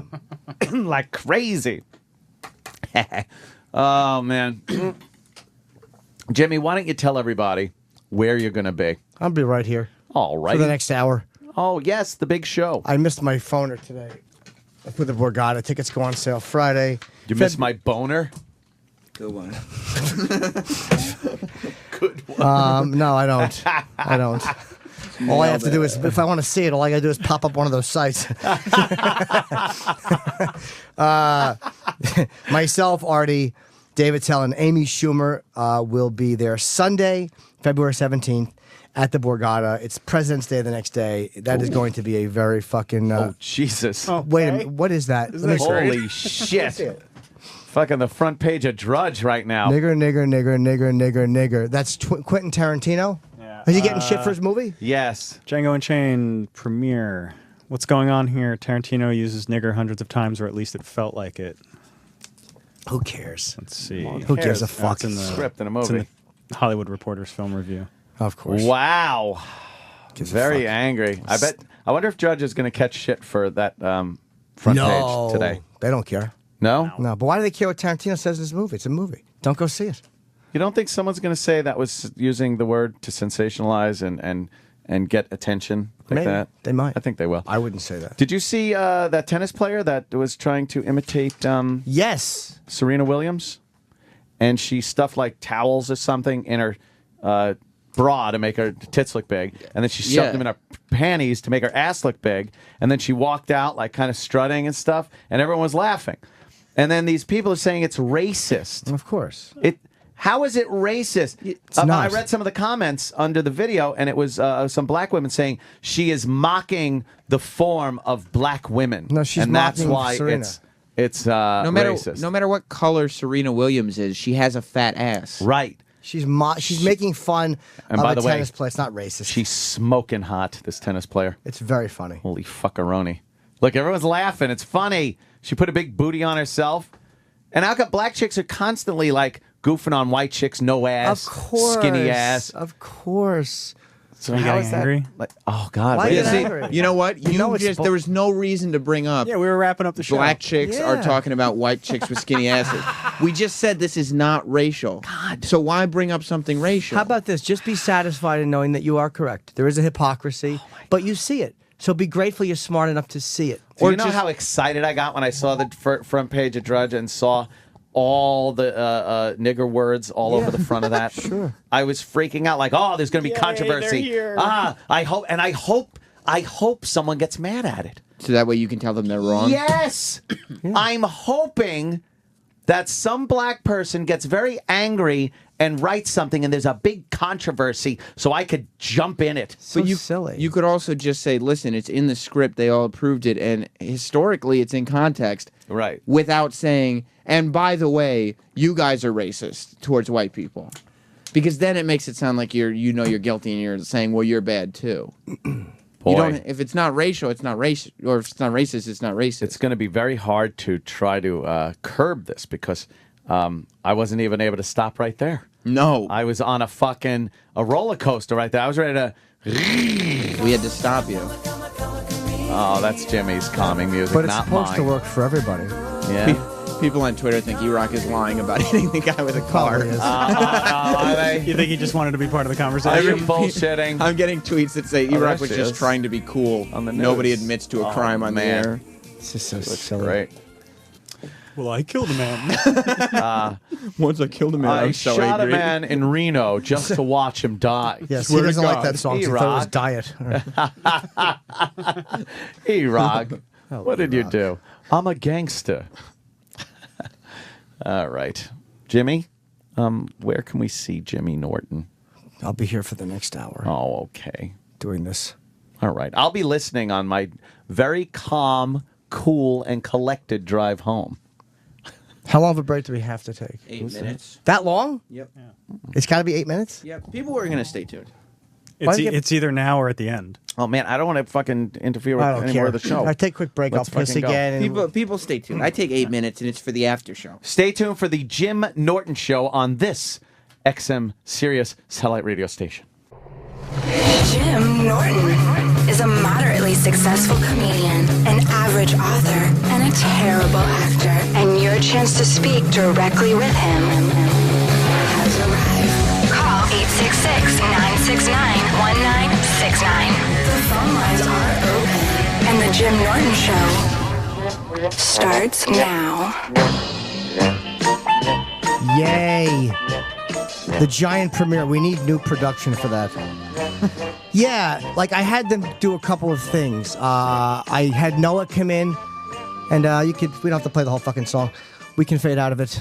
That's my first bit of advice to E-Rock. Fade down once the host begins jabbering. I had Noah come in, and I did some stuff in the production studio to sound lame, but it came out fairly good, and it almost sounded like I meant it. So I told Troy, it's too good. Like, it sounds too much like I actually think that I'm fucking cool. So we'll try this for an hour every Wednesday. You can email me questions or suggestions, and I will take calls, and I'll kind of mix and match both. I'm going to go to the phones. We have to figure out a way for me to see the phones. I don't want to sit in Ant's seat. It's just too creepy for me to jump into his seat. So we have to figure out a way, because Opie can see them from where Sam is. Sam, by the way, has no problem jumping into Opie's seat very comfortably. And Ant can see him from where he is, but I can't see the phone. So I'm going to have Sam or Travis read them to me these first couple of times. And I'll start off reading. I'm going to start off with an email, a random email that I got, a woman seeking advice. Her name is Jennifer. And she writes, hi, little Jimmy, happy birthday. I've been a big fan of the O&A show for a few years now. However, I think the show has been giving me low self-esteem. I'm 29 years old, chubby with giant boobs that are saggy due to their size, not very experienced in sex, but pretty intelligent and have an O&A type sense of humor. The way you and Aunt talk about women saddens me. I feel like I'm too old and too fat to get a man based on your standards. The way you and Aunt talk makes me think that I'm not trying to get with either of you, but it makes me feel like shit that I'll never find love. I know I need to lose weight first, but how do I find the motivation to do so if I'm still too old, etc.? Please help. Jennifer on Long Island. Now that sounds like a very genuine. I figured some of the emails would be goofs. So thank you for writing, Fatso. I think what's giving you low self-esteem is not necessarily the radio show. It's your mirror. And when you get on the scale and a little card comes out and says, hey, one at a time. Dying to say that. A little Rodney Dangerfield joke. Kidding, of course. You shouldn't listen to Anthony and me, Jennifer. I mean, we're just guys that like skinny, attractive women. There's plenty of guys out there with enough of a fear of abandonment that they will tolerate your obesity. And if you want to find a nice guy, here's what you do. It's forced perspective. Like, find something small to stand next to when you're talking to a guy. Like, only talk to guys when you're like in front of the Staten Island Ferry or the Museum of Natural History. That way you'll look svelte compared to those buildings. And don't forget you have those big, fat, giant tits going for you. That can be a deal maker. And don't feel sad about not finding love. It's overrated. Be happy with your life the way it is. Be happy with like. If somebody likes you and you're like the fat friend that they talk to, be happy with that. Find yourself a nice guy friend who cries on your shoulder when he's fighting with his girlfriend and then just lets you blow him in the car. Be happy with that. Kidding, of course. Try Overeater Anonymous meetings. This is my serious bit of advice. Try some OA meetings, and there's millions of guys who like bigger women. Ant and I are just being assholes, so don't take it seriously. There's plenty of guys that like fat chicks. You cannot let your self-esteem be dictated by a stupid radio show, and that's what it is. Because we all have low self-esteem to begin with anyway. All right, what's the first call? That's what I'll be doing, just going through a few emails. Thank you for writing, Jennifer. And this will get smoother as we go on. What is the first call, Sam? Robert in Belgium. Okay. Ooh, international. Call in, Robert. Hey, how you doing, Jim? I'm good. All right, I love your show, man. I listen to it on the computer every day. I'm over here. Thank you. It's only 5 minutes old. So my first bit of advice would stop lying to suck up to the host. It's humiliating. Okay. I'm in O&A. Oh, okay. Dude, as you can hear, I'm a Yank, but I'm living in Belgium. I've been here for 2 years. I'm married to a local. Cool. We lived in the States a long time, and I'm a little bit depressed. I just feel homesick all the time. I just want to get on the next plane, and it's just not practical to do that. And I need an attitude adjustment to make me realize I'm living in Europe, and I need to enjoy it as long as we're here, which is going to be for the next 5 years. Well, why do you have to stay for 5 years? Well, I just kind of promised that we would do it. We got family over here, her family, and it's just that we can't run back after 2 years. Why not? Really like, is she being selfish, or is there a reason for you to stay in Belgium? It's just a promise, and you know, it's just one of those things. She's got a good job, and I'm doing a couple different things, and just, we got a house. Well, maybe you should motivate her to come back. Like, you should do so. You ought to do something really horrific in Belgium, like commit a crime of some sort, and then tell her, like, look, we have to leave. Like, you know, maybe go out and commit a rape, or have a questionable incident while babysitting, and then tell her, look, we have to leave the country. I'm going to be arrested. So she'll have to choose between having her husband arrested and her family being shamed for, say, a sodomy or a molesting, or just quietly leaving the country. That is the most horrendous advice I've ever received. But it's not bad advice. You need to motivate her. The point is, sir, maybe the examples weren't the best, but you need to give her a reason to want to come back to the U.S., because obviously your misery is not enough to make her want to leave. She's from Belgium, I take it? Yep. Okay, and did she know that you did not want to be there? No, no. Now she does, and it's just. When did you tell her? I mean, she kind of knows just because we talk about it sometimes. And has she indicated, like, hey, I'm willing to compromise to make you happy, or is she like, you promised 5 years, so you're fucking stuck?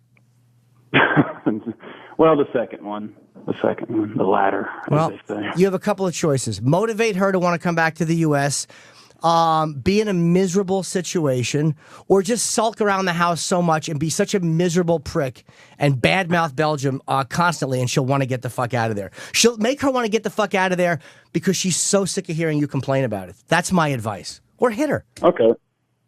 Use your fist. That's why God made men stronger, so we don't get pussy whipped into living in shitty Belgium for 5 years. How about you live there for 2.5 years and come back? We'll see. You're welcome. I know what you're Good luck, my friend. All right, see you, Jim. I don't know how to handle that. I've never had a successful relationship.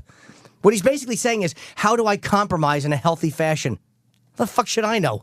I can't even stay faithful. Who's next? Justin. Oh, good. In Florida. Welcome, Justin. Hey, Jim. Yeah, man, I've been stuck in bed for now 7 months. I've had 2 surgeries on my groin. I can't jerk off.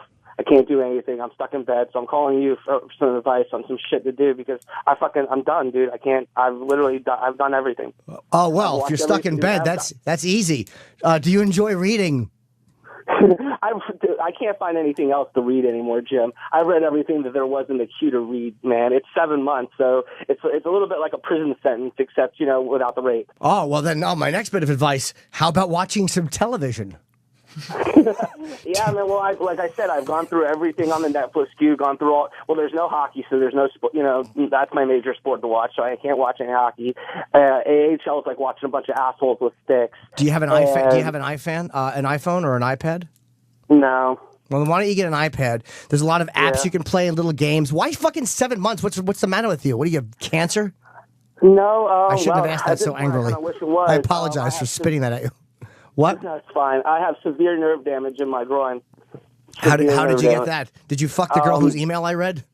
Yeah, so you get it because she's fat. She rode my cock too much and destroyed it. No, what ended up happening was I played hockey for a number of years, and you take that many pucks to the fucking to the sternum and shit, and the pelvis. Then eventually you get nerve damage, man. Did you wait? You got a hockey puck driven into your pelvis so many times that you're in bed for 7 months, and you still want to watch hockey on television? Fuck's the matter with you? Yeah, I don't know, man. I think that might be a part of a head injury at some point. How many times did you get a hockey puck smashed into your balls? If I would, I'd probably say about at least 7-8 times. Okay, here's my advice. Learn from your fucking mistakes. Here's the answer to that question every time. How many times have you had a hockey puck smashed into your balls? The answer should always be once. It should never happen more than one time. I wear a cup and shit. Yeah, but dude, you know that's going to happen. Were you a goalie? Yeah. All right, so can you still get an erection? Yeah. But you can't walk? Not really. How about a wheelchair? I'm stumbling around. I go up and down. It takes me about 3 or 4 minutes to go up and down the stairs. Shit like that. Well, when will you be finished with your rehabbing or whatever they're doing? Working on it now. They just prescribed 3 more surgeries for me, but I told them to put it off till the first of the year because I really rather not spend Christmas holidays, sit up in bed and shit. So, first of the year, they're supposed to start on the next of the 3 surgeries, and then we'll see from there. All right, well, good luck. I would just suggest, again, fucking get in a wheelchair and zip around or look at an iPad because you've already exhausted television. You shot down, I thought I had a home run with Reed. When he said I'm in bed, I'll fucking read. I'm like, fucking case closed. But I guess you've tried that. Well, you cheered me up, man, so I at least appreciate that. All right, sir. Thanks, man. Okay. And I'm going to read a quick email, too, because this is a question I get a lot of. Chris wrote, and he said, hey, sorry to contact you this way. I've been a fan of you guys since NEW, and I've always wondered, you guys say a lot of shit to each other, busting balls, as well as you guys sitting around at the Comedy Cellar, ripping on each other. Does it ever hit too close to home? Do your feelings ever get hurt, or have you ever said anything that hurt a friend that you later felt bad about? Just curious, sorry to bother you. And then he says Chip rules, in which he's correct. And yes, sometimes just because we're comics or because Opie and Anthony and I work together, I mean, you hit close to home sometimes. I think that happens in every friendship. You don't mean it, of course. It happens less than you'd expect considering the type of shit that we say to each other. But I can remember a couple of instances. Like I remember one time Anthony was here and I said buzz off. And at the time I didn't realize that he had lost his virginity to a girl named Buzz who looks like Juan Epstein from Welcome Back, Kotter. That hurt a little bit. One time I said to Colin, go take a long walk off a short pier, not realizing that he was repeatedly raped on a pier from the ages of 5 to 37. And there was one friend who I won't mention whose mother had passed away. And at the wake, just to kind of lighten the mood, I reached into the casket and I made loud honking noises as I squeezed her tits. And then I hip-checked the coffin and it tipped over and she rolled out and my friend was crying. And I'm like, come on, lighten the fuck up, dude. It's a joke. And then as time went on, I saw that his grieving family putting her tits back into her dress and lifting the coffin back up may have been traumatic, and therefore my joke went too far.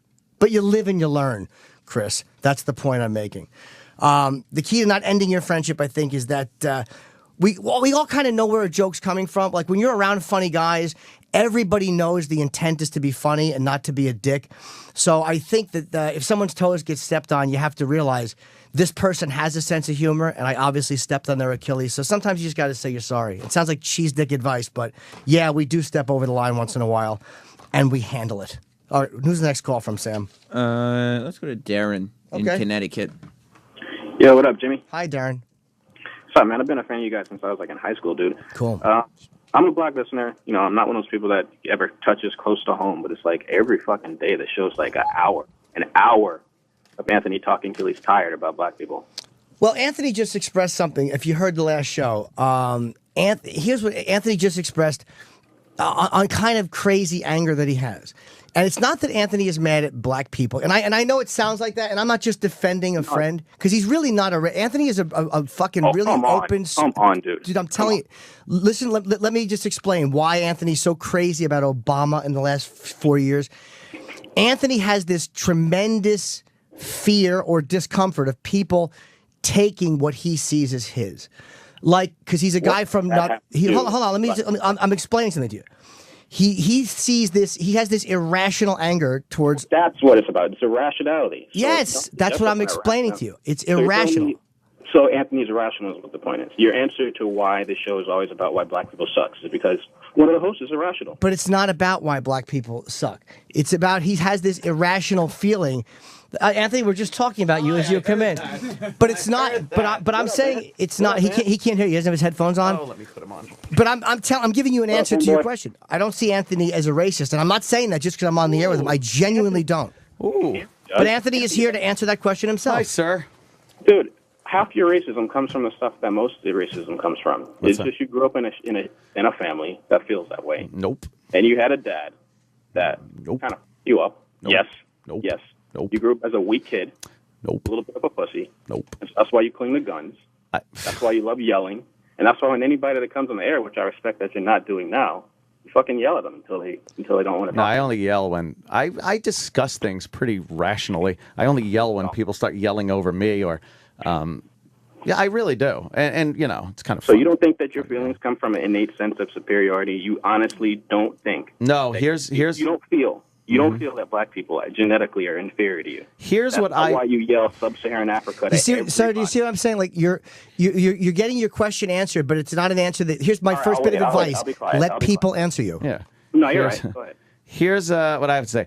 I honestly don't think it was my upbringing because I really am intelligent enough to differentiate between what my parents were yelling about and what I've seen growing up and living my life of these years. I understand what's going on in the world, and that has affected me a lot more than my family. I mean, in my let's say teens and 20s, I really wasn't affected by what I see in the world and in the black community as much as I am now and what I see. And that You're kind of affected by the black community right now? Yes, I am. Locked up in your big house? No, I'm not locked up in my big house. I walk around the city. I fucking I work here in a very ethnically diverse. When's the last time you were affected by a black person in your life? Last time I was affected by a black person? Negatively. And I don't know. Don't go Obama. That's a cop out. When's the last time? By the way, but that's not a cop out. A guy who is the Democrat. That's just a president. That's just a person in a political office who would be the same thing if he was any other color. Do you know what I noticed too with when it comes like race? After Imus got fired, the feelings I had as well got stronger, not against black people, but against that whole mentality. But I support hold on, dude, hold on, I'm answering you as to why things picked up steam. You're saying, does black people affect Anthony ever? Black groups do, because a lot of times if you say the wrong thing, you're fired. It's a tremendous concern at work that you're going to say the wrong thing and a group is going to target you. And this show has been affected by the potential of Al Sharpton. Yes. It's not crazy just from nowhere. There's an atmosphere. Wait. There's an atmosphere that's been put in place that affects me personally in my everyday life, in what I can say, what I can tweet, what I can say on the air. You say whatever you want. No, I can't. No, I cannot. Thank God. What do you mean? Because nobody would want to listen to that shit. But dude, we were suspended for Homeless Charlie. You wouldn't want to listen to it. No, I've been listening to you since I was 16. What the fuck are you talking about? Well, I laughed at the Stephen Lynch most offensive. So song. you're glad I can't say everything I would like to say? Because your show's not about battling. You're not the show. You, Anthony, in particular, you are not on an agenda to battle free speech. You're on an agenda to put out what you feel about black people on the air. And it's fine in its space. But every day, it's becoming a larger space of the show. And you're alienating. I don't think so. What are you talking? I'm talking to you as a black fan who's listened to you for the past, 8 years. You're black? And, oh, my God. You're very well spoken.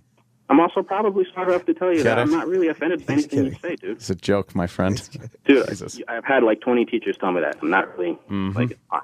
Mhm. So anyway, I'm telling you as a fan who supports free speech, who didn't see anything wrong with Imus because I got the reference to the Spike Lee movie. I knew what he was doing. As a black listener who loved the KKK song, who's listened to you since WNEW, who knows you very well because he's listened to you for years, I'm telling you, you're alienating me. Now, if you're alienating me, how are you not alienating other black listeners who are probably way more easily offended than me? I think the ones I'm alienating, for the most part, have an agenda anyway. So, and they'll listen. I have an agenda. And I they'll, have an agenda. No, I have an agenda. you might. So I'm telling you. might. So I'm telling you as a fan. I'm telling you as a fan. You'll keep listening. I'll keep listening. You'll keep listening. I haven't listened in 2 weeks. Oh, well, I called into Jimmy's show. I didn't call into your show. Oh, well, then how do you know what I've been saying? you lost. How do you know the show has been? For a year. So I'm supposed to assume that after listening for a year, that Mhm. it's different than 2 weeks of me not listening. I'm telling you, you lost a fan because of the way you've been on the show. Yeah, black fan. Not because I'm offended. Yeah, exactly, a black fan. Which is again you marginalizing an opinion that's not of your race. Okay, I'm not saying you okay, offended me. I'm not Mr. saying you Exception offended to the rule. I'm saying you're boring. I'm saying it's boring and not entertaining. I'm not saying it's offensive. To you. Whatever the fuck you want. To you. Okay, so just call the show Ant on Niggers. And then make it what it is, and the fans you'll fucking get will be guy. fans you'll keep. That was supposed to be announced. It was supposed to be announced next week. Yeah, that's a podcast title, actually. On Niggers. Oh boy! Like we were talking before. You didn't listen in 2 weeks. We were talking right before the show, before this show started, about irrational anger, and like I do this too. It's like for me, it hasn't come out as much in race, but it's come out in other things, where this displaced anger, and I'm not saying all of your points are displaced at all. But you get this fucking irrational, and I get this crazy irrational, and it comes out on everything. And then I find a cause or something that's been, for me, Islam became this enraging subject.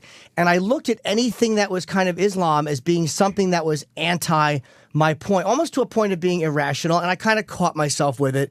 And you can do that self-analysis, but he doesn't. Well, but Anthony's willing. We were talking very nicely on the show a few minutes ago. I'm going to drive home very nicely. Ant was just talking about his own anger being a little irrational. He knows that, I'm not saying Ant's not a horse's ass, but I've seen him around enough black people to know that. Exactly. Jimmy, if you know that, why do you let him go for an hour and a half till he's just fucking out of hour and a breath? half? Because it's not.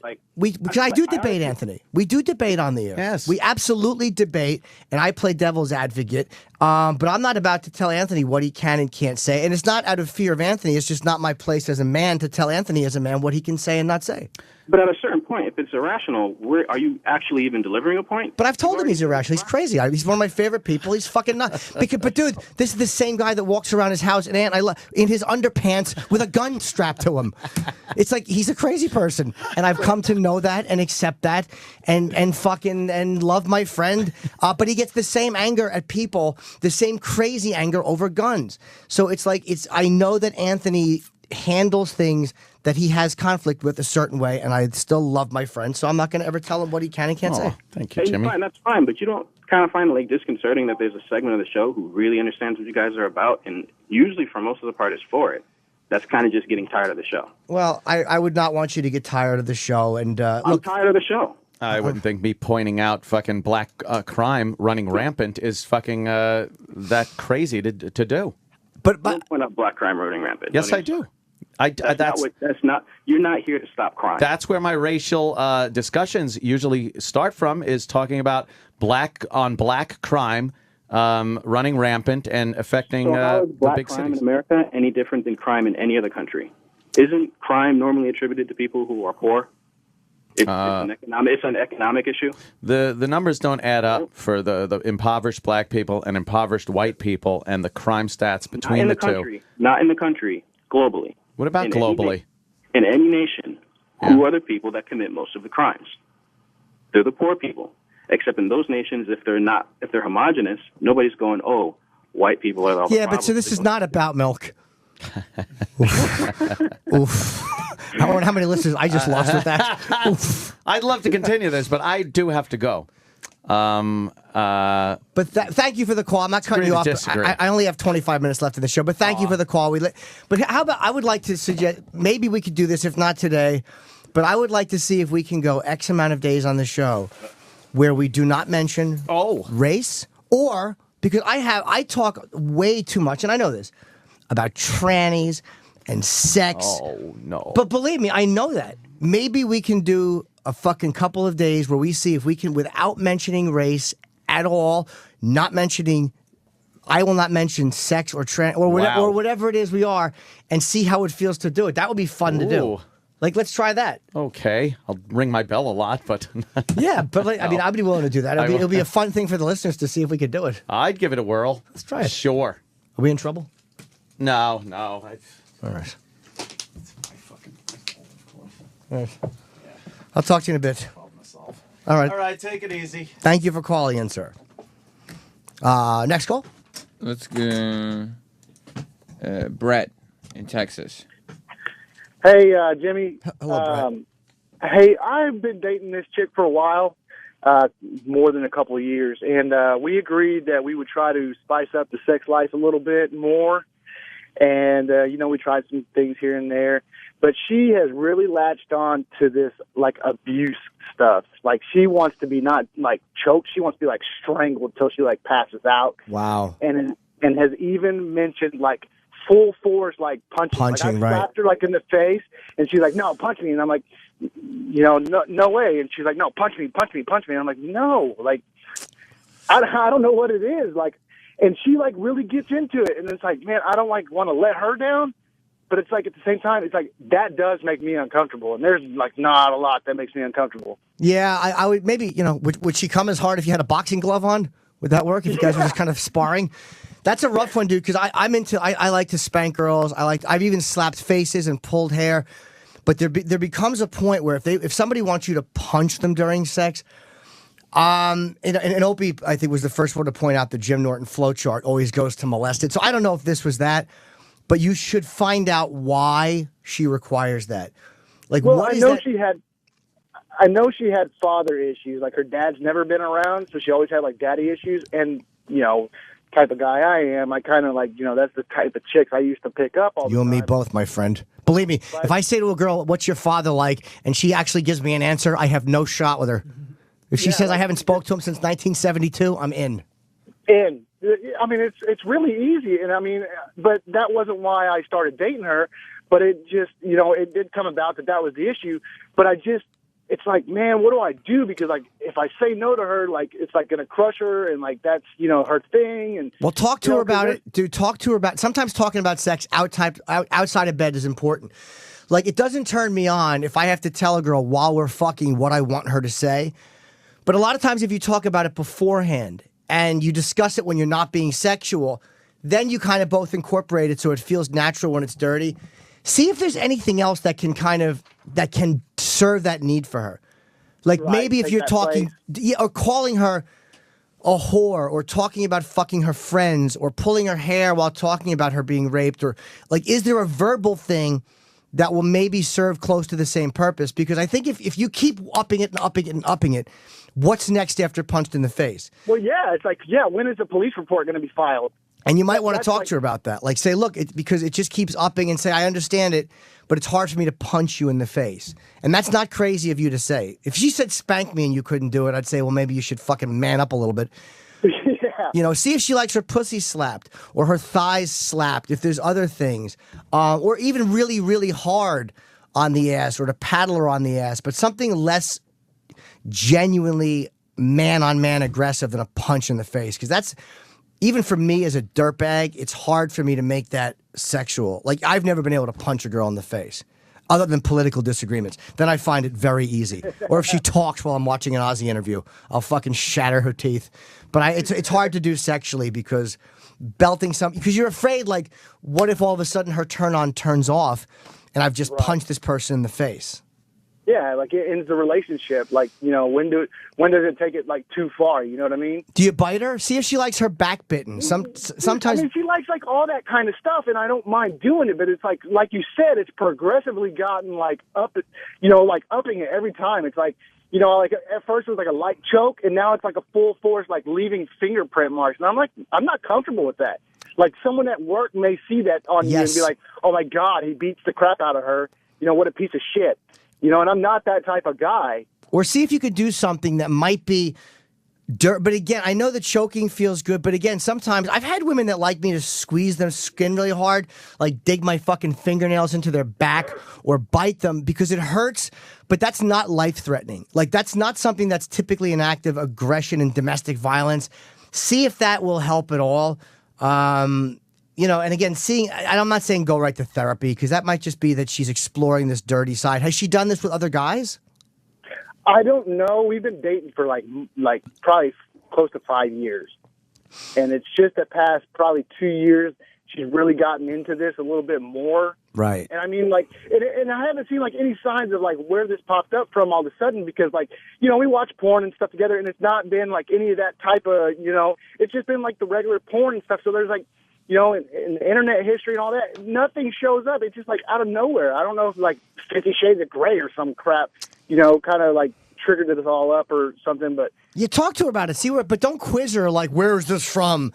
Actually talk to her about it because maybe, and not to knock you, but maybe you guys were having routine sex after a while and then this fucking Pandora's box got open and she was like, holy shit, do I like this? But you don't want it to progress to a point where you can't top yourself anymore because that's the problem with porn. It's like you get to a point where you can't. It's like alcoholism. Like 2 beers gets you drunk and then you need a fucking case of beer and a shot and it just never fucking ends. And that's where you don't want to get to. Right. Yeah, no, I just wish she was addicted to blowjobs. Yeah, I mean, we'll talk to her about it. Maybe she would like you forcing your cock down her throat. I would suggest just talking to her about it outside of bed. This way she won't feel rejected. And tell her what you like about it, but tell her you're a little concerned. But don't shame her about it either. You don't want to make her feel embarrassed to talk to you about what she likes. Right. That's my advice, man, and good luck. I appreciate it, Jimmy. Okay, buddy. Let's go another call. Who's next, Sam? Wayne in Alabama. Okay. Hey, Jimmy. First off, I got to say that you kind of got me addicted to transsexuals. And I have yet to experience one, but I've been doing a lot of looking on, like, Cam4 and through Craigslist and things like that. And I'm having a hard time trying to, quote-unquote, hook up with someone outside of, you know, they want you to pay money or something like that. Yeah. And I don't like to go onto the pay site to pay money to try to hook up with something. So I'm looking for some advice for somebody that's curious about the experience that can kind of find an easy way to hook up with somebody that's not going to cost me, you know, arm and leg. Well, sir, I can only speculate, and I can only relay information I've been given, of course. It's hard to say. I don't understand that world that much either. I mean, if you're watching porn, go to XTube. They have everything there for free. But if you're looking for, what do you look like? I'm kind of average. I'm slim. I drive truck. I'm pretty fit, but I'm not like a muscle builder or anything. Because I would say this. Most transsexuals, from what I'm figuring, have gay male sensibilities when it comes to men. Like, and again, I could be way off base on this, but you know why gay guys are in the best shape? Because men are much more visual. Like, that's why gay guys are all in shape, because they only want to fuck guys that look like the way they want to look. So that's why transsexual is probably, you're probably, no offense, not hot enough to just go out and pick up a hot tranny. Like, you probably have to be a really good-looking guy to go out and pick off a transsexual for free. So I don't even know where you'd go for that. I have no idea. I've never been in a free transsexual bar. I only went to one to see what it was like, and they were all hookers. So my suggestion would be to pay for it, see if you like the experience, because the last thing you want to do is go out and meet somebody, try the experience and not like it, and have them constantly calling you and wanting to see you again. I mean, do you really need that in your life? Do you really need a black girl with blonde hair showing up at your fucking job? You used me, daddy. You know, fucking hormonal with man strength. You don't need that. So I don't know where to go. That one I really can't help you with. I would suggest erosguide.com or Craigslist, and it's like anything else. Take it for a test ride and see if you like it. Okay, what was that first one? Erosguide.com. I just know that erosguide.com. And what you can do, and I've suggested this to other people, there's a site called the eroticreview.com. And you can really review escorts from your home city or state.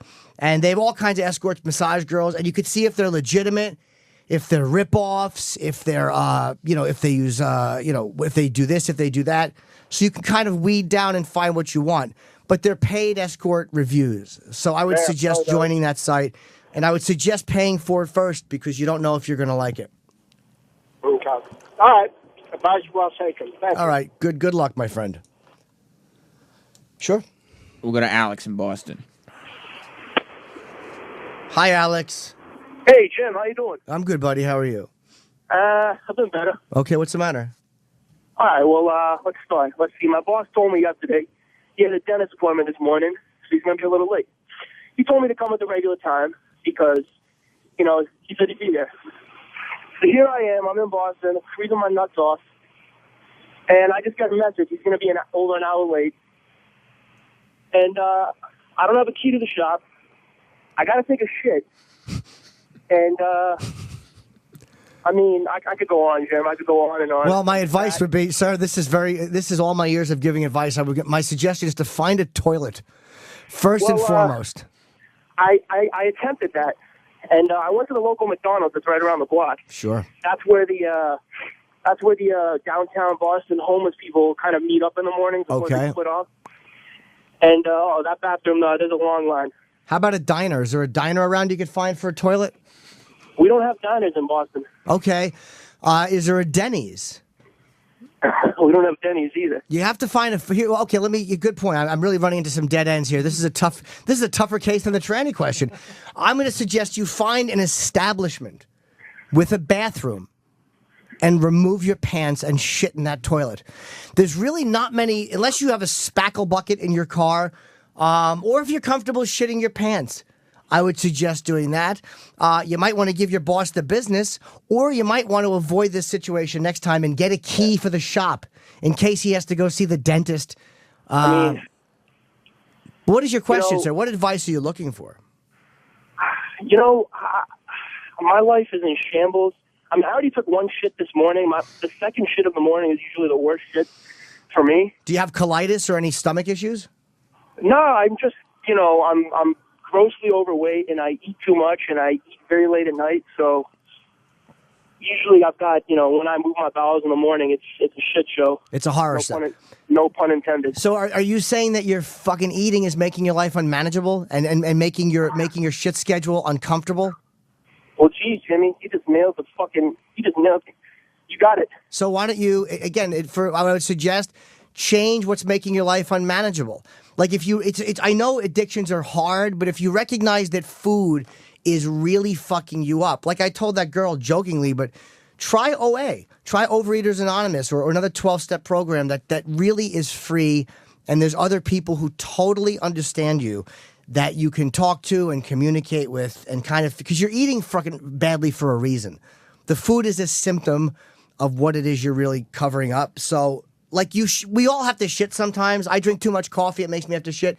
But if it's wrecking your life or making your life uncomfortable, I would suggest recognizing the fact that you fucking deserve to feel good, as corny as that sounds. You don't deserve to be fucking miserable and taking, 5 shits every morning.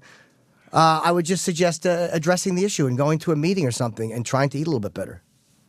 That sounds good to me. All right, buddy. Good luck, and go find a toilet first and foremost, because if you shat your pants, it would really make my morning. All right, good luck. Thanks, Jimmy. You take care, buddy. Poor big fat guy just trying not to shit his pants, shivering, waiting for his boss. How great is that? Who's next, Sammy? Rick in Ohio. I was just going to tell that guy to pull the Long Island Nagel, the shit between the car and the car door. You know what? That's not a bad idea. I was going to suggest that, but he said he was cold.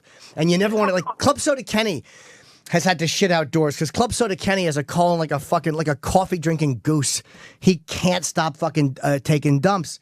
So if you have one of those colons, I guess you have to carry baby wipes with you, first of all, which Kenny does. Or shit between the car door and the body of the car. Yes, sir. What's your question? We're going to Ryan in Minnesota. Oh, that was his whole suggestion? Oh, okay.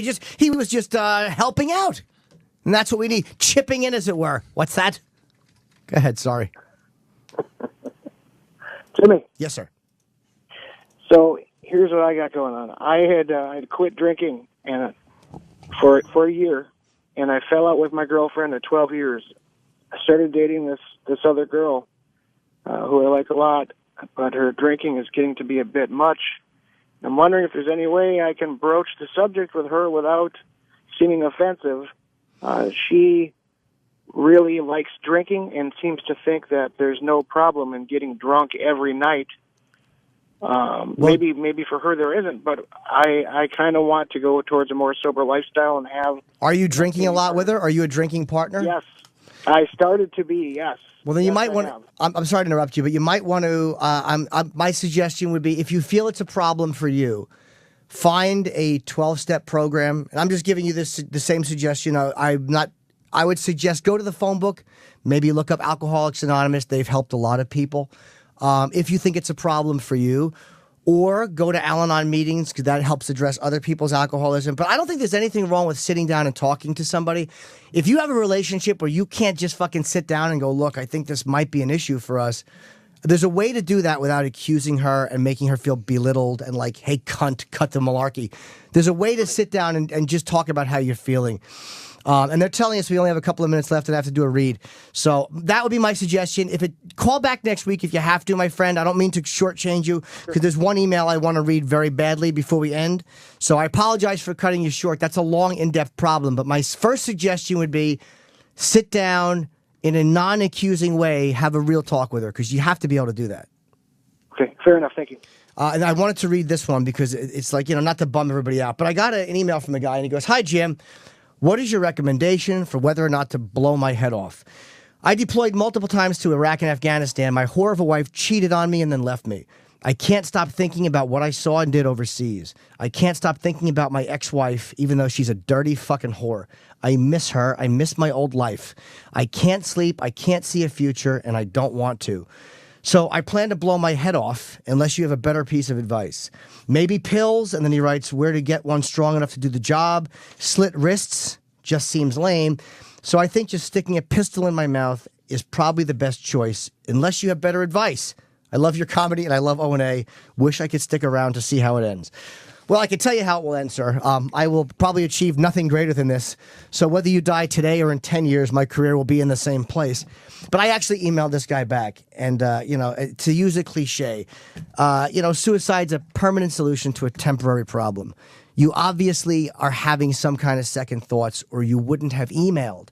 I'm not saying that you're not sincere, but there's obviously something in you that's nagging you to not do this. You're right. Your wife's probably a whore. Your ex-wife probably sucks. I would just suggest getting in touch with a veterans group or a fucking therapist. And again, that's hack advice, therapy. But it's not something you're going to solve immediately. But don't fucking blow your brains out. That's a serious suggestion. I know it's tempting, and believe me, I've been obsessed with it at times. I've thought of blowing my brains out more times than I can share. And it's a stupid, selfish thing, which I know that you understand. But my suggestion is to not do it. You're going to be dead in less than fucking 100 years anyway. Why rush it? There's 1 billion Earth years left. You have less than 100 to go. Fucking stick it out. Stick it out. You're going to meet somebody else. Things are going to get better, I promise you. But you have to address what's bothering you. So write me back again. You know who you are if you're listening. And I'm happy that you wrote me a second email. And I think he's going to try therapy. So if you're thinking of doing some crazy shit like that, please don't do it, because my career is going so fucking borderline right now. I need every fan I have. If you shoot yourself, that actually brings it to under 100. So please stick around, my friend. And look, I don't know how well this went. I appreciate you guys calling in. I have to read one read, and then they're telling us we have commercials, and the great Ron and Fez are right after me. But we will be here next week. I want you to call in again and give me any suggestions. If this was boring, I apologize. Hopefully it'll be okay by next week. But don't kill yourself before the holidays, because the holidays are here. And don't wait. You got to get a gift for that woman in your life. And you want it to be a great gift. Perhaps this advice show would be considered a great gift. I don't think so. And believe me, Steve Blatter right now, speaking of suicide, is probably looking for a rope because he's the one that thought of this. If you're like most guys, you have no idea what to get. Here's some help. Steven Singer. Steven Singer always knows what to get. He has the best gifts for your holidays with free shipping and a 90-day no-hassle money-back guarantee. You don't even have to move to check it out. Go to IHateStevenSinger.com. See his great collections. You know, I have that awful dry fucking thing people get, and I fucking hate that, so I just drank my own water. I always try to push it towards a guest. Here, shithead, you're annoying everyone. Check out Steven's Super Silver Argentium with Diamonds collection. We tease Steven Singer, but honestly, his products are fucking phenomenal, and the listeners who go to see him love what he has. See that new expanded collection. You take a look at the Love Necklace. It's $129. You don't have to spend $50,000 to get a good gift. And this one makes the perfect gift. And Steven Singer's Super Argentium is not only beautiful, it's whiter and brighter than platinum, white gold, and traditional silver, sterling silver. I think he just put whiter and brighter in there because Anthony's listening. I want to see right now, how is Anthony doing? As I'm saying this, Anthony is probably gripping his steering wheel, screaming out something, and he's angry because the driver is white and he doesn't know, ah, you look like me! That was a great Anthony impression. This collection cannot get any better. With Steven's fast and free shipping, you will have the gift in time for the holidays. So check out the Super Silver Argentium and Diamond collection today. Starts at $129 in Philly on the other corner of 8th and Walnut. And the phone, it's 888-I-HATE-STEVEN-SINGER. And go to IHateStevenSinger.com. Look, I apologize for the choppy nature of this. It will improve. And stick around for the great Ron and Fez coming up next. Jim Norton is now done dealing with your bullshit.